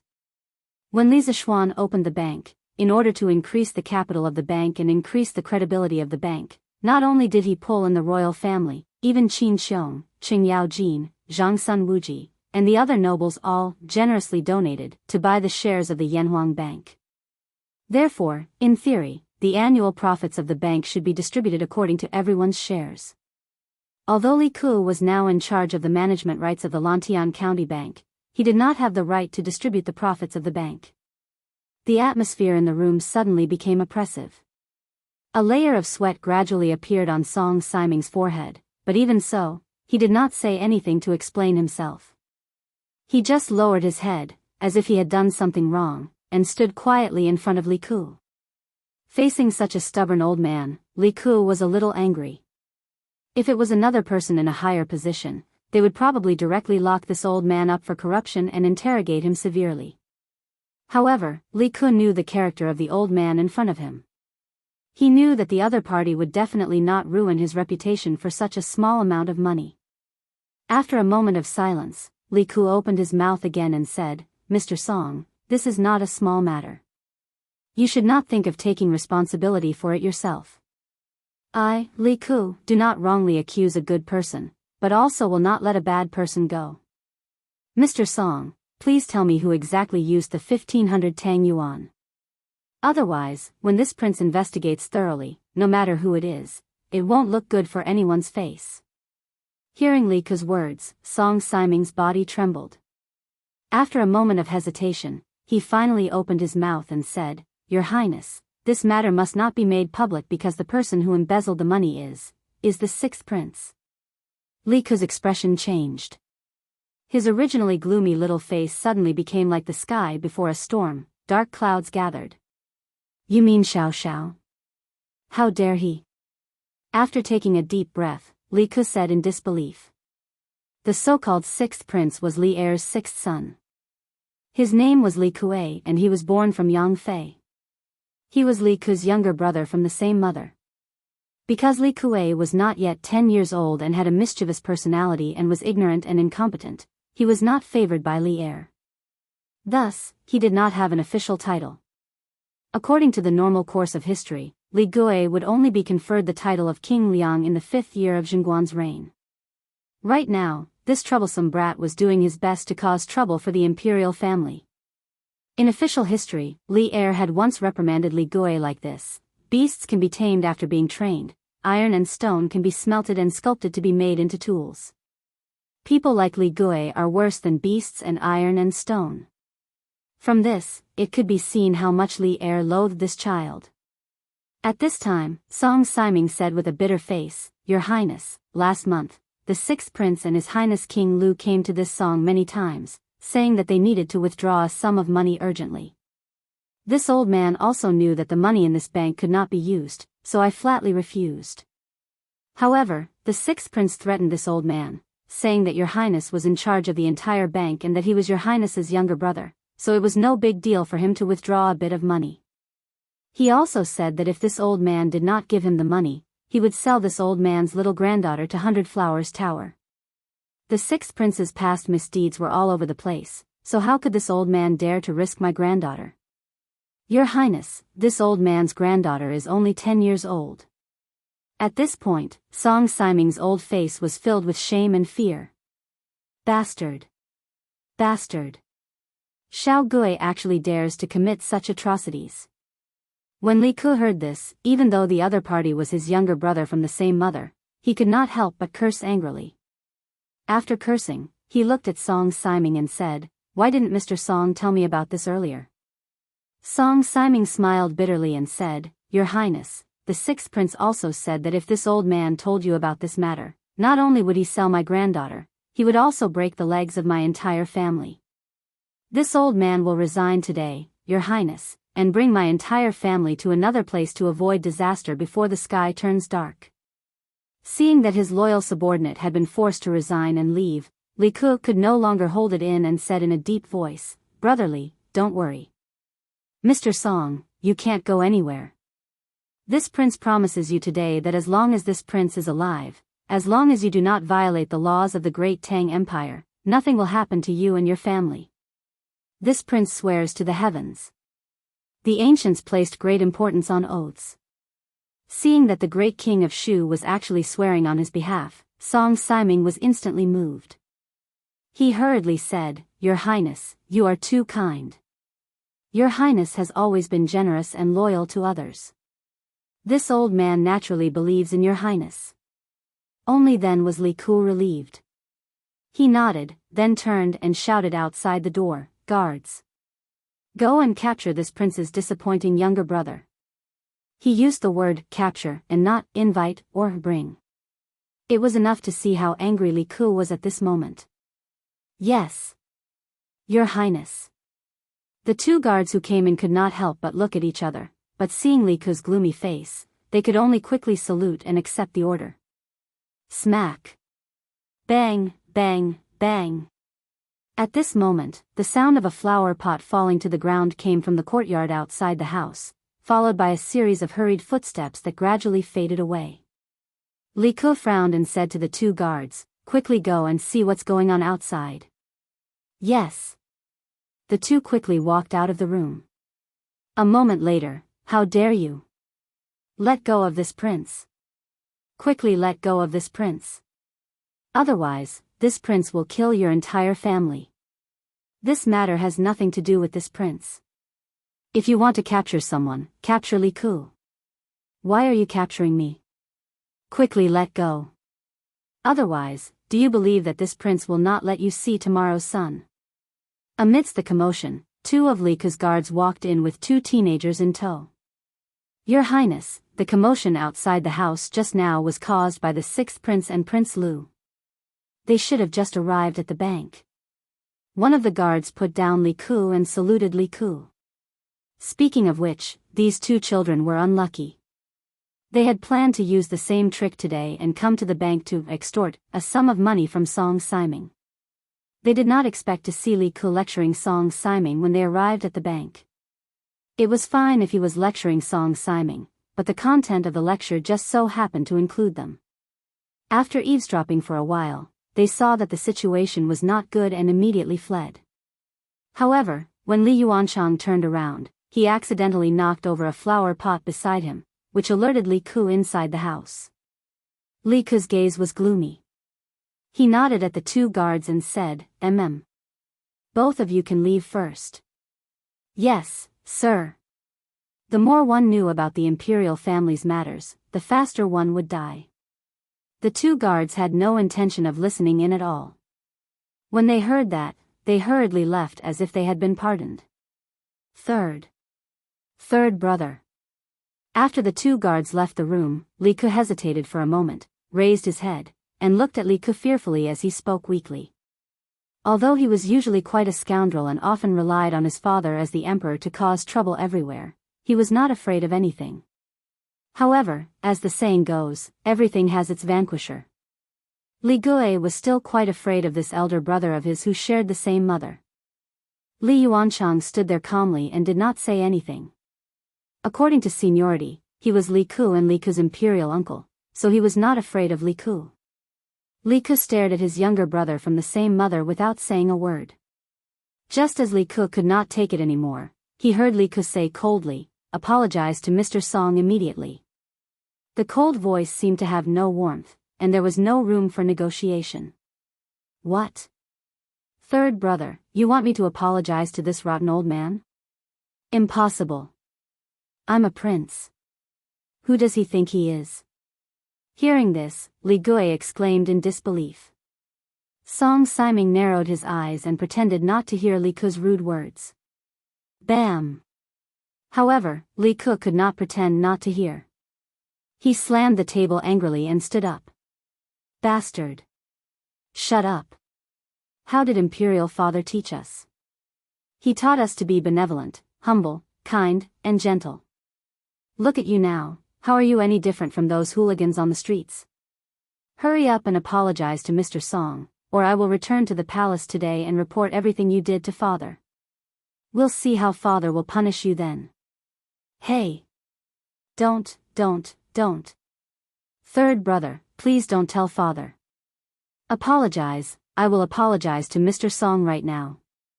When Li Gue heard this, he immediately panicked and said hurriedly. The person he feared the most in this world, other than Li Ku, was Li Er. Li Er was an emperor on horseback. He had been on the battlefield and killed people before. If Li Ku made a mistake, Li Er did not even need to lift a finger. He just needed to glare at him coldly, and Li Ku would not be able to take it. Therefore, when he heard that Li Ku wanted to report the matter to Li Er, this little bastard immediately gave in. Your Highness, I am just a commoner. How can I accept the sixth prince's apology? Please take back your order, Your Highness. Song Siming cupped his fists and said to Li Ku. Humph. Old man, at least you know what's good for you. Before Li Ku could say anything, Li Ku could not help but whisper. Although his voice was soft, Li Ku, who had sharp ears, heard it clearly. Li Ku said with a livid expression, Li Ku. Mr. Song is my right-hand man. If you dare to disrespect him again, don't blame me for not acknowledging you as my younger brother. These words were a little harsh. As a princess of the previous dynasty, Yang Fei's status in the palace was already awkward. Li Ku usually did whatever he wanted outside because he had a brother who was favored by Li Heir. Third brother, please calm down. I know my mistake. Li Ku hurriedly begged for mercy. When he saw that Li Ku was unmoved, he quickly bowed to Song Siming and said, Mr. Song, I'm sorry. I have offended you in the past. Please forgive me, Mr. Song. Li Yuanchang, who was standing at the side, revealed a surprised expression when he saw Li Yu admit defeat. Song Siming only wanted his family to be safe. He did not have the guts to be angry with Li Ku. Before Li Ku could bow, he had already reached out to support Li Ku. Your Highness, please don't. Please don't. This old man can't bear it. Ha! I've already apologized and watched the show. Little Ku, your uncle still has some things to do in the palace. I'll take my leave first. Li Ku's problem was temporarily resolved. Li Yuanchang knew that Li Ku might turn to him next, so he hurriedly wanted to leave. Uncle, please wait. Li Ku hurriedly said. Although the young man in front of him was born in the same year as him, there was still seniority. No matter what, he had to call him uncle. This was not a rule that could be messed up in any dynasty. What? Little Ku, do you also want me to apologize to this old man? Li Yuanchang stopped and looked at Li Ku with a mischievous expression. This little rascal was basically the same kind of trash as Li Ku. From the words he said, it was obvious that he was worse than Li Ku. Li Ku shook his head and said, Uncle, you worry too much. Ku just wants to ask, where did you and Little Ku use the 1,500 Tang Yuan that you and Little Ku transferred from the bank last month? Li Yuanchang and Li Ku looked at each other. Their expressions suddenly became a little unnatural. However, the unnatural expression on Li Yuanchang's face disappeared in an instant. He said as if nothing had happened, Hey, hey, hey. Little Ku, don't slander me and sully my innocence. What 1,500 Tang Yuan? Why don't I know about it? This matter should be done by Little Ku. If you want to ask him. What does it have to do with me? Being heartlessly betrayed by his own teammate, Li Ku's face turned pale. He looked at Li Yuanchang's side profile and said in disbelief, Uncle, you what? What? Did I say something wrong? Didn't you go to the bank last month to withdraw money from Mr. Song? Li Yuanchang stared and said. After he said that, he turned his eyes and looked at Li Ku again, saying, Little Ku. Maybe Little Ku is a little tight on money recently, so he wanted to borrow some money from Mr. Song. It's not like he won't return it. Why do you have to be so serious? Li Yuanchang's face was black for a while, then red for a while. Not only did he remove himself from the situation, he also secretly sold Li Ku to make the other party feel grateful to him. It had to be said that this move of his was really good. Sure enough, Li Ku's eyes, which were filled with resentment before, now had a faint trace of gratitude in them. He turned to Li Ku and said, Yes. Third brother, this money is only borrowed from Mr. Song. I will definitely return it in the future. Don't be so stubborn. Li Ku was unmoved. He said in a low voice, Little Ku, if you still treat me as a brother today, tell me honestly, what did you do with so much money? Hearing Li Ku's question, Li Ku's eyes suddenly dimmed. At this time, Li Yuanchang took the opportunity to say, Haha. Little Ku, if you two brothers have something to talk about, you can talk about it. Uncle, I really have something to do, so I'll take my leave first. After that, he lifted his feet and was about to leave. Unexpectedly, at this time, a voice full of energy came from the door. If you two don't explain things clearly today, you can't go anywhere. Chapter 1452. Li Yong. Marquis Yong and Yanhuang Bank. Just as Li Yuanchang was about to take the opportunity to slip away, a cold voice sent him into the abyss. Just as the voice fell, Li Yuanchang saw a person who often gave him nightmares stride in. Who else could it be but Li Zishuan? Back then, Li Yuanchang ordered the evil servant to cause trouble at the foot of Yunshan. After being taught a lesson by Li Zishuan, he ran back to Li Yuan to complain. Li Yuan had a son late and was rather doting on Li Yuanchang, his youngest son. After hearing the news, he wanted to take revenge for his son. Who knew that after Li Zishuan saw Li Yuan, not only was he not scared to the point of kneeling and begging for mercy, he resolved the crisis with a few words and scared Li Yuanchang to the point of wetting his pants. Since then, Li Yuanchang realized that Li Yuan did not seem to dote on him as much. In the past, he could easily get money and people from Li Yuan, but now it was very difficult to get them. This made Li Yuanchang very confused and fearful. Of course, towards the man who caused all this, Li Zishuan, Li Yuanchang's heart was filled with resentment and fear. After several months, seeing Li Zishuan again, the shadow of fear in Li Yuanchang's heart did not fade. Instead, it grew stronger, to the point that he stuttered when speaking. Yamacho. Seeing Li Zishuan arrive, Li Ku hurriedly went forward to greet him and heaved a sigh of relief in his heart. Li Zishuan nodded, then looked at Li Yuanchang lightly and said, "Your Highness King Lu, it's really been a long time. I didn't expect that the great King Lu would be interested in a mere 1,500 strings of coins." After returning from Chang'an City, he passed by Yanhuang Bank in Lantian County. His heart moved and he wanted to come in and see how Li Ku was doing in the bank. Before he went to the Black Armored Army, he wanted to straighten out all the errands on him, such as the workshop and Yanhuang Bank. Once Li Zishuan went to the barracks, he would have less time to do these chores. That was why Li Zishuan had been busy running around for the past few days. However, he did not expect that there would be a case of someone embezzling public funds in Yanhuang Bank. Moreover, the person who embezzled public funds was that little bastard Li Yuanchang. Li Ku could handle Li Gu, but because of the difference in seniority, he couldn't handle Li Zishuan. Therefore, Li Zishuan stepped in. Yanhuang Bank was basically equivalent to a modern bank, or even a central bank. It would never allow anyone to embezzle public funds. This was because not only would it be irresponsible to the shareholders of the bank, it would also be irresponsible to the people who deposited their money in the bank. Apart from that, it would also be a blow to Tang Yuan's credibility in the entire Tang dynasty. Li Zishuan would never allow such a thing to happen. Wah! What 1,500 strings of cash? Marquis Yong, and what are you saying? I don't understand. Li Yuanchang's face paled as he tried to defend himself. This was really being stubborn even in the face of death. Li Zishuan's eyes narrowed as he said in a deep voice, "Your Highness King Lu, don't pretend to be confused. Today, I will say these words. If you don't clearly explain the 1,500 strings of cash, no one can leave. When the time comes, I will find His Majesty or the retired emperor to judge. Or you can think about it.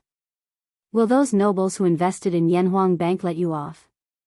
As he finished speaking, Li Zishuan's voice gradually turned cold.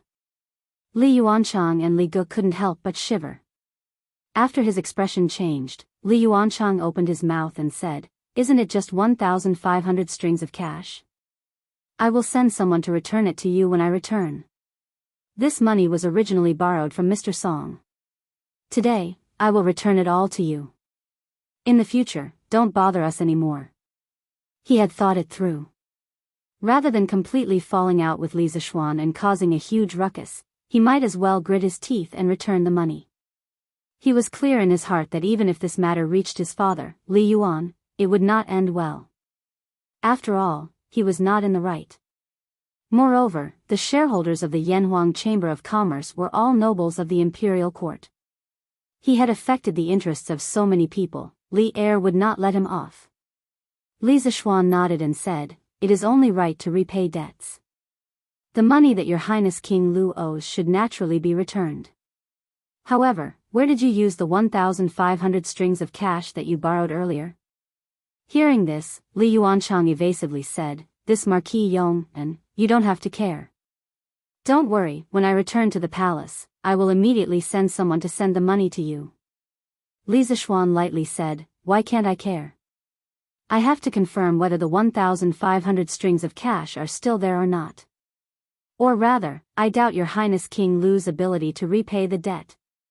Originally, in Li Zishuan's impression, Li Yuanchang was still very rich. However, thinking about how this little bastard had colluded with Li Zishuan to extort money from the bank, Li Zishuan concluded that this little bastard was definitely not doing as well as before. Otherwise, why would he do such a thing? Li Yuanchang's face was instantly filled with anger. He angrily said, "What a joke. A mere 1,500 strings of cash, I don't even care about it. Marquis Yong, and don't go too far." Li Zishuan heard this and sneered, "Oh? Since Your Highness King Lu is so rich, why did you come to the bank to extort money from Mr. Song last month?" Li Yuanchang was instantly rendered speechless. At this moment, Li Ku looked at Li Zhe and said earnestly, "Shao Li, tell me the truth. What did you use the money for? Otherwise, if you commit another crime in the future, I will definitely not plead with Imperial Father and Imperial Mother on your behalf." Li Zhe's heart was already shaken when he saw his Imperial uncle, whom he relied heavily on, being completely suppressed by Li Zishuan. Now that he heard Li Ku's words, how could he bear it? He hurriedly grabbed Li Ku's arm and said with a sobbing tone, "Third brother. Third brother. I was wrong. I was wrong. Don't ignore me." Li Zhe. Seeing that Li Zhe was about to give in, Li Yuanchang panicked and hurriedly stopped him. Your Highness King Lu, don't go too far." Li Zishuan grunted and said coldly. Li Yuanchang had seen Li Zishuan's martial prowess. Sensing the other party's unfriendly gaze, he hurriedly shrunk his neck and didn't dare to say another word. Li Ku struck while the iron was hot. "Shao Li, if you tell me now, I can still help you. If you don't, Yamacho and I can find out on our own. But when that time comes, no one can help you. Imperial Father and Imperial Mother can't either. Third brother. I'll tell you. I'll tell you." Li Zhe suddenly panicked. He hurriedly said, "Last month, Imperial Uncle and I went to bet on football. At first, we won more than 2,000 strings of cash, but then we lost all of it. Even our own capital of more than 2,000 strings of cash was lost. Later, Imperial Uncle and I came up with an idea. We went to the owners of the teams and threatened them in advance before the game that they must lose. Then we would take the opportunity to bet on losing. We would definitely make a lot of money. But you also need capital to bet on losing. At that time, Imperial Uncle and I lost all our money. Later, Imperial Uncle said that third brother, you were on duty at Yanhuang Bank and made a lot of money every day. I came to the bank to look for third brother. Coincidentally, you weren't there on May 15th, so I borrowed 500 strings of cash from Mr. Song. Bet on football." Li Ku's eyes widened in shock when he heard this. He scolded with a face full of resentment, "It's fine if you bet on football, but you actually went to threaten the owners of the teams to fix the game? Shao Zhe, how dare you?" On the side, Li Zishuan's expression could not help but turn serious. He had never imagined that a misappropriation of public funds would actually involve a series of major cases of corruption in football. And he had another identity, which was the president of the Tang Football Association. Therefore, this matter was even more important to him. Li Yuanchang's face was now ashen. He had already decided to go all out, but he still looked at Li Zhe angrily from time to time. "Third brother, I didn't do it on purpose. I just wanted to earn some money so that Imperial concubine mother wouldn't treat me like a child anymore." I also wanted to buy a few new clothes and jewelry for imperial concubine mother. Li Jie said with a sobbing tone. Hearing the second half of Li Jie's sentence, Li Ke's cold eyes couldn't help but soften. He took a deep breath and said in a deep voice, "A gentleman loves money, but he gets it in the right way. If you use this method, no matter how much money you earn, Imperial Mother and I will look down on you. Imperial Mother won't want the clothes and jewelry you bought with your ill-gotten money. In the palace, danger is everywhere. Imperial Mother is cautious every day, afraid of getting involved in trouble. But you, on the other hand, did such a thing outside to smear Imperial Mother's reputation. Do you still have a heart of loyalty, filial piety, and benevolence?" Third brother, I was wrong. I was wrong. Li Jie was ashamed by Li Ke's words and could only admit his mistakes. Li Zishuan picked up the account book on the table next to him. With his mathematical attainments and mental calculation ability, he could easily find the problem in the account book. After a while, he looked at Li Jie and asked, "Sixth Prince, you withdrew 500 and 300 Tang Yuan from the bank on the 15th and 20th of May. According to what you said just now, you should be able to make a lot of money by threatening the owners of the teams to fix the game. But why did you withdraw 700 Tang Yuan from the bank on the 28th of May? Were you still short of money at that time?" Li Jie knew that Li Ke respected Li Zishuan very much, so he didn't dare to put on airs in front of Li Zishuan. Hearing this, he thought for a while and replied, "Of course, it's very profitable to get people to fake matches, but the teams we found earlier weren't very strong. There weren't many people who thought that they would win, so the gambling house set very low odds for them to lose. All in all, Royal Uncle and I didn't make much money. At the end of the month, Imperial Uncle and I decided to do something big. We found the super strong team that was in the limelight this year, the Wind Thunder team. Their young master is called Jing Qianjun. Imperial Uncle and I revealed our identities and threatened him to deliberately lose the game against the Fire Wolves team the next day. Although the Fire Wolves team is a First Division team, they are at the bottom of the First Division teams. They are no match for the Wind Thunder team.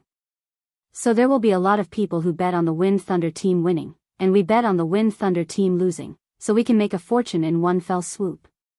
Do you mean that Jing Qianjun agreed to fix the game for you?" Li Zishuan's face darkened. He interrupted Li Ke and asked. Li Zishuan valued Jing Qianjun. The Wind Thunder team's current achievements were not 80% due to Jing Qianjun, but at least 60%. So Li Zishuan arranged for him to be the tactical coach of the national team. But if he really agreed to fix the game for Li Ke and Li Yuanchang, Li Zishuan had to do things according to the law, no matter how much he thought highly of Jing Qianjun. Li Ke nodded and said, "At that time, the young master of the Wind Thunder team did agree that we would deliberately lose to the Fire Wolves team. In order to win more money, Imperial Uncle and I went to the bank to ask Mr. Song for more money. Under the threat of Imperial Uncle and I, Mr. Song had no choice but to give us 700 strings of cash." Li Zishuan's heart suddenly sank. He said with an ugly face, "How much did you win in this game?" Li Ke said with a sad face, "We didn't win a single penny. We lost everything. That kid surnamed Zheng is not a good person. The day before, he clearly promised us that he would deliberately lose the game. But on that day, the players of the Wind and Thunder team did not show any modesty at all. They kicked the Fire Wolves team to 3-0. The more than 2,000 strings of money that we bet were all lost." Li Zishuan was stunned, but there was a glimmer of hope in his heart.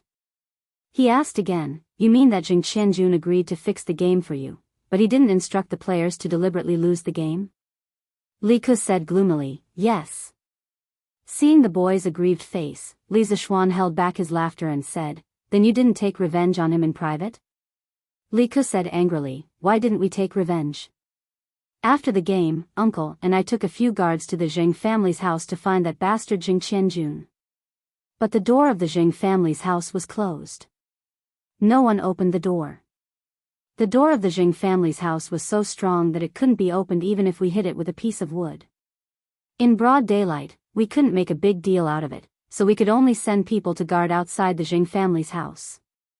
But after so many days, we didn't catch Jing Qianjun." Li Zishuan nodded satisfactorily and said, well. You should be glad that you didn't catch Xing Qianjun. Otherwise, if you caught him and tortured him, you and Prince Lu wouldn't be able to escape. Then he looked at Li Ku and said, Little Ku, they not only misappropriated public funds, but also secretly bribed the team to fix the game. This seriously violates the Tang Empire's principle of fairness and justice. According to the rules, they should be handed over to the Supreme Court. What do you think? Marquis Yong and, you dare. My father won't forgive you. Hearing this, Li Yuanchang immediately panicked. Li Ku said with fear, Third brother. Third brother. Save me. I don't want to go to the Supreme Court. My father will kill me if he knows. Li Ku hesitated for a moment and looked at Li Zishuan and said, Yamacho, Little Ku and uncle are in the wrong. But if this matter is brought to the Supreme Court, my father. Can you hand them over to me? I will report to my father and punish them by grounding them in the palace to reflect on themselves. Li Zishuan pondered for a moment and nodded, okay. I will give you face today. But first, they have to pay for the money they misappropriated from the bank. Second, they have to give me the list of the teams that fixed the game. Third, they are forbidden to watch any game held by the Tang Empire's Football Association in the future. Chapter 1453. As early as when he promoted football, Li Zishuan expected that football betting would slowly rise along with football. Later, things did indeed develop in the direction he expected. Although he knew that football betting would harm people, it was a matter of mutual consent. He couldn't control it. To put it nicely, it was called a quiz. To put it bluntly, it was called gambling. However, although he couldn't control the people's football betting, he could control the teams that fixed the matches. When the Tang Football Association was first established, Li Zishuan said that any team or individual involved in fixing matches would forever be included in the Tang Football Association's blacklist. Players could no longer play football, team owners could no longer form teams, and people who bribed teams to fix matches would be banned from watching any football matches held by the Football Association. Serious cases would be directly handed over to the Supreme Court to deal with. Considering that Li Ku and Li Yuanchang didn't earn too much money because of this, instead, they lost everything, and that Li Ku was pleading for mercy. If this matter was brought to the Supreme Court, it would be very embarrassing for Li Er. Therefore, Li Zishuan finally handed these two little bastards over to Li Ku to deal with. Correspondingly, Li Ku also handed over the list of teams that were coerced by them to fix matches. Originally, there were a total of 4 teams. However, because the Wind and Thunder team put Li Ku and Li Yuanchang together, there were 3 teams that fixed matches, the Raging Bull team, the Cool Breeze team, and the Fire Phoenix team. Li Ku and Li Yuanchang were sent back to the palace. Now that things had developed to this point, it was impossible for Li Ku to help his brother hide it. Li Ku originally wanted to immediately enter the palace and report this matter to Li Zishuan, but Li Zishuan asked him to stay alone. Little Ku, you should have been in the bank for 3 months, right? How do you feel? Did you encounter any problems? Yanhuang Bank, back hall. At this time, only Li Zishuan and Li Ku were left. After the two of them sat down, Li Zishuan asked. Li Ku thought for a moment and replied, I have been here for exactly 3 months. In the beginning, I was not familiar with many things in the bank. When I did things, I always felt that there were a lot of restrictions. After a period of time, I sorted out the affairs of the bank and did things much more smoothly. However, it's not that there are no problems. Oh. Tell me about it first. Li Zishuan said with a smile. Li Ku organized his words and opened his mouth. I feel that there are too few people in the bank who know about the new mathematics and Yamacho's new accounting system. This will greatly affect the efficiency of the bank, and it is easy to make mistakes in the accounts. Once there is a mistake in the accounts, the loss will often be very big, so what I have done the most in the past 3 months is to check the accounts, but this is not a long-term solution. When the scale of our bank is bigger in the future, I will not be able to do 2 things at once. Talent. In the end, the bank still lacked talents. Li Zixuan's new mathematics had only been introduced for less than a year.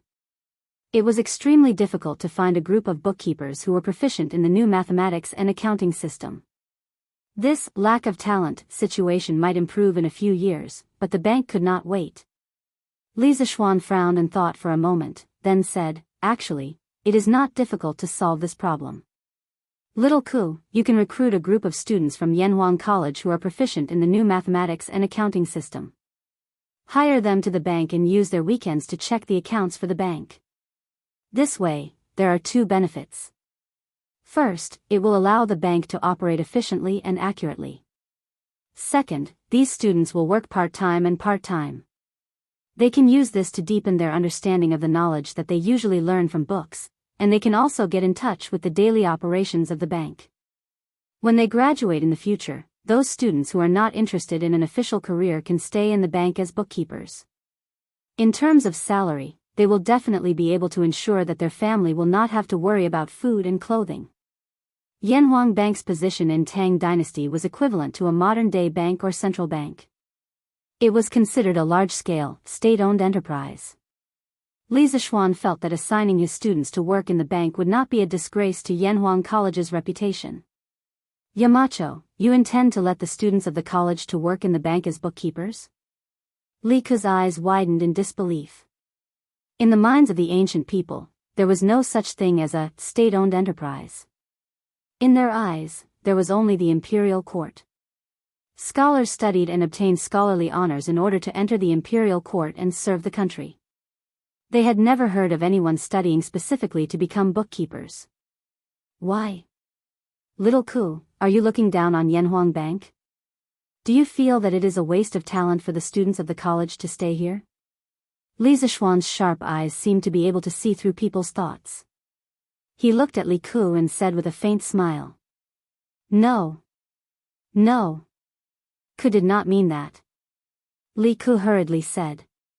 Li Zixuan shook his head and said with a smile, "Little Ku, you have been in the bank for a long time. You should know what kind of place Yanhuang Bank is. Today, I can tell you with absolute certainty that in less than 3 years, Yanhuang Bank will become an existence that controls the entire economy of Tang Dynasty. Its importance is definitely not inferior to any of the 6 ministries in the imperial court. As such, do you still feel that it is a waste of talent for the students of the college to stay here?" Li Ku was a little shocked. However, after thinking about it carefully, Li Zixuan's words might not necessarily be true. He clasped his hands and said, "Yamacho's words are also what Ku hopes for. No matter what others think, Ku will never feel that it is a waste of talent to stay in the bank." Li Zixuan smiled. After pausing for a moment, he said, "Yanhuang College teaches engineering. Although there is a subject in the imperial court's imperial examinations, compared to the subjects such as Jinshi and Mingjing, the number of students admitted to this subject is much smaller. The number of students in Yanhuang College who can stand out in the imperial examinations every year is extremely small. And the number of students who can use engineering to gain a foothold in the imperial court is even rarer. Therefore, I feel that instead of letting the students be small officials in the 6 ministries and waste their time doing odd jobs for the officials, it is better to let them come to a place like Yanhuang Bank where they can truly display their strengths. Other than Yanhuang Bank, there is also the workshop of Chitsu Pavilion. That place also needs them. Little Ku, don't look down on the workshop. This workshop is now the most technologically advanced workshop in Tang Dynasty. With the revolution of energy and power machinery, the workshop of Chitsu Pavilion will become more and more advanced, so advanced that it will surpass this era. The students of Yanhuang College can use what they have learned to create wealth here. Wealth that will allow them to live their lives without worry. Master's position today is mostly due to engineering.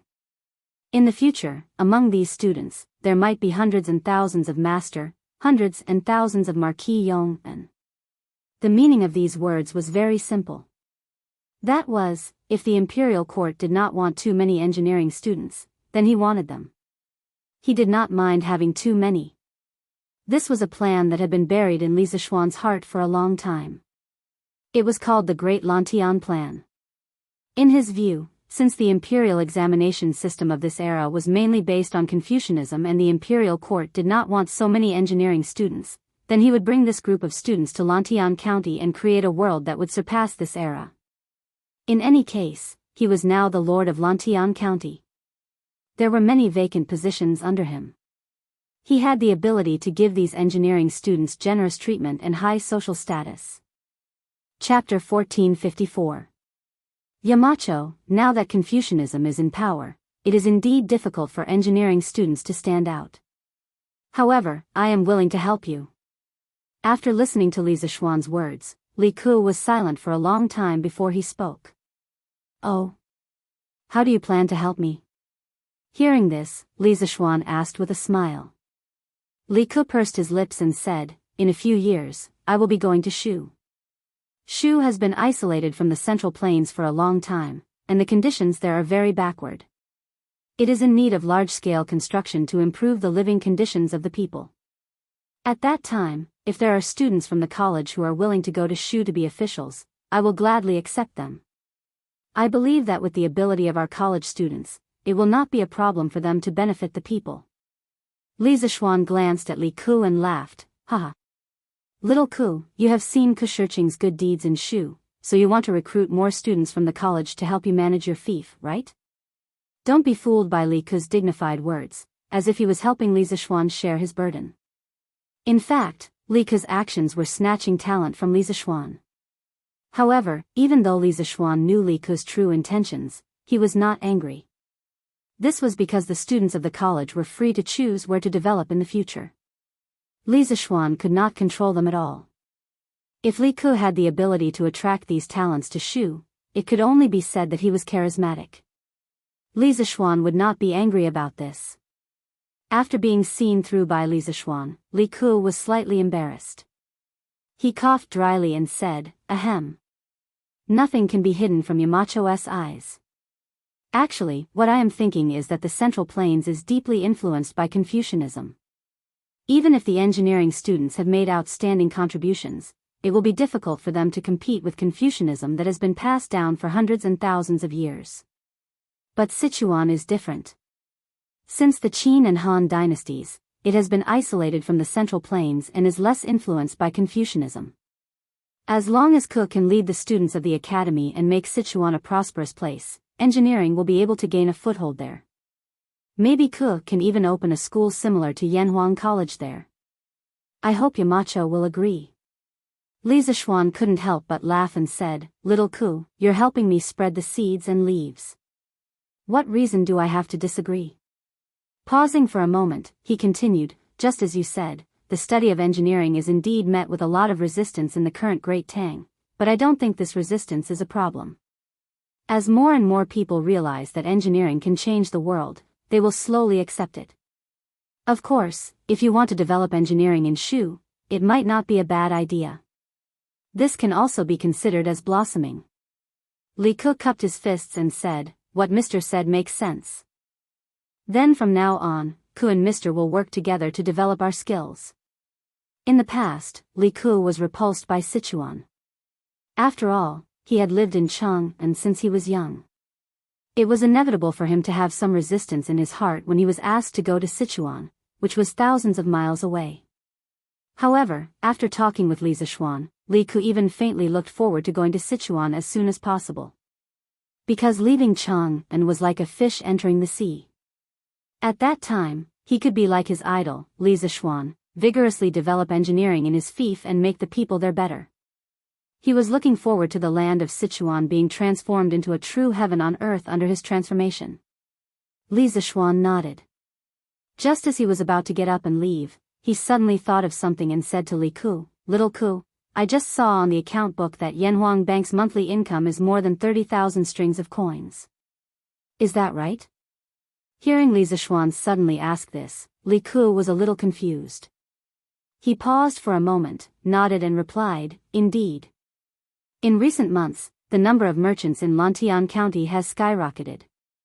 Countless shops have sprung up in the city like bamboo shoots after a spring rain. These merchants are opening shops and purchasing goods, so it's inevitable that they will encounter problems with funds. Thus, more and more people come to Yanhuang Bank to borrow money, and our income is also increasing. However, if this was a bank in other places, it might not be able to earn so much money. But if there are too many people borrowing money, it might not be a good thing. After all, the money in our bank is limited. At the end of every month, the bank will have a shortage of money. Many merchants want to borrow money, but they can't, so they can only borrow money from those big families who specialize in lending money. Moreover, the amount of Tang Yuan issued is closely related to the total wealth of Tang Empire. We can't just rashly print more Tang Yuan, so we can only watch as those merchants are exploited by those big families. Li Zishuan knew that Li Ku was telling the truth. After all, in the current Tang Empire, if one were to talk about the most prosperous places, it would only be Chang'an and Lantian County. But if one were to talk about the place where the scale of business grew the fastest, it would only be Lantian County. The expansion of business required a large amount of liquidity, and the bank was a place that specialized in providing liquidity for merchants. Currently, the capital of the bank was mainly accumulated from the investments of the bank's shareholders and the profits from the bank's operations in the future. The bank's source of profit was, first, from collecting the fees from the commoners when exchanging copper coins for Tang Yuan, and second, from lending money to the merchants to generate profits. After a moment of silence, Li Zishuan said, "Little Ku, one must know how to be flexible when dealing with matters. Since the bank will encounter a shortage of money at the end of every month, then we should think of a way to attract more funds." Li Ku frowned and asked, "Yamacho, where should we go to find a source of funds?" Li Zishuan smiled and said, "Of course it's from the commoners. Previously, Little Ku, you were able to think of lending money to the merchants to generate income for the bank. Now, why didn't you think of using small profits to attract the commoners to deposit their money in the bank? You can post a notice to inform the commoners of Lantian County that as long as they deposit their copper coins in the Yanhuang Bank, not only will we not charge them the fees for exchanging copper coins for Tang Yuan, we will also give them a certain amount of interest. This interest is divided into current interest and fixed interest. Current interest means that there is no fixed deposit period. If the commoners need money, they can come to the bank to withdraw it at any time. Fixed interest means that the money cannot be withdrawn until the agreed upon date. Therefore, the fixed interest rate is higher than the current interest rate. Those commoners who have extra money can deposit their money in the Yanhuang Bank. This way, not only can they ensure the safety of their property, but they can also earn extra interest. I think there will be many commoners who will be willing to deposit their money in the bank." Li Ku's eyes widened when he heard this. His face was full of disbelief. At this moment, his mind was already in a daze.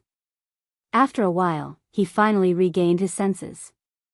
He swallowed his saliva and asked, "Mountain Elder, if we really release this notice, I can guarantee that our bank's doorstep will definitely be trampled down by the people who will flock to our bank. Are you sure we won't lose money like this?" Lose money? If a bank can lose money, then there is no business in this world that can make money. Li Zishuan muttered in his heart. Then he smiled and said, "Whether we will lose money or not, it will depend on Xiao Ke's methods. I am only introducing you to a way to solve the problem. In this method, there is still a lot of room for manipulation. For example, the interest rate. When the bank is short of money, you can slightly raise the interest rate to increase the commoners' enthusiasm to save money. When the bank is not so short of money, you can adjust the interest rate to reduce the cost of the bank's deposit. There is a limit in the middle. You need to consider and balance all the factors. As for your worry that the bank will lose money, this worry is completely unnecessary. The interest rate of the bank will always be higher than the deposit rate. Also, money can only create more value when it is in circulation. If everyone hides their money in their own homes, then money will always be money.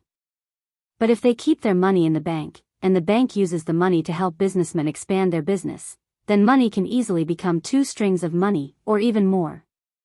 That is why I told you before that there is a lot of knowledge in the bank. Using money to generate more money is the fundamental purpose of the bank's existence." Li Zishuan seriously pondered over Li Zishuan's words for a long time. He couldn't help but sigh in admiration. Listening to Yamacho's words is better than reading books for 10 years. The knowledge contained in the way of the economy is really mysterious and endless. Thank you, Yamacho, for your teachings today. Li Zishuan waved his hand and said, actually, Xiaoku, you have already done very well. When everything here is stable, I hope that you can return to the headquarters of the Yanhuang Bank in Chang'an City and shoulder more responsibilities. Our Yanhuang Bank is under the name of the Ministry of Revenue. But most of the officials in the Ministry of Revenue are old-fashioned. If we rely on them to manage the bank, I am afraid that in less than half a year, the bank will not be able to operate anymore. Therefore, the heavy responsibility of bringing the bank to greater heights still falls on your shoulders. There was nothing wrong with these words on the surface, but Li Ke felt that it sounded a little strange. After a moment of silence, he frowned and asked, Yamacho, what about you? Don't tell me that you intend to leave the bank alone? At this moment, he finally realized that something was wrong. Li Zishuan spoke too much today, as if he couldn't wait to impart all the knowledge in his mind to him. Li Ke suddenly had a bad premonition in his heart, and his whole body suddenly became nervous. Li Zishuan was silent for a long time, then sighed and said, Master has more important things to do. But if the bank encounters any problems in the future, Xiaoku, you can still come to me. Li Ke didn't ask Li Zishuan what the more important things were, because he knew that if Li Zishuan wanted to talk about it, he would have told him directly. Since he didn't say anything, it meant that Li Zishuan didn't want to talk about it. Li Ke naturally wouldn't force him. Haha. Let's not talk about this anymore. Seeing that the atmosphere was a little stagnant, Li Zishuan laughed and broke the silence. The reform measures that I told you about earlier must be tested in Lantian County, because the demand for money here is large enough. In addition, not only can the bank lend money to merchants, but it can also lend money to the commoners. Now that the commoners in Lantian County are living well, some of the smarter commoners will want to make a living. The bank can lower the interest rate and lend them some money to create more wealth. Li Ke was puzzled. Merchants can use their shops as collateral to borrow money, but what can the commoners use as collateral to borrow money? Li Zishuan thought for a while and said, they can use land deeds. But when the amount borrowed is small, they don't have to use collateral. They are all from the same county, so even if they want to take the money and go far away, they can't go far. In ancient times, most of the commoners were more honest. Farmers were more conservative, and they didn't like to owe money to others. If they did, they would pay it back as soon as they had the money. If they delayed it for another day, they wouldn't be able to eat or sleep well. Therefore, Li Zishuan wasn't worried that the commoners would renege on their debts. Li Ke nodded and said, Yamacho's words make sense. In the future, if the commoners of Lantian County need anything, the bank will definitely lend them money. After leaving the bank, Li Zishuan went straight home. Firstly, it was getting late, and it was time to go home for dinner. Secondly, he was going to the Black Armored Army's camp soon.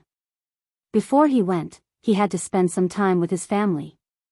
He was comfortably going home to spend time with his family, but there were some people who weren't feeling well. One was Li Tai, and the other was Ching Chimo. Around noon, Li Tai went to the workshop to look for Mo Lingwei to learn some technology.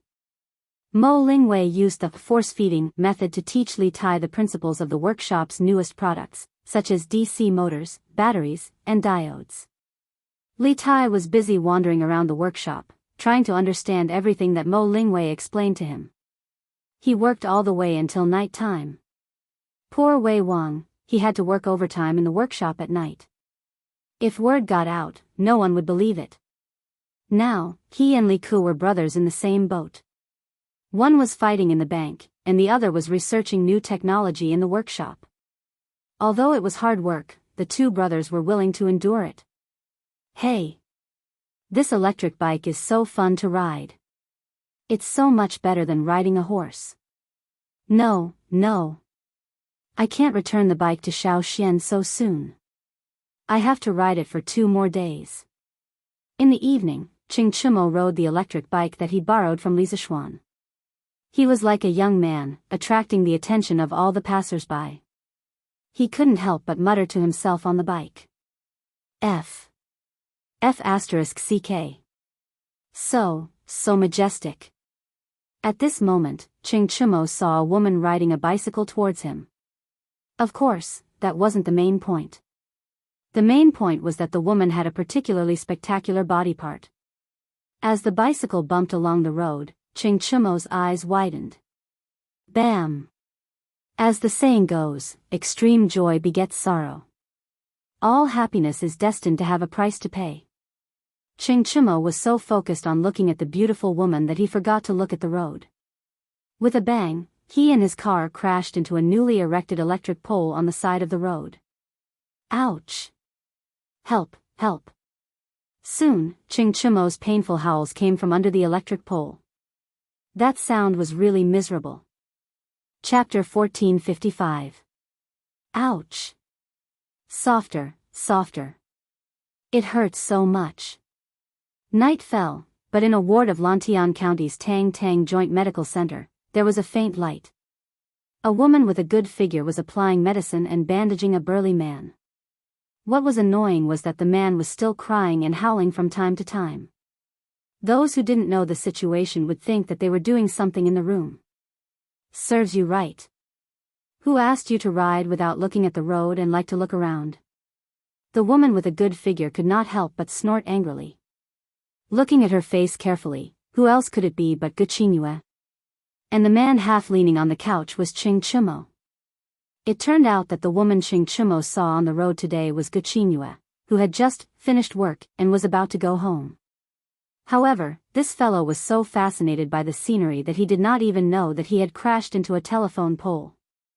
Hearing Guqinyue's scolding, Ching Chimo was not ashamed. Instead, he smiled proudly and said, "Gu. Dr. Gu, you can't blame me for this. You said that a piece of iron was sucked away by a magnet. Can you blame the iron? If you want to blame someone, you can only blame the magnet for being too attractive." Summer was really a good season. Ching Chimo, whose hormones were exuberant, seemed to be enlightened at this moment. His speech was obviously much better than before. How could Guqinyue not understand the meaning of Ching Chimo's words?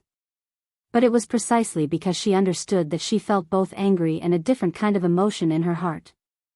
Ouch! Ouch, ouch, ouch. Dr. Gu, can you be gentler? Ching Chimo, who had just said something, suddenly felt a strong force coming from his knee, followed by a sharp pain. It was so painful that he almost cried. Humph. Who told you to talk nonsense? Guqinyue's eyes were filled with anger as she glared fiercely at Ching Chimo. Obviously, she had deliberately taught Ching Chimo a lesson just now. Ching Chimo finally understood. Not only did the girl in front of him have a hot figure, but her temper was also quite fiery. He couldn't afford to offend them. Ching Chimo decided to restrain his wretched and dissolute nature a little, so as to avoid further physical pain later. If Dr. Gu thinks that I'm talking nonsense, then I'm talking nonsense. Today, I really have to thank Dr. Gu. Otherwise, where would I find a clinic at this time? But it would be better if you were a little gentler. Ching Chimo scratched his head and decided that a wise man knew better than to fight when the odds were against him. Guqinyue snorted and rolled her eyes at a certain someone. She said, back then, Guangong didn't even make a sound when he scraped his bones to treat his wounds. But you, on the other hand, are in so much pain from a small fall that you want to die? Are you still a man? F***ck. He could tolerate other things, but Ching Chimo could not tolerate it when it concerned his gender. Dr. Gu, what you said is wrong. Lord Guan was a peerless hero. Wasn't it natural for him to not be afraid of pain? It can't be that anyone who can't compare to Lord Guan isn't a man, right? Then you really won't be able to get married in the future. What he said sounded like it was true, but as he spoke, this idiot couldn't help but drive. Not only did he drive, but others also had evidence of him driving. Although Guqinyue's personality was stronger than the average woman, she was still an unmarried girl. How could she tolerate others saying that she couldn't get married? You're the one who can't get married. Your whole family can't get married. You're really an ingrate. I shouldn't have saved you today. Guqinyue put her hands on her hips and scolded Ching Chimo fiercely. Chimo shrunk his neck. Obviously, he didn't expect Gu to have such a big reaction. He hurriedly said, Dr. Gu, calm down, calm down. I didn't say that you can't get married. I'm only saying that according to your standards, there aren't many men in this world, so you can't get married. But obviously, there can't be only a few men in this world, so it's impossible that you can't get married, right? Hearing Chimo say, you can't get married, Gu was about to explode. When Chimo finished speaking, she couldn't help but roar, you lecher, shut up. Get out. Get out now. Tang Alliance Medical Center doesn't welcome you. Hey. Don't. I'm an injured person, and you're a doctor. Aren't doctors supposed to save the dying and heal the injured? How can you chase me out? Chimo also realized that there was something wrong with what he said just now, and hurriedly tried to salvage the situation. Gu just said it out of anger.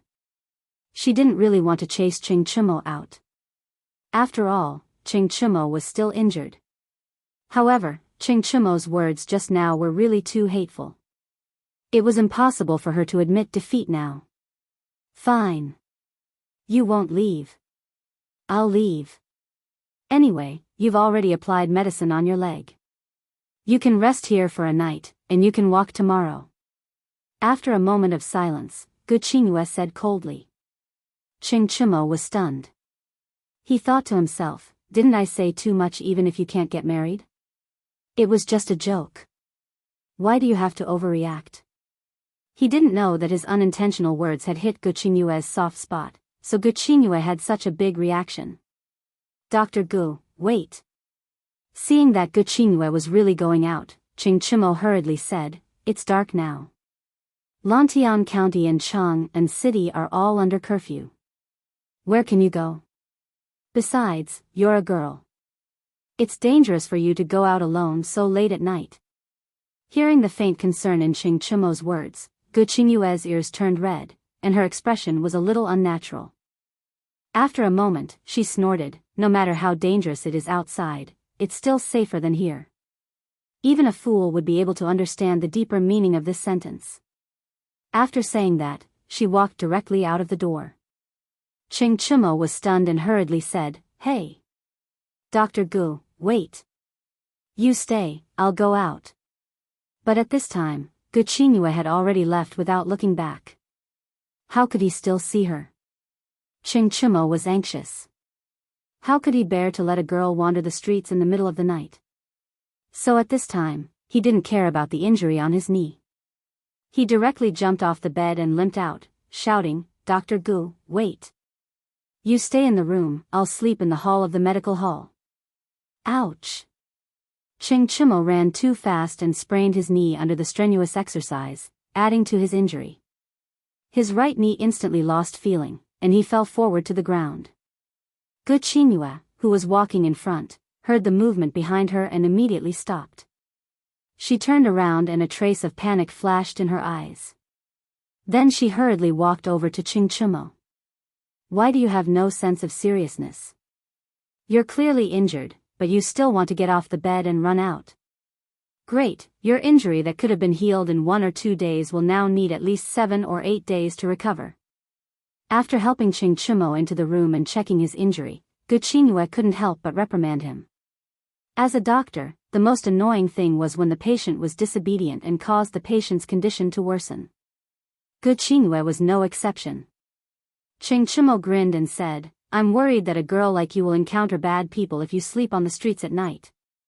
Let's say first, you'll stay here in a while, I'll go downstairs to sleep in the hall. It's hot now, so you don't have to worry that I'll catch a cold at night. Who cares if you catch a cold at night? Gu rolled her eyes and grumbled in her heart, but she said, who told you that I'm going to sleep on the streets? Behind this joint medical center is the temporary residence of the doctors. I have to go back and rest, so I'll leave this place for you to stay.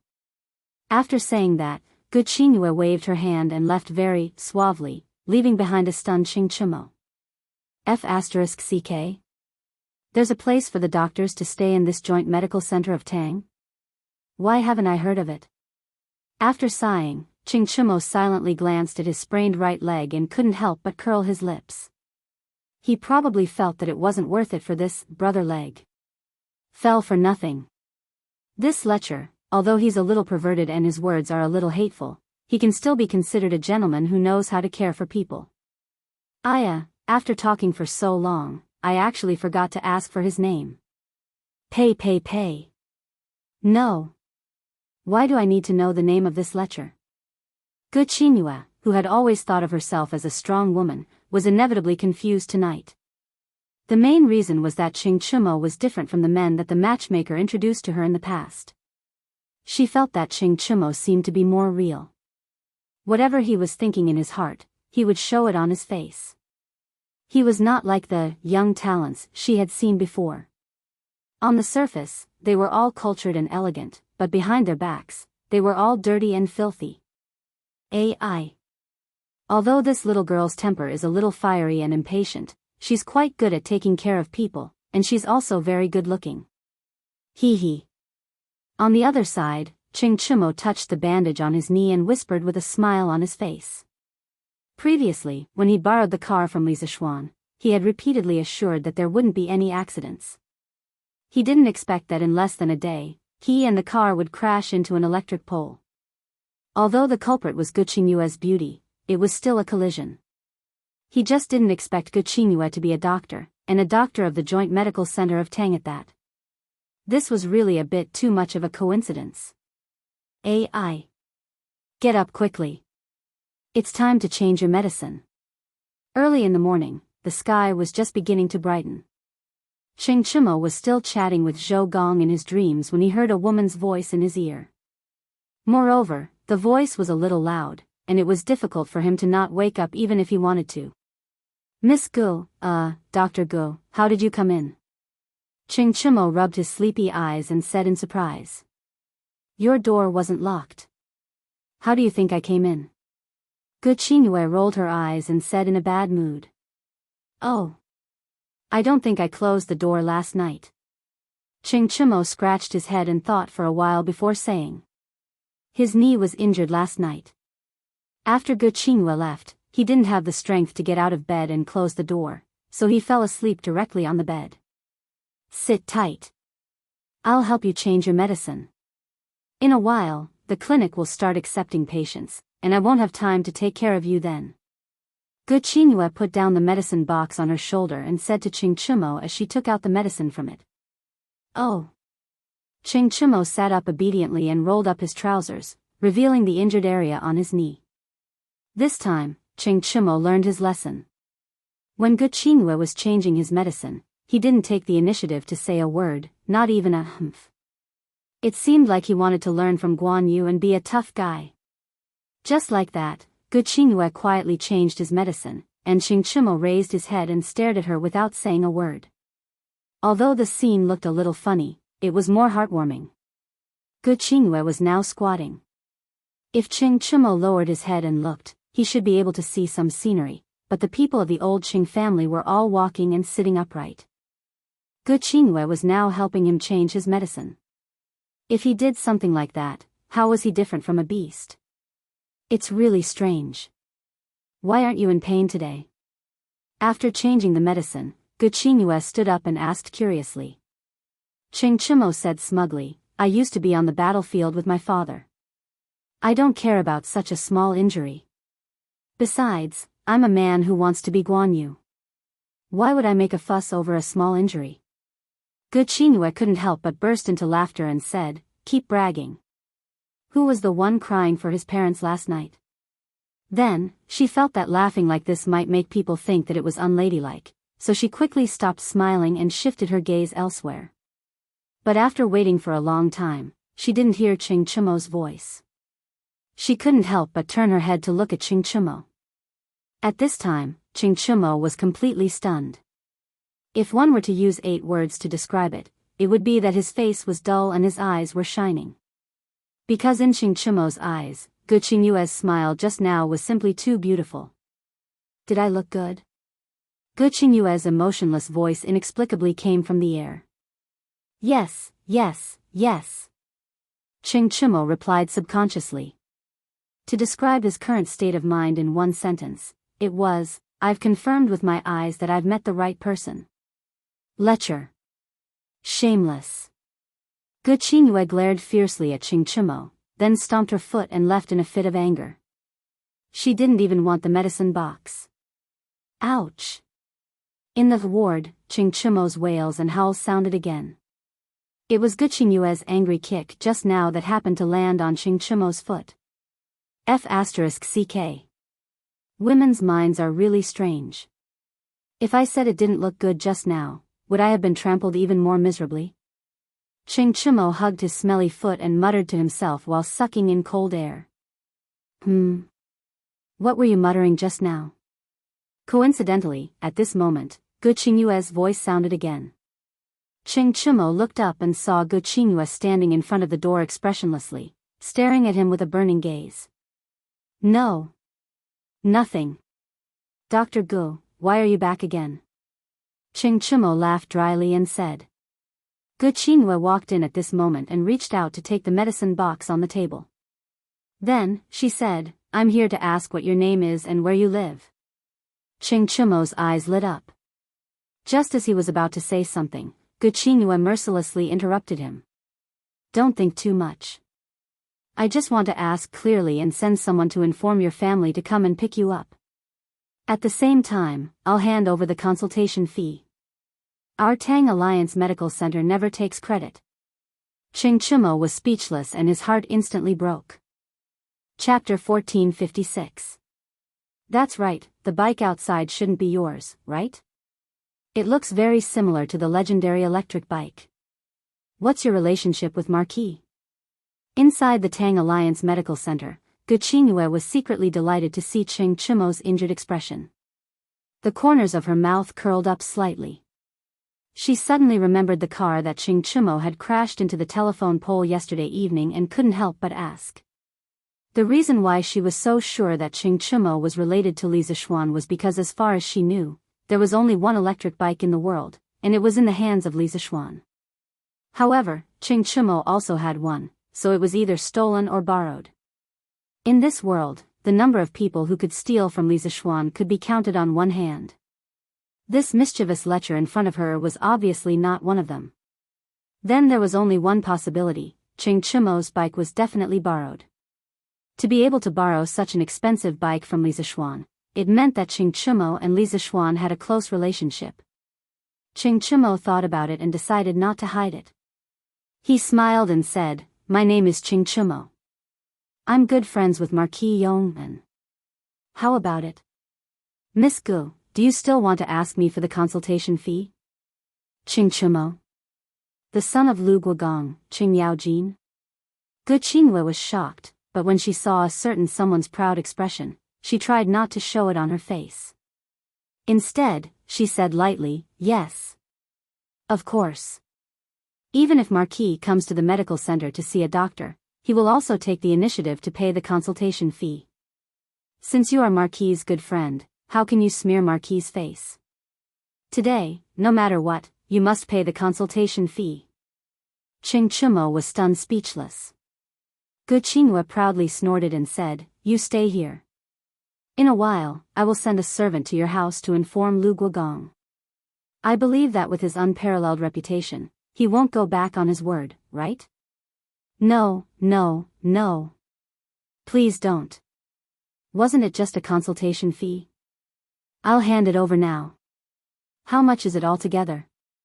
When Qing Chimo, who was on his sickbed, heard that Gu Qingyue wanted to send a letter to the Qing residence, he was truly startled awake from his deathbed. He hurriedly called out to Gu Qingyue and said. In the past, during the weekends, he often stayed at Yunshan Villa. Therefore, even if he did not return to his home in Chang, and last night, his father and mother would not think too much about it. However, if Gu Qingyue sent someone to inform them, wouldn't his father know about the embarrassing incident of him crashing his bicycle into an electric pole yesterday? This was something that Qing Chimo would never allow. Not only did he embarrass himself, but he also embarrassed his father, Qing Yaojin. Who knows, old Qing might even beat him up. Gu Qingyue's eyes flashed as she was about to leave. She looked at Qing Chimo with a smile that wasn't a smile and said, "The consultation fee and medicine fee is 200 copper coins. Will eldest young master Qing use Tang Yuan or copper coins?" "Of course it's Tang Yuan." Qing Chimo rummaged through his pockets and fished out 3 Tang Yuan notes. He handed it over and said rather generously, "Dr. Gu, here's your consultation fee. Keep the change."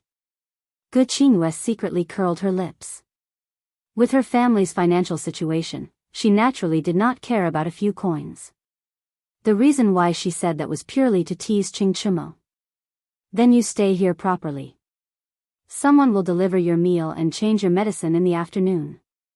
Your leg will need at least 2 days before you can get out of bed and walk." Gu Qingyue said worriedly as she took the Tang Yuan from Qing Chimo's hands. Won't Dr. Gu be the one to change my medicine later?" When Qing Chimo heard this, he stared at her and said, "In your dreams." Gu Qingyue rolled her eyes at this blockhead and turned to leave. "Mr. Zhang San, immediately send people to Raging Bull, Cool Breeze, and Fire Phoenix to investigate. You must find out if they were involved in the betting and match-fixing cases between King Lu and the 6th Prince last month." In the morning, Li Zixuan came to the Football Association office next to the academy and told the bearded man about Li Ji's confession yesterday. Since the Football Association of Tang Empire had developed to this point, its personnel allocation was basically complete. As the bearded man was the academy's physical education teacher, and he was not a simple-minded person who was all brawn and no brains, he was good at military strategy and management. Therefore, Li Zixuan handed over the task of the Football Association to him for the time being. The bearded man nodded and said in a deep voice, "Yamacho, don't worry. I will send people to investigate and get to the bottom of this." Li Zixuan said in a deep voice, "Of course I'm not worried about Mr. Zhang San. Once this matter is confirmed, it will not be tolerated. Moreover, it will be announced to all the teams so that the rest can take note of it." The bearded man responded and paused. He wanted to say something, but in the end, he did not say anything. Seeing that the bearded man wanted to say something but stopped, Li Zixuan said, "If Mr. Zhang San has anything to say, please say it directly. Between you and me, what scruples do we have?" The bearded man hesitated for a moment and said, "Yamacho, it's June now. Although I've been living a carefree life in the academy for almost a year, this season is suitable for me to go out to sea. Back then, I promised Yamacho that I would protect Yunshan for a year and it's about to expire. Yamacho, what do you think?" After saying that, the bearded man's face looked a little unnatural. In his opinion, the academy had provided him with good food and drinks for so long, but he was going to say goodbye now. It felt a little unkind. Li Zixuan was stunned. Only then did he realize that the bearded man had actually stayed in the academy for almost a year. Time really flew. The scene of the bearded man being beaten into a pig's head when he went up to Yunshan to ask for the sea map was still vivid in his mind. But now, he was going to say goodbye and leave. After lamenting in his heart for a while, Li Zixuan cupped his hands and said, "I was negligent and actually forgot about this matter. For almost a year, I thank Mr. Zhang San for protecting the academy and Yunshan. Since the agreed time is up and Mr. Zhang San wants to go out to sea, I naturally have no reason to stop you. However, I would like to ask Mr. Zhang San to stay for a few more days. At that time, I will hand over the sea map and compass and personally send Mr. Zhang San off." Hearing Li Zixuan mention the sea map and compass, the bearded man's face revealed a hint of excitement. He cupped his hands and said, "Thank you, Yamacho." Li Zixuan nodded and left. The bearded man looked at Li Zixuan's back and couldn't help but recall everything that had happened to him in Yunshan for the past year. At that moment, his steel-like heart couldn't help but have a trace of reluctance. Yunshan was infinitely good. The mountains were good, and the people were even better. Unfortunately, the sea was the place that he, the bearded man, yearned for. Perhaps in the future, when he was old and couldn't run anymore, he could retire at Yunshan. The bearded man thought in his heart. "Marquis, there's news from the medical hall. They say that the eldest son of the Qing family got into an accident while riding his bicycle yesterday and was admitted to the medical hall. After exiting the academy, Pang Feiji walked over and whispered in Li Zishuan's ear. Qing Chimo got into an accident? Li Zishuan heard and couldn't help but frown slightly. This guy. I shouldn't have lent the car to him. How is he now? Are his injuries serious? Pang Feiji replied, his injuries aren't serious. When Mr. Qing got into an accident yesterday, Dr. Gu from the medical hall was at the scene. His injuries were treated by Dr. Gu. Gu Qingyue. That's good. This idiot is really lucky. Li Zishuan couldn't help but laugh.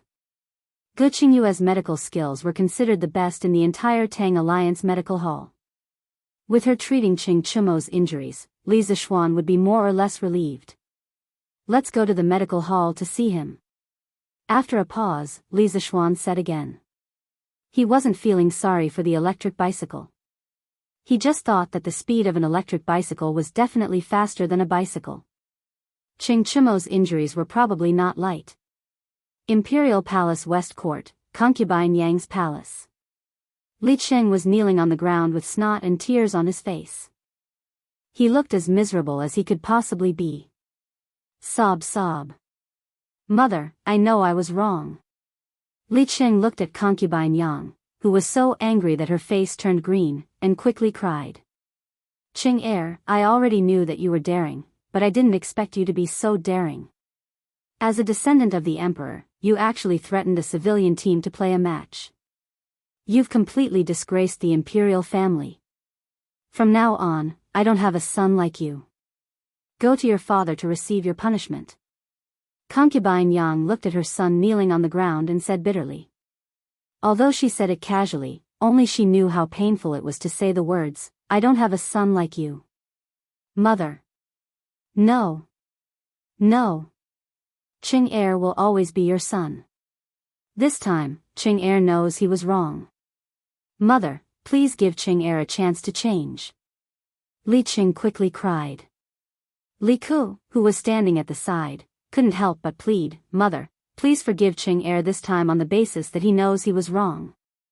This time, he was also bewitched by Imperial Uncle, so he was momentarily blinded and made a big mistake. Shut up.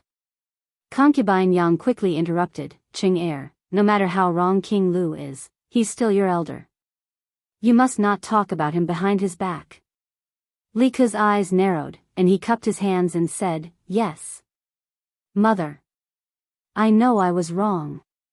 Concubine Yang couldn't help but sigh and said, Sigh.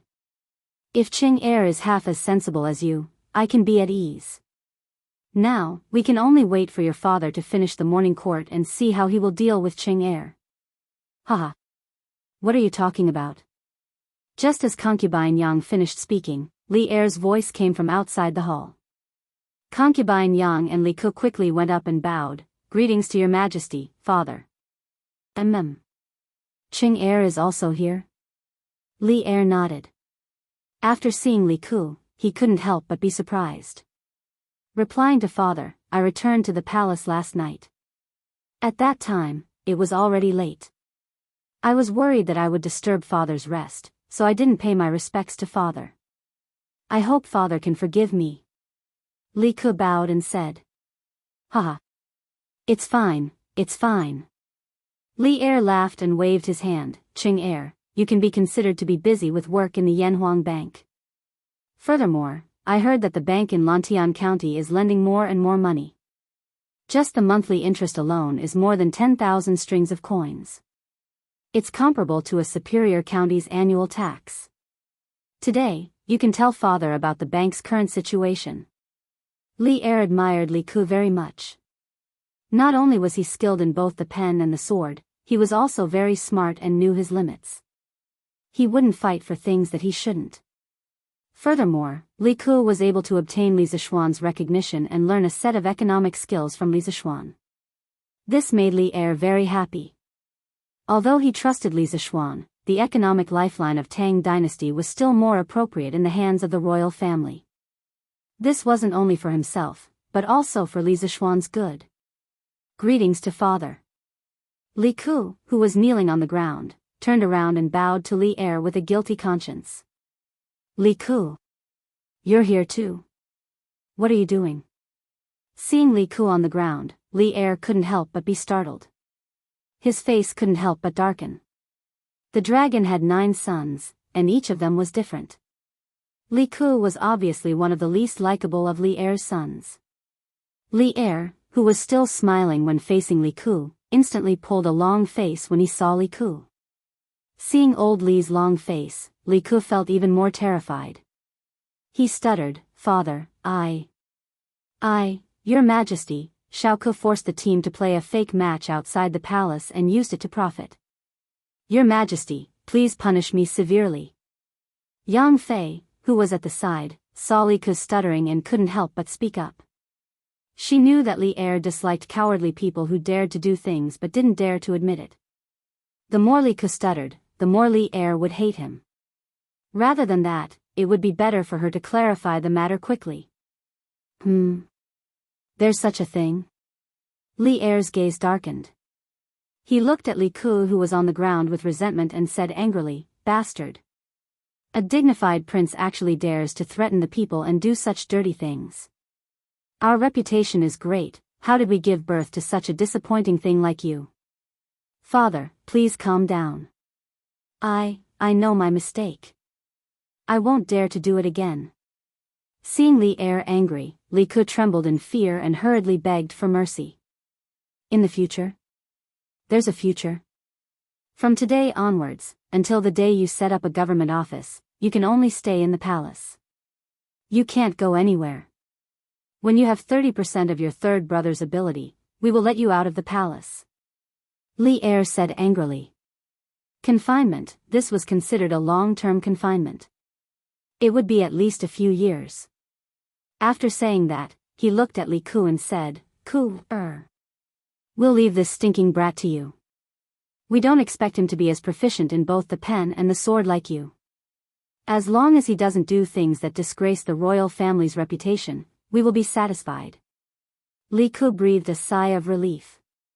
To Li Ku, this was already a pretty good result. Thus, he hurriedly cupped his hands and said, "Yes, Father." Li Er flicked his sleeves and left without even sitting down. It was obvious that Li Ku had angered him to no end. When it was close to noon, an imperial edict was sent out to the palace where Li Yuan lived. The king of Lu, Li Yuanchang, was reduced by 300 households, his salary was fined for a year, and he was grounded for half a year. It must be that after Li Er left Yang Fei's place, he investigated the whole matter clearly, so he added such an imperial edict. Compared to Li Ku, Li Yuanchang's punishment was obviously more severe. This fellow had been short of money recently and still had to pay 1,500 strings of coins to the bank. Now that he was punished by Li Er, it made things worse. He probably had a lot to cry about. Chapter 1457. Don't move. It might be a little painful to tear off the bandage. Bear with it. It's okay. Qingyue, just tear it off. If I make a sound, I'm not a man. Ouch. Who allowed you to call me Qingyue? Lu Guogong is a hero. How did he give birth to a lecher like you? Haha. Well, we've been through thick and thin together, right? We can more or less be called friends. It shouldn't be too much to call me Qingyue, right? Otherwise, why would you take the time to come over and help me change my bandage? If you think it's unfair, you can call me Chumo or Chonyo. Who's been through thick and thin with you? Yesterday, at most, you were in trouble. I am your savior, so you better show me some respect. I'm here to help you change your bandage because the other doctors in the clinic are too busy. Besides, I think it's good to call you a lecher. How is this good? If others hear this, how can I survive in Cheng and in the future? Tang Union Medical Officer. As noon approached, the sharp-tongued but soft-hearted Gu Qingyue finally came over to help Ching Chimo change his bandage. As for Li Zishuan, who came to visit Ching Chimo at the clinic, he happened to hear this good show at the door. You can do whatever you want. What does it have to do with me? All right. I've changed your bandage. If you want to eat, you can ask the servant to buy some food and wine for you. Oh, you can't drink with this injury. I'll take my leave first. After changing Ching Chimo's bandage, Guqinghua turned to pack her medicine box and said to Ching Chimo. This. Qinghua, I can't even get out of bed now. How can I call the servant? Why don't you help me buy some food and wine? Ching Chimo licked his face and pretended to be pitiful. Humph. Lecher, you're really pushing your luck. Guqinghua rolled her eyes and left with her medicine box. Chimo, I'm here to see you. Cough cough. What a coincidence. Dr. Gu is here too. In order to avoid being discovered by Guqinghua that he had been eavesdropping at the entrance of the academy, Li Zixuan hurriedly walked out. When he saw Guqinghua, he pretended to be surprised. Marquis. I'm here to help Ding Tu. Young Master Ching change his dressing. Dr. Sun still has something to do, so I'll take my leave first. You guys go ahead. In the face of Li Zixuan's sudden appearance, Guqinghua's face was a little flustered. She tightened her grip on the medicine box on her shoulder and said, Yes. Dr. Gu, if you have something to do, then go ahead and do it. Thanks for your hard work. Li Zixuan looked at Guqinghua with a smile and said, Who would have thought that the super-strong woman who came to the Tang Alliance Medical Center to apply for a job would have such a panicked side? Marquis, you're too kind. Saving the injured is the responsibility of us doctors. Guqinghua shook her head and said a few words, then left. When Li Zixuan walked to the sickbed, Ching Chimo suddenly looked embarrassed and didn't know where to put his eyes. In the end, he simply raised his head and closed his eyes. Of all things, I shouldn't have knocked over your electric bike. Now, if you want to kill me, do whatever you want. Anyway, if you want me to compensate you with a new bike that's exactly the same, that's impossible.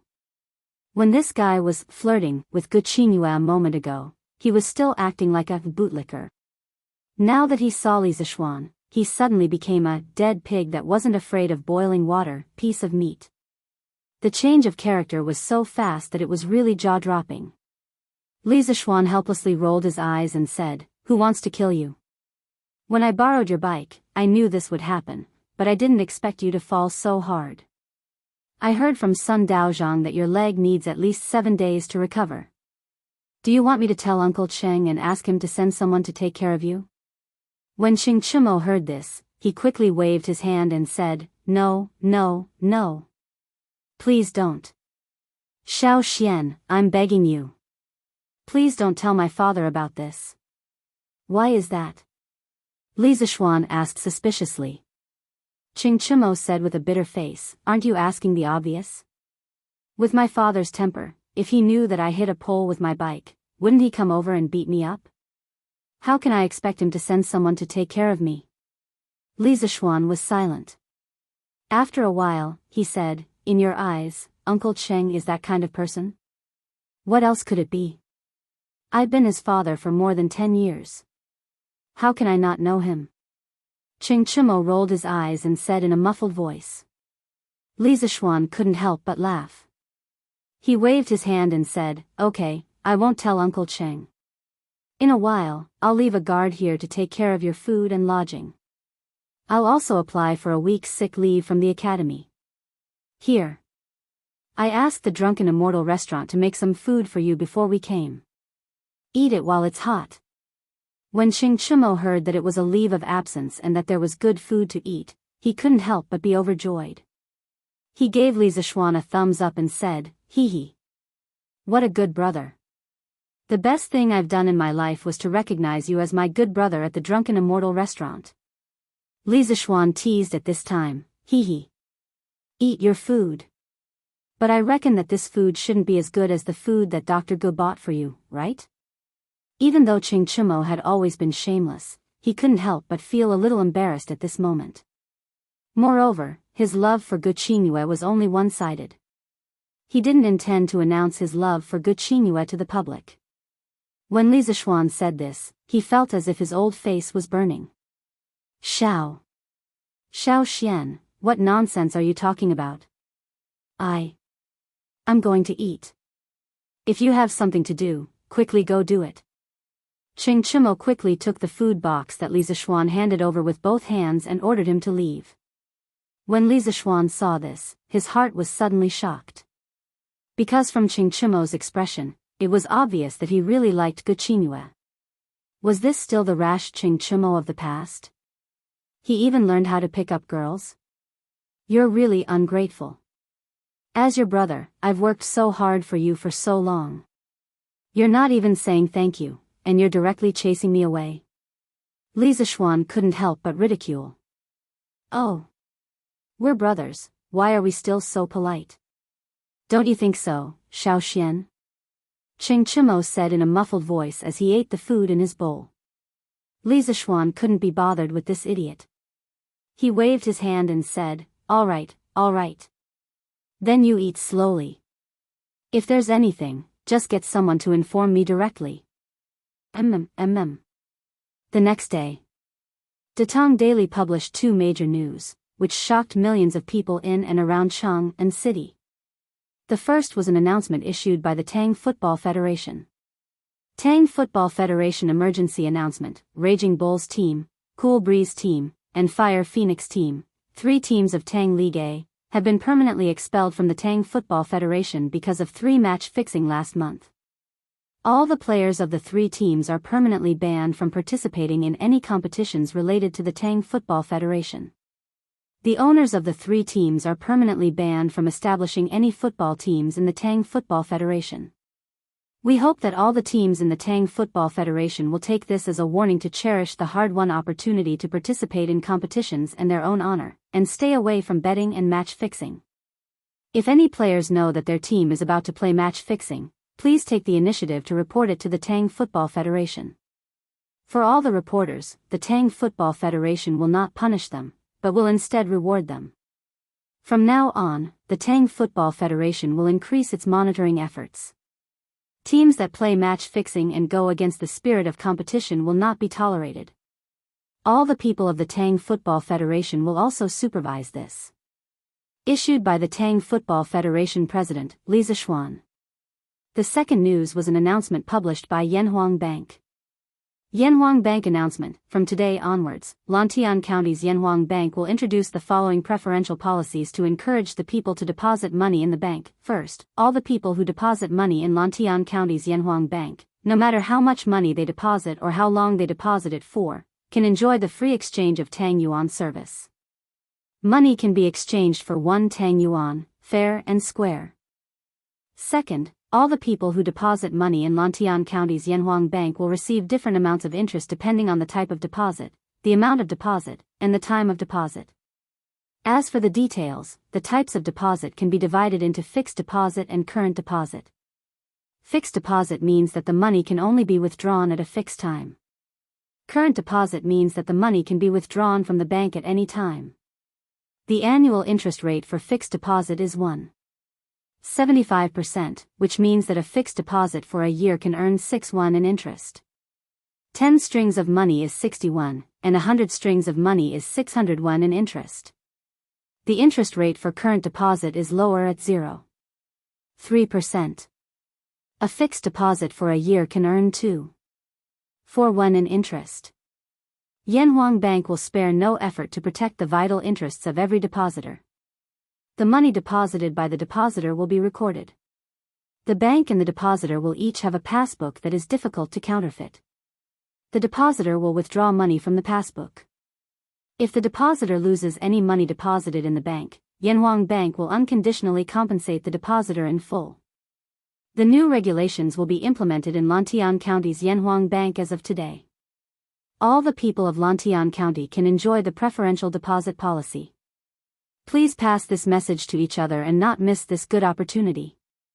In addition, the new deposit policy of Yanhuang Bank in other states and counties will be implemented gradually.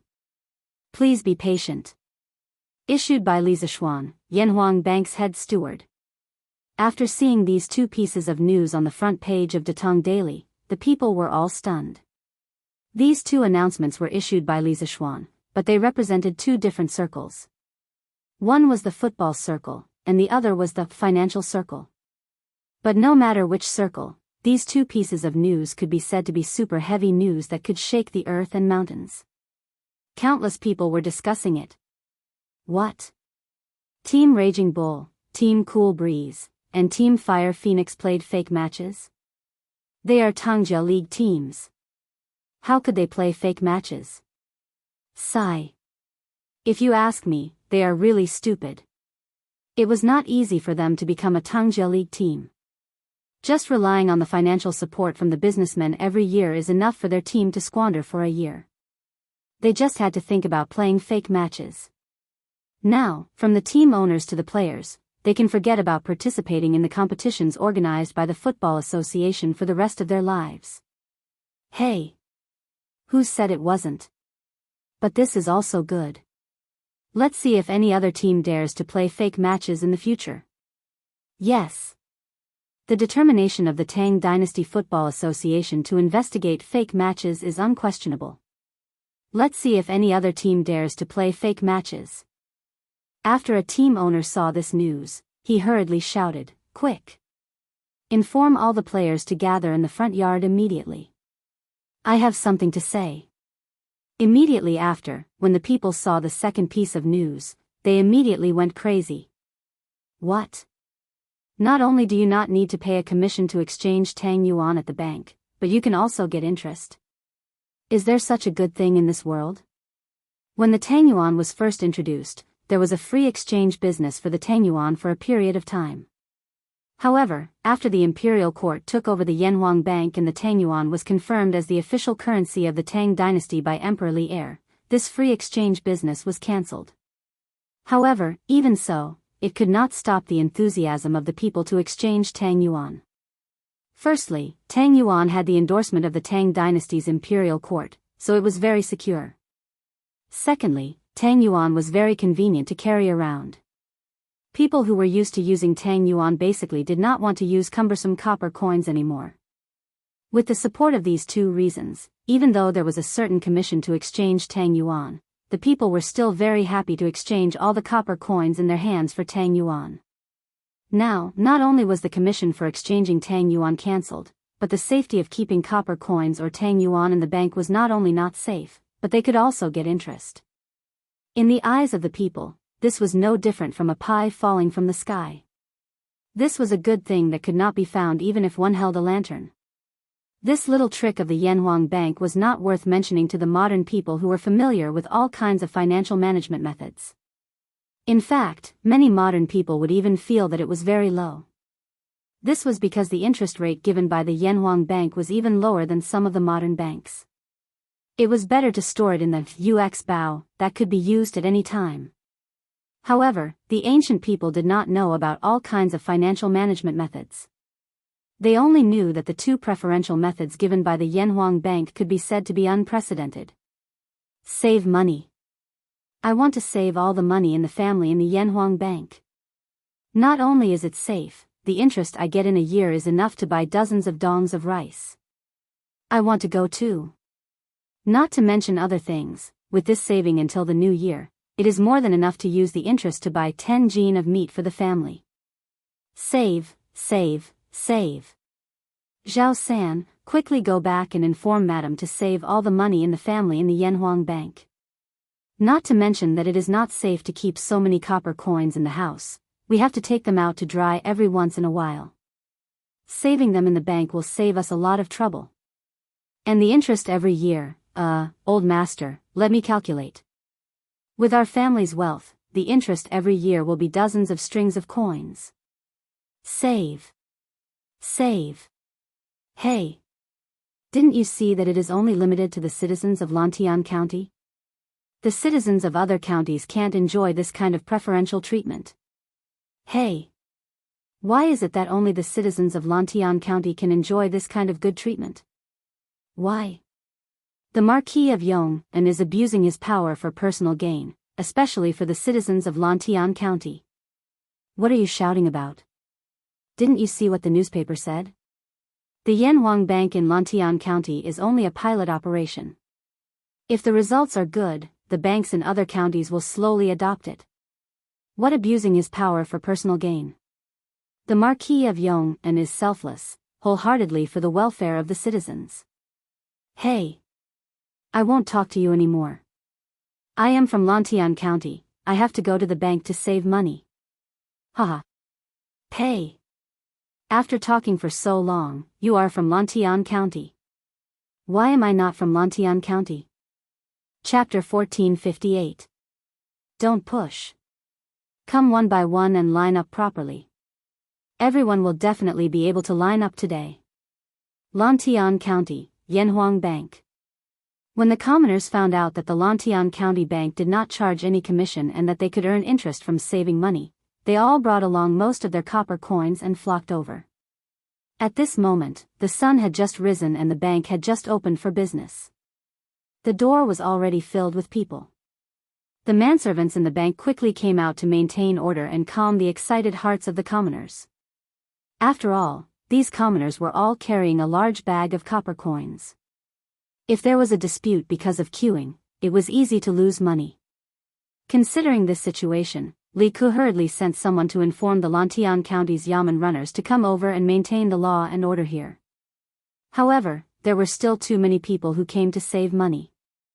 There were more than 1,000 people. Although the streets of Lantian County were not narrow after the renovation, it could not accommodate so many people. The entire street in front of the bank was filled with people. There are so many of us. Will the bank not take our money when it's our turn? That's right. There's so much money. The bank can't take it all, right? Some of the commoners who were queuing at the back could not help but worry. The manservant of the bank had clearly been trained. Hearing this, he said loudly, "Don't worry. Since Marquis dares to say that we can save money to earn interest, our bank will definitely be able to take in everyone's money. Furthermore, we will definitely be able to guarantee the safety of everyone's savings. If you have something to do today and cannot wait, go ahead and do it first. Wait until there are fewer people behind you to save money. Our bank will take it all. This, I guarantee you." The manservant's words made the commoners feel more at ease. Those who were queuing at the back were prepared to carry their bags of copper coins home. After all, the commoners had a lot of farm work to do during the season. However, there were still some rich people in the queue who were not at ease. They questioned, "You guarantee? You're just a manservant. What guarantee do you have? If everyone listens to you and goes back now, what if the bank doesn't take the money when they come back tomorrow? What will you use to compensate us for our losses?" The moment he said that, there were sparse voices of agreement from the crowd. "That's right. You're just a manservant. What guarantee do you have? When the time comes, who will compensate us for our losses? That's right. We can't go back. Today, I must deposit all my copper coins in the Yanhuang Bank. Right. I'm not leaving." After such a commotion, the people who were preparing to go home immediately stopped in their tracks. The manservant who shouted earlier couldn't help but blush when he saw this scene. However, no matter how much he said, it was useless because he was only a manservant of the bank. If his promise is useless, then what about mine? At this moment, a young man walked out of the bank's hall and said expressionlessly. Although his voice wasn't loud, it was loud enough to be heard clearly by everyone. "Who is this young man?" "Shut up. That's His Highness, King of Shu." "What?" "It's His Highness, the King of Shu." Soon, someone recognized Li Ku. The chaotic scene instantly calmed down. Since everyone recognizes this prince, then this prince will make some things clear in front of all of you today. Li Ku looked at the crowd and said in a clear voice, "Waiving commission and saving money to earn interest is a preferential policy that the Yanhuang Bank of Lantian County has introduced to all the people in our county. This policy is long-term and will definitely not be gone tomorrow. I, in the name of the King of Shu, promise all of you. Your Highness is wise. Your Highness is mighty." After hearing Li Ku's solemn promise, the people immediately burst into cheers. After a while, the cheers gradually died down. Li Ku continued, "Also, there is something that this prince needs to tell all of you in advance. That is, the deposit interest rate of the Yanhuang Bank is not fixed forever. This month, it is 1.75%. Next month, it may increase to 1.8%, 1.9%, or it may decrease to 1.7%. It may increase, and it may decrease. However, this prince can promise all of you that even if the deposit interest rate decreases, it will not be lower than 1.5%. Therefore, there is no need for everyone to rush to the bank to deposit money today. It will be the same when you have time to deposit money. Moreover, the interest rate might be higher by then. What? The deposit interest rate can still increase? Good. Can any of you calculate for me? If the interest rate increases to 1.9%, how much interest would 100 strings of cash earn in a year? Old master, 100 strings of cash earn 15-20 copper coins in a year. That's close to 2 strings of cash. Haha. Good. Then 500 strings of cash will be 10 strings of cash. Let's go. There are so many people today. Let's not fight with everyone to save money. That's right. There's no rush to save money. I still have to go up the mountain to water the white stack today. Yes, yes. I'll save money when I have time. Hearing Li Ke's words, those at the back of the line, whether they were rich or ordinary people, all turned and left. Those at the front of the line did not leave. Although the deposit interest rate could increase in the future, it could also decrease at the same time. They might as well save their money in the bank today and be at ease. Seeing that most of the people had left, Li Ke could not help but heave a sigh of relief. This could not be blamed on the small scale of the Yanhuang Bank. It was just that the flow of people just now was too huge and too scary.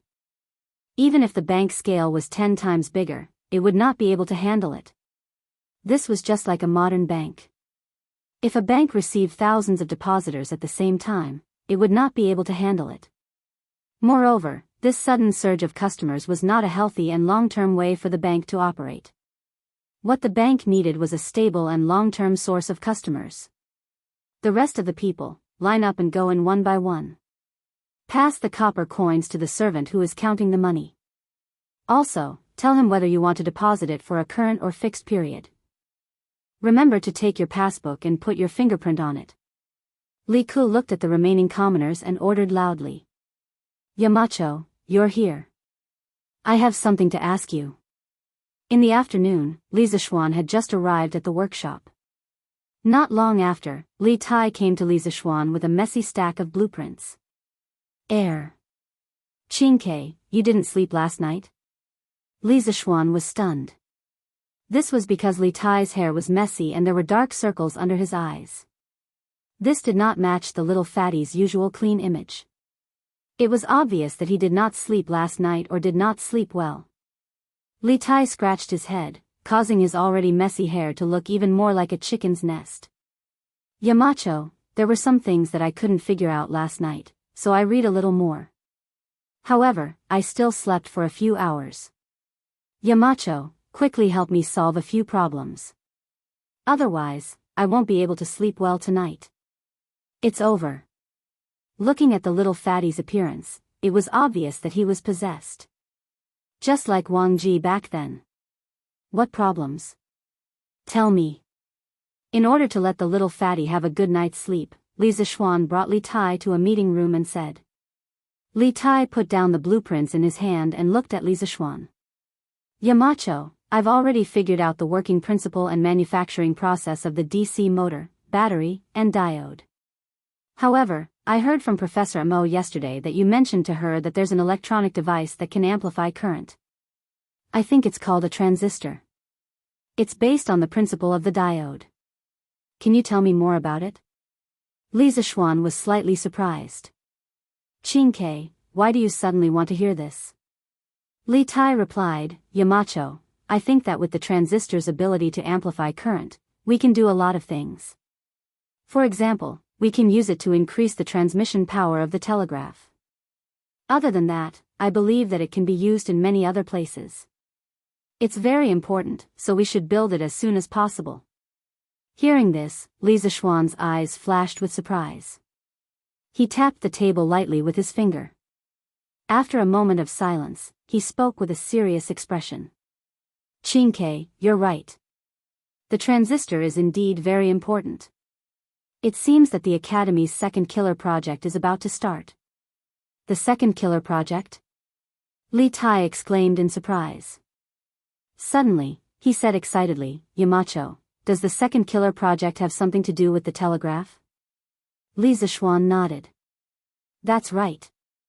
But before we talk about it, I have to confirm if you're willing to participate in the Academy's second killer project. Li Tai didn't even think before replying, I'm willing. Yes. Of course I'm willing. Li Zishuan was gratified. That's good.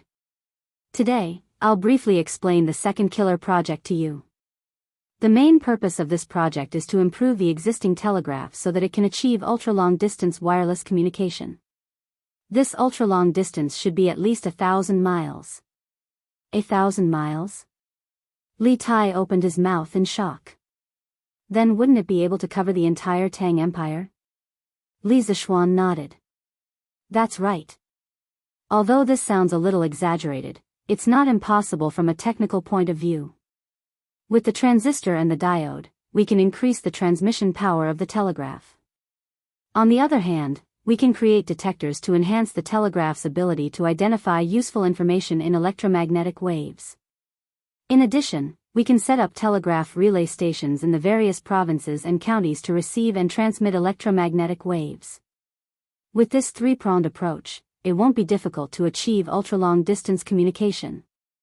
Although Li Zishuan's explanation was simplified as much as possible, there were still many technical terms in it. Li Tai only understood half of it. Yamacho, if the improved telegraph can really achieve ultra-long-distance communication as you said, then our Tang Empire will very likely dominate the world in the future. Li Zishuan smiled. It's not just very likely, it's definitely. Tang Empire will definitely become stronger and stronger, and become invincible in the world. In fact, the second trump card project has another purpose, and that is to use the improved telegraph to lay a certain foundation for Tang Empire's electronic industry in the future. For example, the electronic diode, the transistor, the resistor, the capacitor, the inductor, and so on. We have to find a way to produce some basic electronic components. Only then will we be able to produce more advanced and convenient communication tools than the telegraph. Li Tai listened attentively. Hearing this, he couldn't help but excitedly clasp his hands and say, Student Li Tai is willing to help Yamacho. Although he had given up on fighting for the throne, he was still a Tang Empire citizen. He hoped that Tang Empire could become stronger, especially after he learned geography at the academy. After he understood how big the aristocratic families were and how many countries there were, his desire to make Tang Empire invincible in the world became even stronger. The pride and national honor of the Tang Empire was incomprehensible to others. Li Zishuan smiled and said, You are talented and smart, and you like to study. Of course, this second trump card project can't be done without you. I just hope that you won't complain about being tired when the time comes. Li Tai shook his head and said, Yamacho, don't worry. I've survived the military training. There's no obstacle in this world that I, Li Tai, can't overcome. Quickly teach me how to make the transistor. That was why it was said that military training was the best way to train people. After going through the military training, the little fatty was filled with the courage to overcome all difficulties, because he already felt that there was nothing more difficult than military training in this world. Li Zishuan nodded. He picked up the blueprint in Li Tai's hand and began to write and draw. It's not wrong to say that the transistor is based on the diode, because compared to the diode, the transistor only has an additional grid. The so-called grid is a mesh or spiral electrode made of metal filaments. It controls the electric field on the surface of the cathode, thus changing the cathode's emission of electrons or capturing the secondary emission of electrons. Qingke, you can make it like this. After Li Zishuan's explanation and step-by-step teaching, Li Tai finally understood the workings of the transistor and how to make it. After digesting it for a while, the little fatty frowned and said, Yamacho, after the transistor is made, how can I be sure that it can really amplify the current? Do I have to connect an electric lamp at the back and judge the strength of the current based on the brightness of the lamp? This question stumped Li Zixuan. After a long silence, just as Li Tai was about to lose his patience, Li Zixuan finally spoke. He looked at Li Tai with some sympathy and said, of course we can't use this method. Firstly, it's not accurate, and secondly, it's too troublesome. Therefore, I think it's time to start Yanhuang College's third trump card project. Hearing this, Li Tai almost fell off his chair. After calming down, he said with some surprise, the third trump card project? Yamacho, isn't this a bit too fast? The second project hasn't even started, and you're already starting the third? Li Zixuan shook his head and said, it's a bit too fast, but we have no choice. The Academy's technology is developing too fast, and many of the basic facilities can't keep up. We can only carry out the trump card projects together. Li Tai thought for a while and felt that Li Zixuan's words made sense. He sighed helplessly and said, Yamacho, what's the third trump card project? Li Zixuan said slowly, the ammeter, the voltmeter, and some other basic instruments. The Academy wants to take this opportunity to set up its own standards committee. Chapter 1459. Li Zixuan had always wanted to set up units and standards for new physical quantities. In addition to these, Li Zixuan also planned to let Yanhuang College set the standards for new technologies in the future. In Li Zixuan's previous life, a certain superpower had launched a trade war using technology as the vanguard in order to curb the rise of China.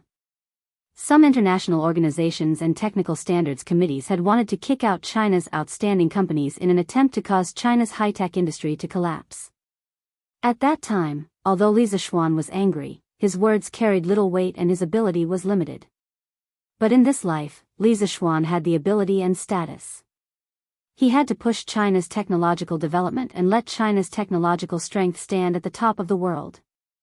Maybe his generation couldn't do it, but he could lay a solid foundation for future generations. This was why Li Zixuan was so busy and tired when he could just eat and wait to die for the rest of his life. Not only did he want to build a military power, but he also wanted to build a technological power. Yamacho, are these ammeters and voltmeters specifically used to measure current and voltage? Li Tai asked in surprise after hearing about Li Zixuan's third trump card project. Li Zixuan nodded and said, that's right. Any physical quantity must have a measurement scale and a quantitative measurement tool. In the future, if we want to develop more precise and complex integrated circuits, it's impossible without an ammeter and voltmeter. In addition, we also need to make instruments specifically used to measure electrical resistance. So, Qingke, we have a heavy responsibility on our shoulders. Li Tai nodded in agreement, then he frowned and said, but Yamacho, how am I going to make an ammeter and voltmeter?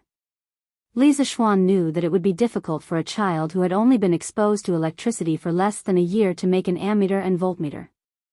So, he picked up a pen and drew a sketch on rice paper and said, look, Green Sparrow. We can use the principle of electromagnetic induction to make an ammeter. When an electric current passes through, the electric current passes through the magnetic field along the spring and the rotating shaft.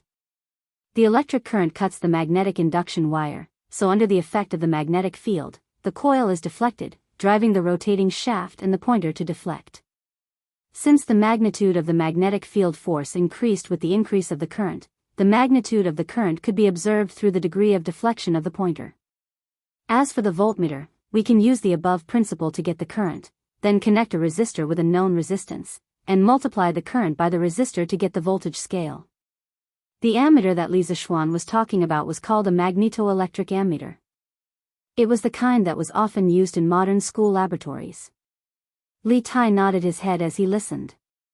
After a short pause, the little fatty asked, Mountain Leader, where do we get this resistor with a known resistance value? Li Zixuan was stumped by this question. If they were in modern times, wouldn't it be a piece of cake for him to make a resistor with a known value? He could get as many as he wanted, but this was ancient times. Most people in this era didn't even know what a resistor was. Where would he get a resistor with a known value? After pondering for a long time, Li Zixuan finally said, since we don't have a resistor with a known value, let's set our own standard. Let the workshop forge a steel block that is 1 inch in length, width, and height, and use it as a standard resistor of 1 ohm to make a voltmeter. With a voltmeter and an ammeter, we can measure the resistance of all devices. In the end, it was still a matter of standards. There were many standards in this era that didn't exist, so he could only create standards. Otherwise, there would be a lot of follow-up work that couldn't be done. Li Tai heard this and said with deep admiration, Yamacho is wise. Li Zixuan smiled and said, Qingke, you will probably encounter many similar problems in the future. You must diverge your thinking, have the courage to think, and have the courage to do. Otherwise, you will never be able to surpass me in the future, because you learned all your knowledge from me. Only by having the courage to forge ahead will you be able to surpass me. This guy was painting a pie in the sky for Li Tai again. To be honest, even if Li Tai was a celestial being, even if Li Tai worked hard, he would still never be able to surpass Li Zixuan in engineering. Even if there was a chance, the probability was only 0.001%. After all, this guy's brain contained hundreds of years of engineering knowledge, the crystallization of more than 10 generations of knowledge. How could Li Tai surpass him? However, Li Tai definitely didn't know this. This poor kid was nodding energetically and said, Tai will remember Yamacho's teachings. Li Zixuan nodded with a gratified expression and said, N. Go. Li Tai stood up and saluted Li Zixuan, then turned around and left in high spirits. TSK. No wonder the teachers in my previous life liked to give their students chicken soup for the soul, because it really works. Li Zixuan sighed softly as he watched Li Tai leave with his head held high. If Li Tai heard this, he would definitely vomit blood. Falbert, I'll have to trouble you to arrange for someone to make something for me. After helping Li Tai, Li Zixuan came to Falbert's office and said, Young master, what do you want to make? Falbert stood up and asked with a smile. Li Zixuan took out a stack of blueprints and said embarrassedly, Falbert, the thing I want to make this time is more complicated. Take a look at it first. If there's anything you don't understand, I'll explain it to you later. Falbert nodded and then immersed himself in the blueprints. After a while, the surprise on Falbert's face became more and more obvious. After looking at the last blueprint, Falbert couldn't help but ask, Young master, you want to make a car? Li Zixuan nodded and praised, Falbert has good eyesight. That's right, I want to make a car. Falbert frowned and said, but what kind of car is this? Why does it look bigger than a horse carriage? Li Zixuan replied with a smile, I call it an electric car. The principle is similar to an electric bicycle. It uses a battery and an electric motor to drive the wheels to achieve the purpose of fast travel. It's just that this electric car is bigger, can carry more people, and needs more electricity. Falbert paused and said doubtfully, Young master's idea is good, but this way, the car will become heavier. If it carries more people, I'm afraid it will be difficult to drive the car. Li Zixuan shook his head and said, Falbert, you don't have to worry about this. The electric motor of this electric car is definitely different from that of an electric bicycle. It has more power and traction. You just have to arrange people to make it according to the blueprints. You can ask Qingke or me about the parts related to electricity. But you must remember to keep it a secret from Xiaoning and Ink Girl. Hearing this, Falbert asked curiously, Young master, why is that? Li Zixuan smiled and said, Falbert, this car is my wedding gift to Xiaoning and Ink Girl. I plan to give them a surprise when the time comes. No matter what, Yan Xiaoning was still his good brother. His good brother's wedding gift definitely couldn't be shabby, so Li Zixuan came up with this idea. Falbert heard it and understood. He nodded and said, I see. Young master, don't worry. I will arrange for people to make the car for you and keep it a secret. Falbert's old face was full of gratification. Yan Xiaoning and Li Zixuan, one was his current boss and the other was his former boss. Falbert had always had deep feelings for the Yan and Li families. Since Li Zixuan was so concerned about Yan Xiaoning's marriage, it proved that Li Zishuan really saw Yan Xiaoning as a brother. Of course, Faubert was happy. At the same time, Uncle Fu became more and more attentive to the car-building matters that Li Zishuan had instructed him to do. He secretly told himself that he had to be 120% alert and keep an eye on the people below to build the car building properly. I heard that countless people flocked to the Yanhuang Bank to save money today. I wonder if you can still handle it over there? Do you want father to send more people to help you? In the evening, Li Ku was unexpectedly summoned back to the palace by Li Er. After dinner, Li Er began to show concern for Li Ku's daily work. Li Ku was flattered. He cupped his hands and said, "Thank you for your concern, father. However, I can handle the bank. Yamacho told me this afternoon that he wants to recruit a group of guards for the Yanhuang Bank. After all, there is too much money in the bank. If there are criminals coveting it, the loss will be too great." Li Er nodded thoughtfully and said, "Yes. Marquis Yong An's arrangement is very appropriate. Let's do as he says."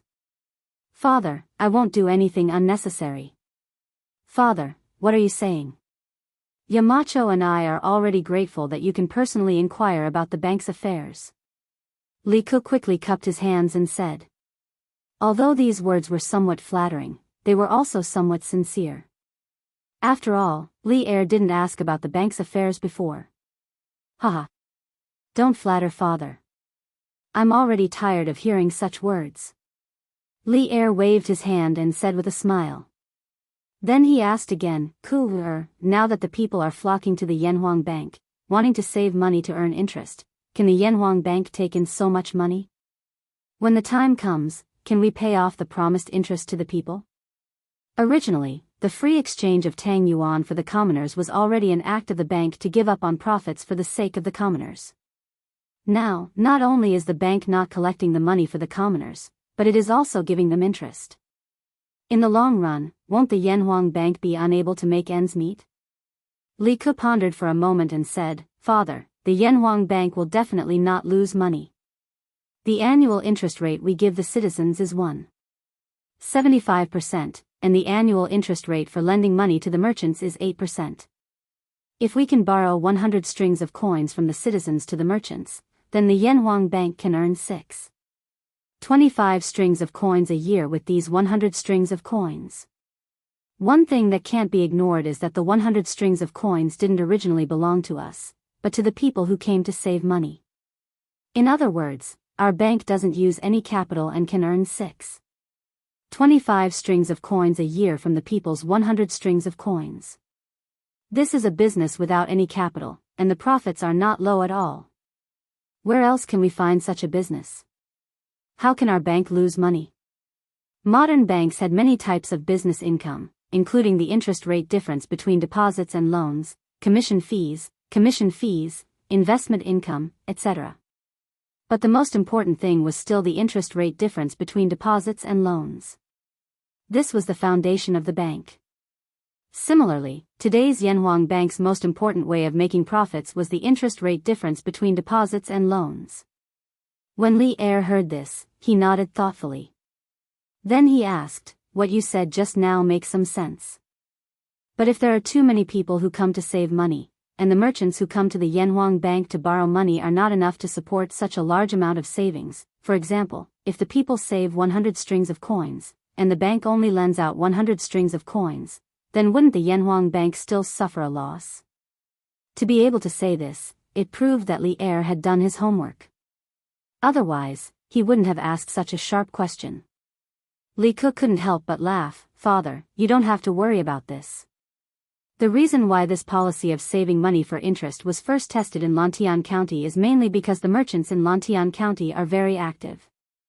All kinds of shops, big and small, have sprung up like bamboo shoots after the rain, appearing in the market of Lantian County. The merchants in the surrounding counties came and went. Under such circumstances, the merchants in Lantian County naturally have a higher demand for money than the merchants in other places. At the end of every month, the Yanhuang Bank in Lantian County would have a shortage of money.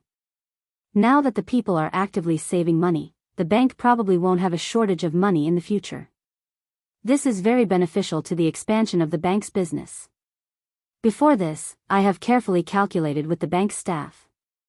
According to the current business situation of the bank, as long as the deposits are less than 500,000 strings of coins, we definitely won't lose money, and will even make a big profit. Oh. Cool, you're so confident. Li Er couldn't help but ask with a smile. Li Kuo replied, of course. Imperial Father, don't forget, although the interest rate of our bank's loans is higher than the deposit interest rate, compared to the other large families that lend money, the interest rate that our bank charges for loans from merchants is as low as it can be. Just based on this point, as long as the merchants lack money, they will definitely come to our Yanhuang Bank to borrow money. Therefore, we don't have to worry about whether we will lose money or not. Oh, the annual interest rate of the Yanhuang Bank in Lantian County is only 8%. Compared to the loans of the people, the interest rate is really low. Li Er had some understanding of the affairs of the people and nodded. This 8% annual interest rate may be a little scary in the eyes of the modern people, but to the ancient people, this interest rate was simply too cheap. In this era, a monthly interest rate of 10% could be called the conscience of the industry. With a monthly interest rate of 10%, the annual interest rate would be over 100. It was a little too expensive. Especially during the Sui and Tang dynasties, the imperial court set up a special fund called the public capital for official loans. Its function was a little similar to a modern-day bank. The public capital was managed by the various prefectures. Lending out 50,000 yuan, the monthly interest rate was 4,000 coins, and the annual interest rate was about 100%. Therefore, the interest rate of the Yanhuang Bank was simply a blessing from the heavens to the merchants who lacked money. Chapter 1460. Marquis, this Lin has exchanged 120,000 caddies of brass from the Wei Nation merchants. It has all been transported to Lantian County.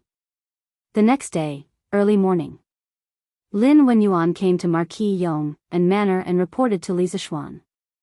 Li Zishuan was delighted and said, so fast? Good. 120,000 caddies, plus Mr. Wang has already set up the production line at the Gall alumina mine. Our Lantian County shouldn't be lacking in brass for a short period of time. Boss Lin, you have done this Marquis a huge favor.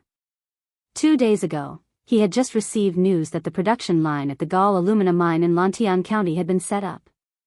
According to Wang Ji's estimation, the first month's output of brass from the Gall alumina mine should be about 3,000 caddies.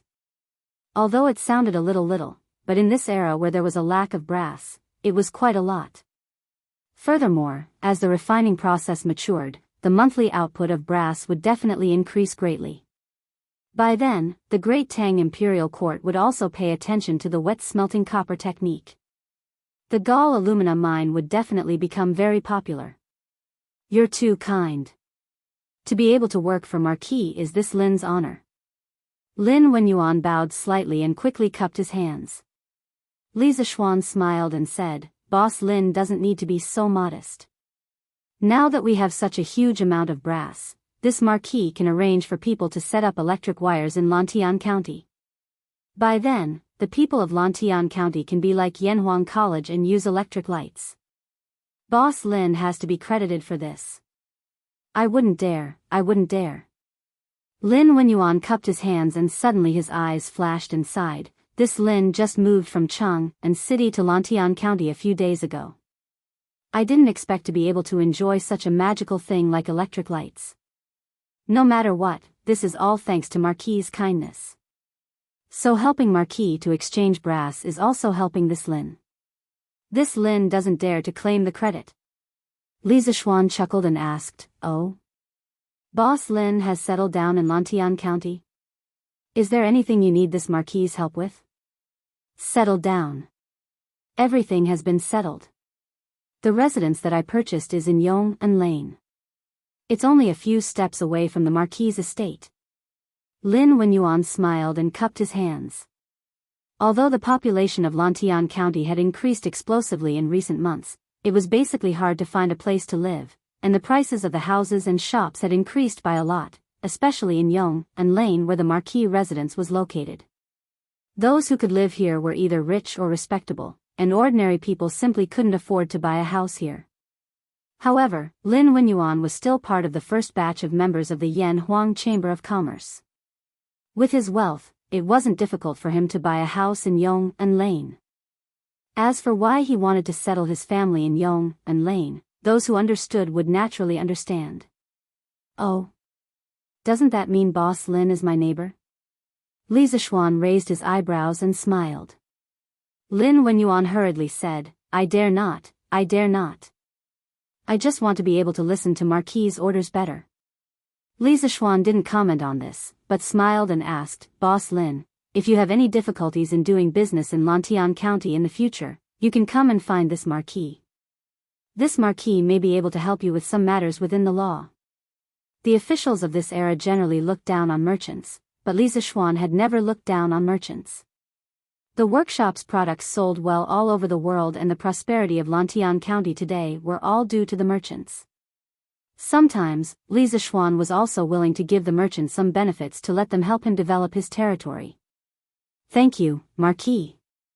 Lin Wenyuan's heart was instantly filled with a huge surprise. He stood up and cupped his hands towards Li Zishuan. If Marquis has any errands in the future, I will definitely be at your beck and call. Li Zishuan thought for a moment, then smiled and asked, It's already June. How is your son, Lin Hao, preparing for the exam? Hearing Li Zishuan mention Lin Hao, Lin Wenyuan's old face was immediately filled with gratification. He cupped his hands and smiled, Thank you, Marquis, for your concern.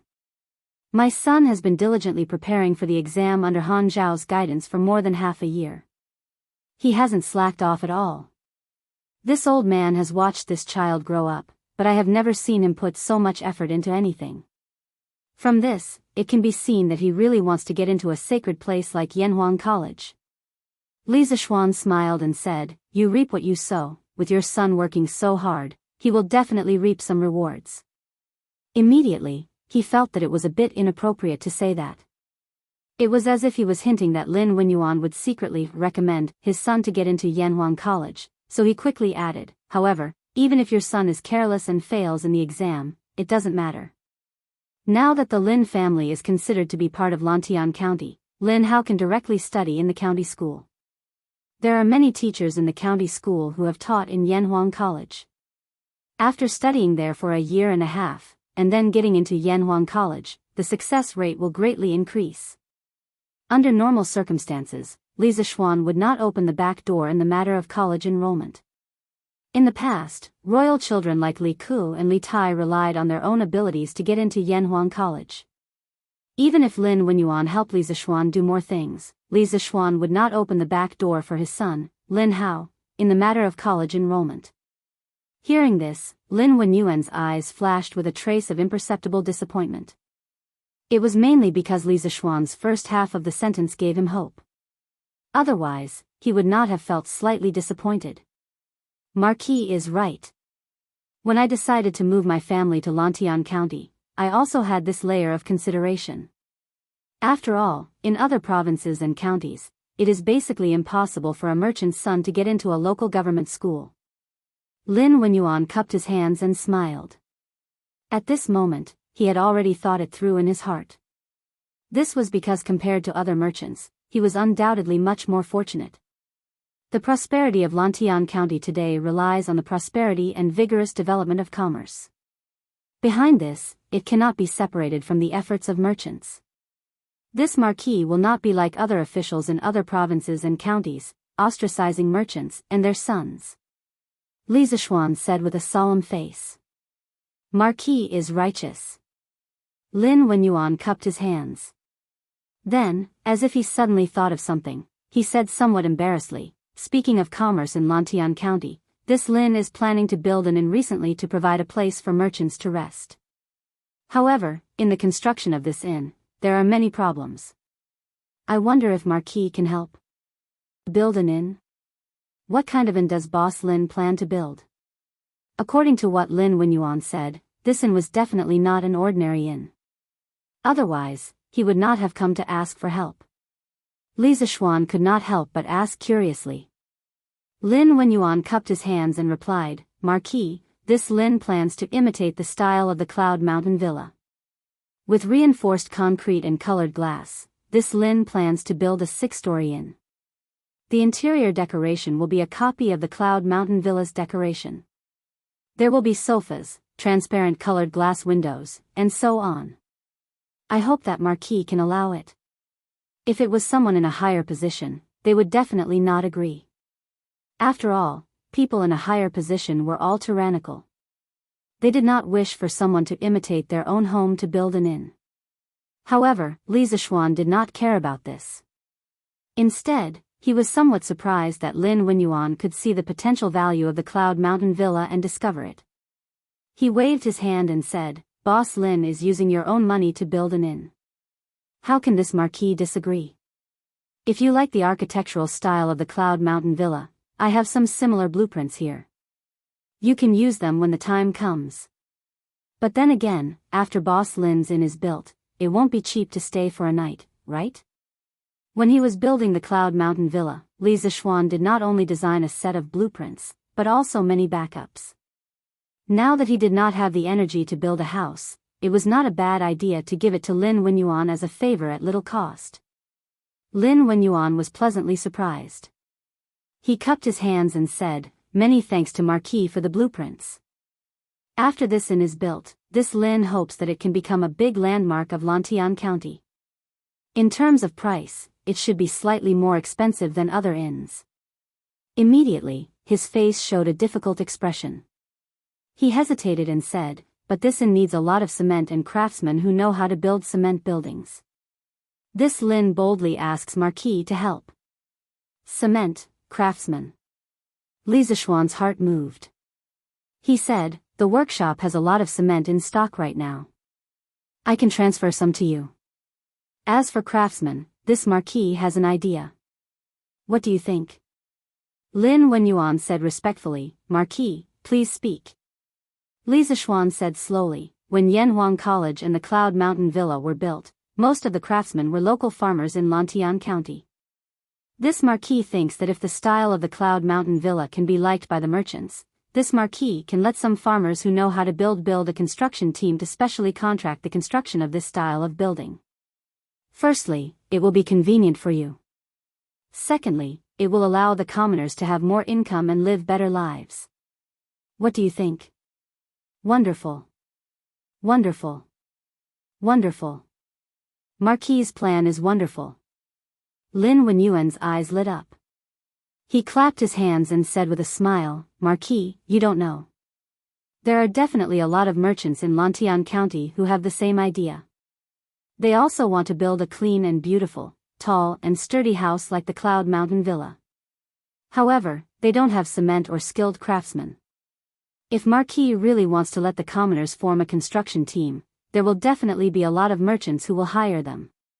When Li Zishuan heard this, he immediately said, "That's good. This Marquis will first let the Han family village and Plum village set up a construction team. Then, I will first supply a batch of cement to Boss Lin. After your inn starts construction, this Marquis will encourage the people of the other villages to set up construction teams and open a few cement factories to speed up the production of cement." Lin Wenyuan said gratefully, "Thank you, Marquis. It's just that. If this Lin is so bold, I would like to ask Marquis to help this Lin give this Lin's inn a name." Li Zishuan said with a strange expression, "You want me to give your inn a name? Are you sure?" Lin Wenyuan had a bad premonition in his heart. However, since he had already said it, there was no reason to take it back. Therefore, he braced himself and said, "Please give me a name, Marquis." Li Zishuan was helpless. He pretended to think for a while and then said with some mischievous interest, "Then let's call it Dragon Gate Inn." Dragon Gate Inn? When Lin Wenyuan heard this, he was immediately suspicious. He thought to himself, why did Marquis want to name it Dragon Gate Inn?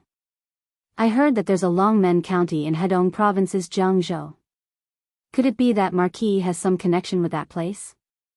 I have to find time to take a look. Li Zishuan didn't know that his little mischievous interest had implicated a big matter.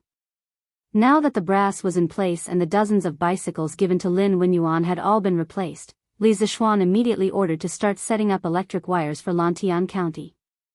At the workshop, the second generation of bicycles had also entered the stage of mass production. As for the electric bicycles, Li Zishuan planned to postpone it for a while. After all, it would take some time to set up electric wires and connect electricity to every household in the county. There was no point in selling electric bicycles before that. In addition, that afternoon, Li Zishuan found old Hu, Lu Qingfeng, and Lu Wanshan and told them about the joint construction team in Plum Village and the Han family village. Young master, it's not a problem for us to set up a construction team to help others build houses like Yunshan Villa. However, the wheat in the fields is about to be harvested. During the busy farming season, no one in the village would be willing to work in the city. Old Hu scratched his head and said. Second Master Lu also nodded and said, Xiao Hu is right. We farmers naturally have to prioritize our crops. We can't let our crops rot in the fields just to earn money in the city. It wasn't Hu Hanyun and Second Master Lu's fault for not giving Li Zishuan any face. It was just that farmers had always valued their crops more than anything else. This concept was already deeply ingrained in them, and no one could change it. Li Zishuan smiled and said, Uncle Hu, Second Master Lu, there is no conflict between harvesting crops and working in the city. I didn't say that everyone in the village should join the construction team. That's not realistic. We only need a small number of young people who know how to build to join the construction team. The rest can still harvest crops in the village.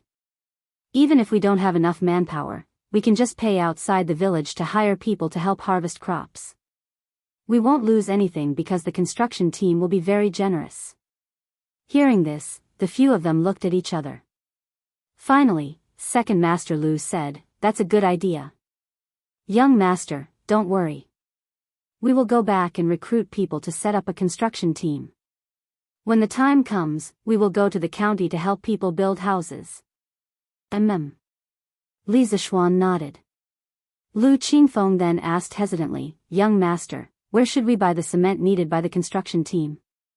Li Zishuan smiled and said, Lu Lizheng, you don't have to worry about this. I have already arranged it. Also, I plan to choose a few suitable locations and open a few cement workshops. When the time comes, we won't be short of cement. Lu Qingfeng nodded and said, That's good. Then, the few of them got up and left.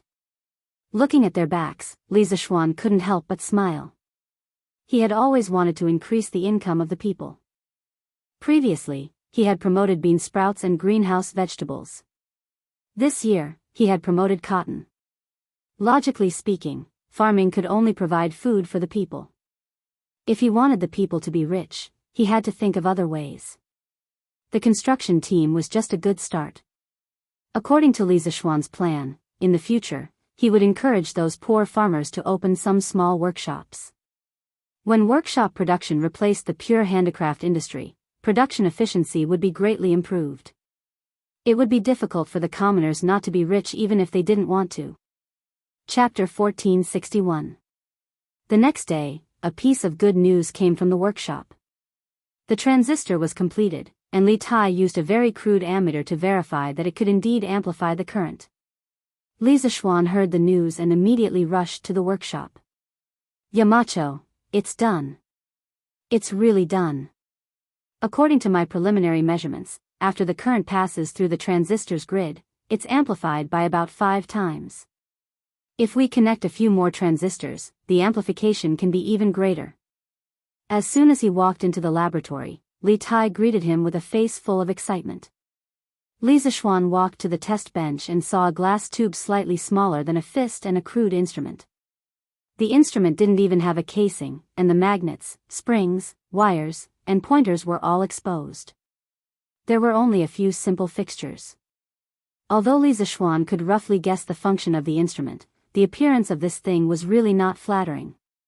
As for the glass tube that was slightly smaller than a fist, it should be the world's first transistor, because the glass tube had 3 electrode connectors exposed outside.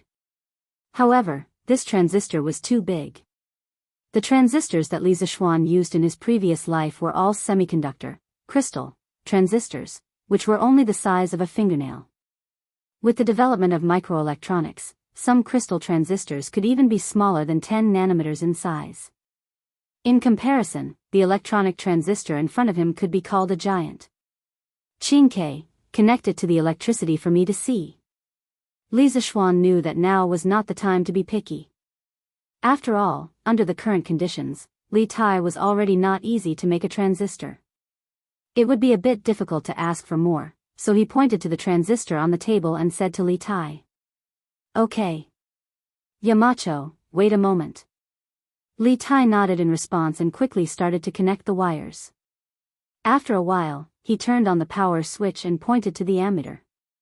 Yamacho, look, the current at the cathode end is 0.7. Now I connect the ammeter to the anode end.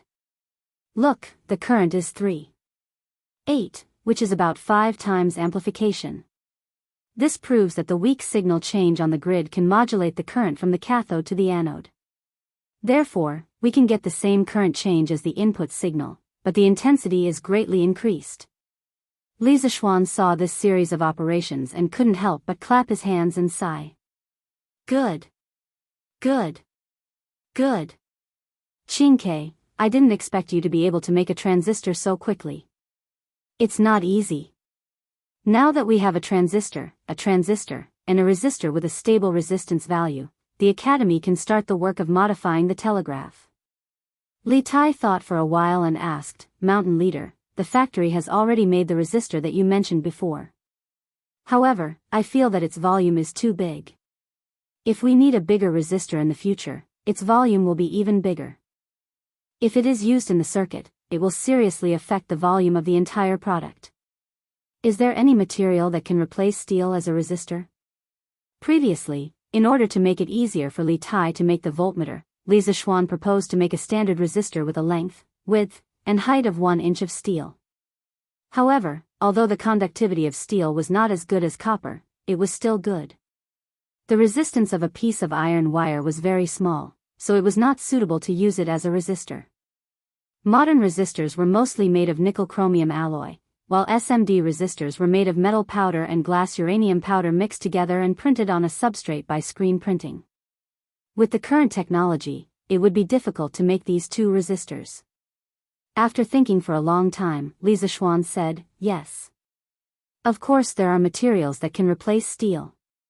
Qingke, you can mix carbon black, resin, and clay according to a certain ratio, press the mixture, and then heat treat it to make a resistor rod. The resistors made of this material are thinner than chopsticks, only about 1/4 of an inch long, but the range of resistance value can be very wide. It can completely meet the needs of any situation. The resistor he was talking about was called a carbon resistor in modern times, and its resistance value was represented by a color ring. Its material was cheap, its cost was low, and its resistance value was wide, but its performance was poor, so it was rarely used. In the market, it was replaced by more stable metal film resistors and SMD resistors. But for the current Tang Empire, it was already quite amazing to have carbon resistors. Carbon black, resin, and clay? Yamacho, can the resistors made of these materials be used? Li Tai was stunned.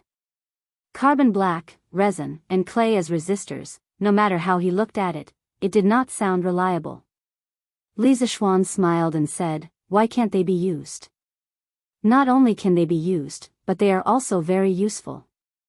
If you don't believe me, Qingke, you can find a craftsman in the workshop later to try and make a batch of resistors like this for you. Li Tai scratched his head and said, okay. Then I will find someone to try and make one later. Li Zishuan nodded and said, Then this matter is settled.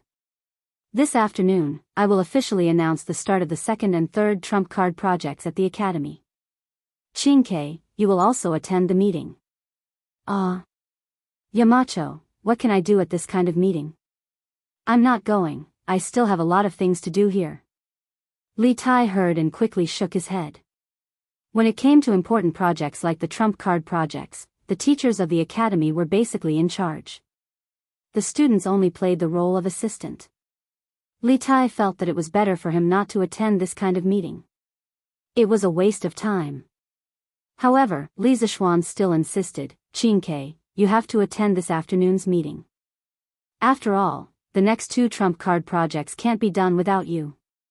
After that, he did not wait for Li Tai to respond and directly left. Can't be done without me? Yamacho, what do you mean by that? Li Tai was puzzled. Gradually, he suddenly thought of something and could not help but feel a little excited. Today, I have called all the teachers for this meeting mainly because I have something important to announce. At 3 in the afternoon, all the teachers of the academy were called to the big meeting room on the first floor of the Guanghua building. As for the students, the first 2 classes in the afternoon were naturally changed to self-study. Anyway, it was near the end of the semester and all the classes were basically finished. The students just needed time to review. Seeing that all the teachers were here, Li Zishuan said in a deep voice. Seeing that Li Zishuan was so serious, everyone could not help but raise their spirits and wait for him to continue. Li Zishuan said, all the gentlemen present here have passed the Academy's confidentiality exam and signed confidentiality agreements. Today's meeting is a top-secret meeting, and the minutes of the meeting will be classified as top-secret documents. After the meeting, Mr. Yen will send someone to file and lock it.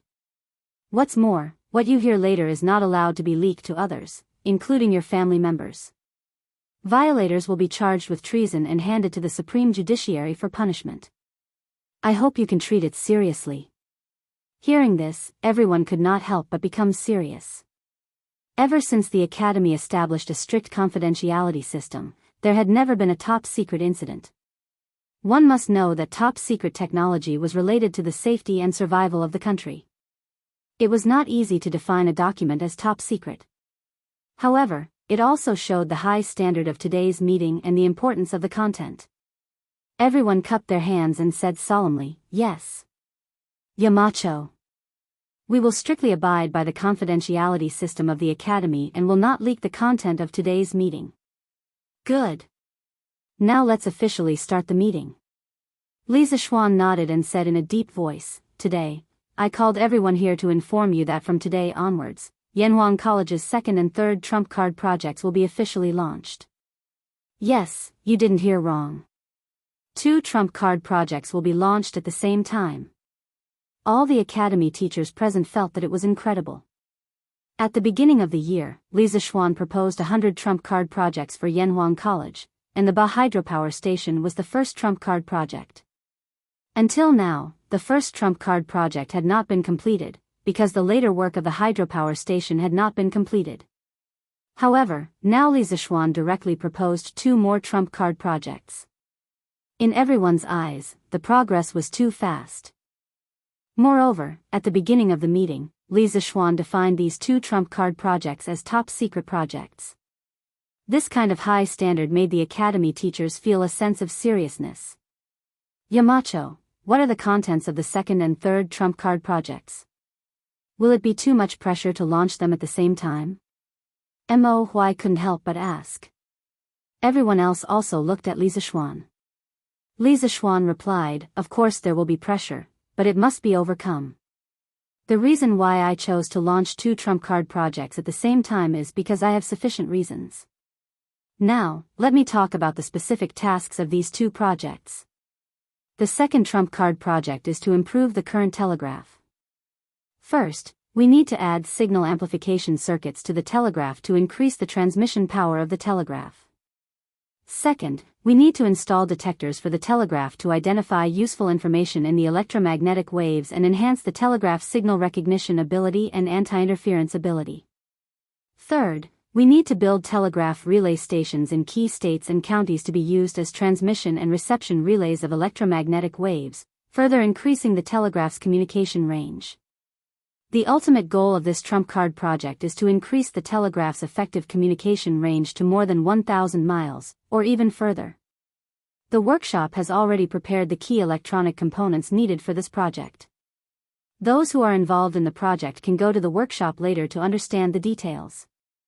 The communication range is 1,000 meters. Hearing this, everyone present couldn't help but gasp. 1,000-mile telepathic transmission. This was really equivalent to 1,000-mile telepathic transmission.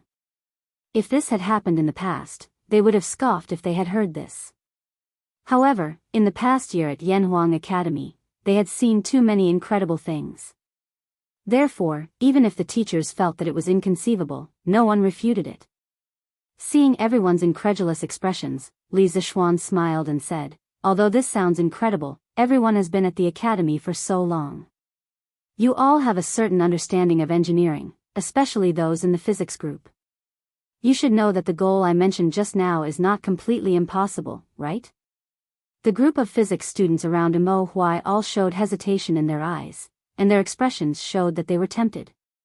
Mo Huai cupped his hands and said, "What Yamacho said just now is not completely impossible. The key question is, does the workshop have devices that can amplify power and detect electromagnetic waves? If there is, then the 1,000-mile communication range can be achieved." Li Zishuan smiled and said, "Mr. Mo, you can rest assured. Now, everything is ready. We only need one thing. Now, let me talk about the third trump card project. From today onwards, the Academy will establish a Standards of Measurement Committee. I will be the chairman, and Mr. Su Hongji, Mr. Mo Huai, and Mr. Wang Ji will be the vice chairman. The purpose of establishing the Standards of Measurement Committee is to establish measurement units and standards for some new physical quantities, such as current, voltage, resistance, and so on. For the third trump card project, first of all, we need to establish measurement units and standards for the three physical quantities of current, voltage, and resistance, and make measuring instruments. In addition, I plan to reformulate the units of length. From small to large, they are millimeters, centimeters, decimeters, meters, and kilometers. Among them, 3.07 meters is equivalent to 1 zhang. 1 meter is equivalent to 10 meters, 100 centimeters, and 1,000 millimeters. According to this conversion relationship, the Academy needs to make new measuring tools. In the future, all the projects of the Academy will use this new unit of measurement. This will be conducive to more precise production. The reason why we need to establish and carry out these two trump card projects at the same time is mainly because there are many cross-links between these two projects, which can play a role in promoting each other. According to historical records, 1 zhang in the Tang dynasty was equivalent to 3.07 meters. As soon as he finished speaking, there was a faint buzz of discussion in the conference room.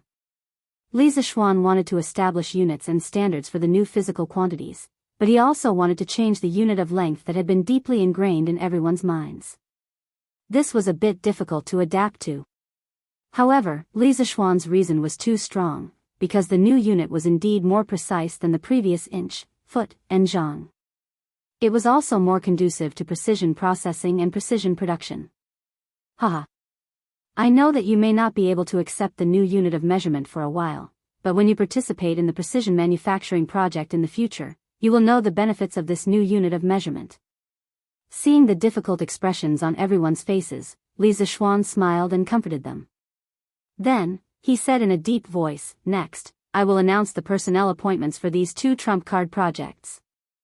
I will appoint Mr. Mo Huai as the chief designer of these two trump card projects, and Li Tai, Mo Chui, and Su Hongji as the deputy chief designers. The few of you must quickly select the outstanding students and teachers in the academy who have outstanding results in mathematics and physics to join these two trump card projects as soon as possible. The deadline for these two tasks is half a year. Within half a year, the set goals must be achieved." Like a stone that raised 1,000 ripples, everyone was stunned. At this time, the teachers of the academy noticed that Li Tai had been standing behind Li Zishuan all this time. Was Li Zishuan crazy to let a student be the vice president of the trump card project?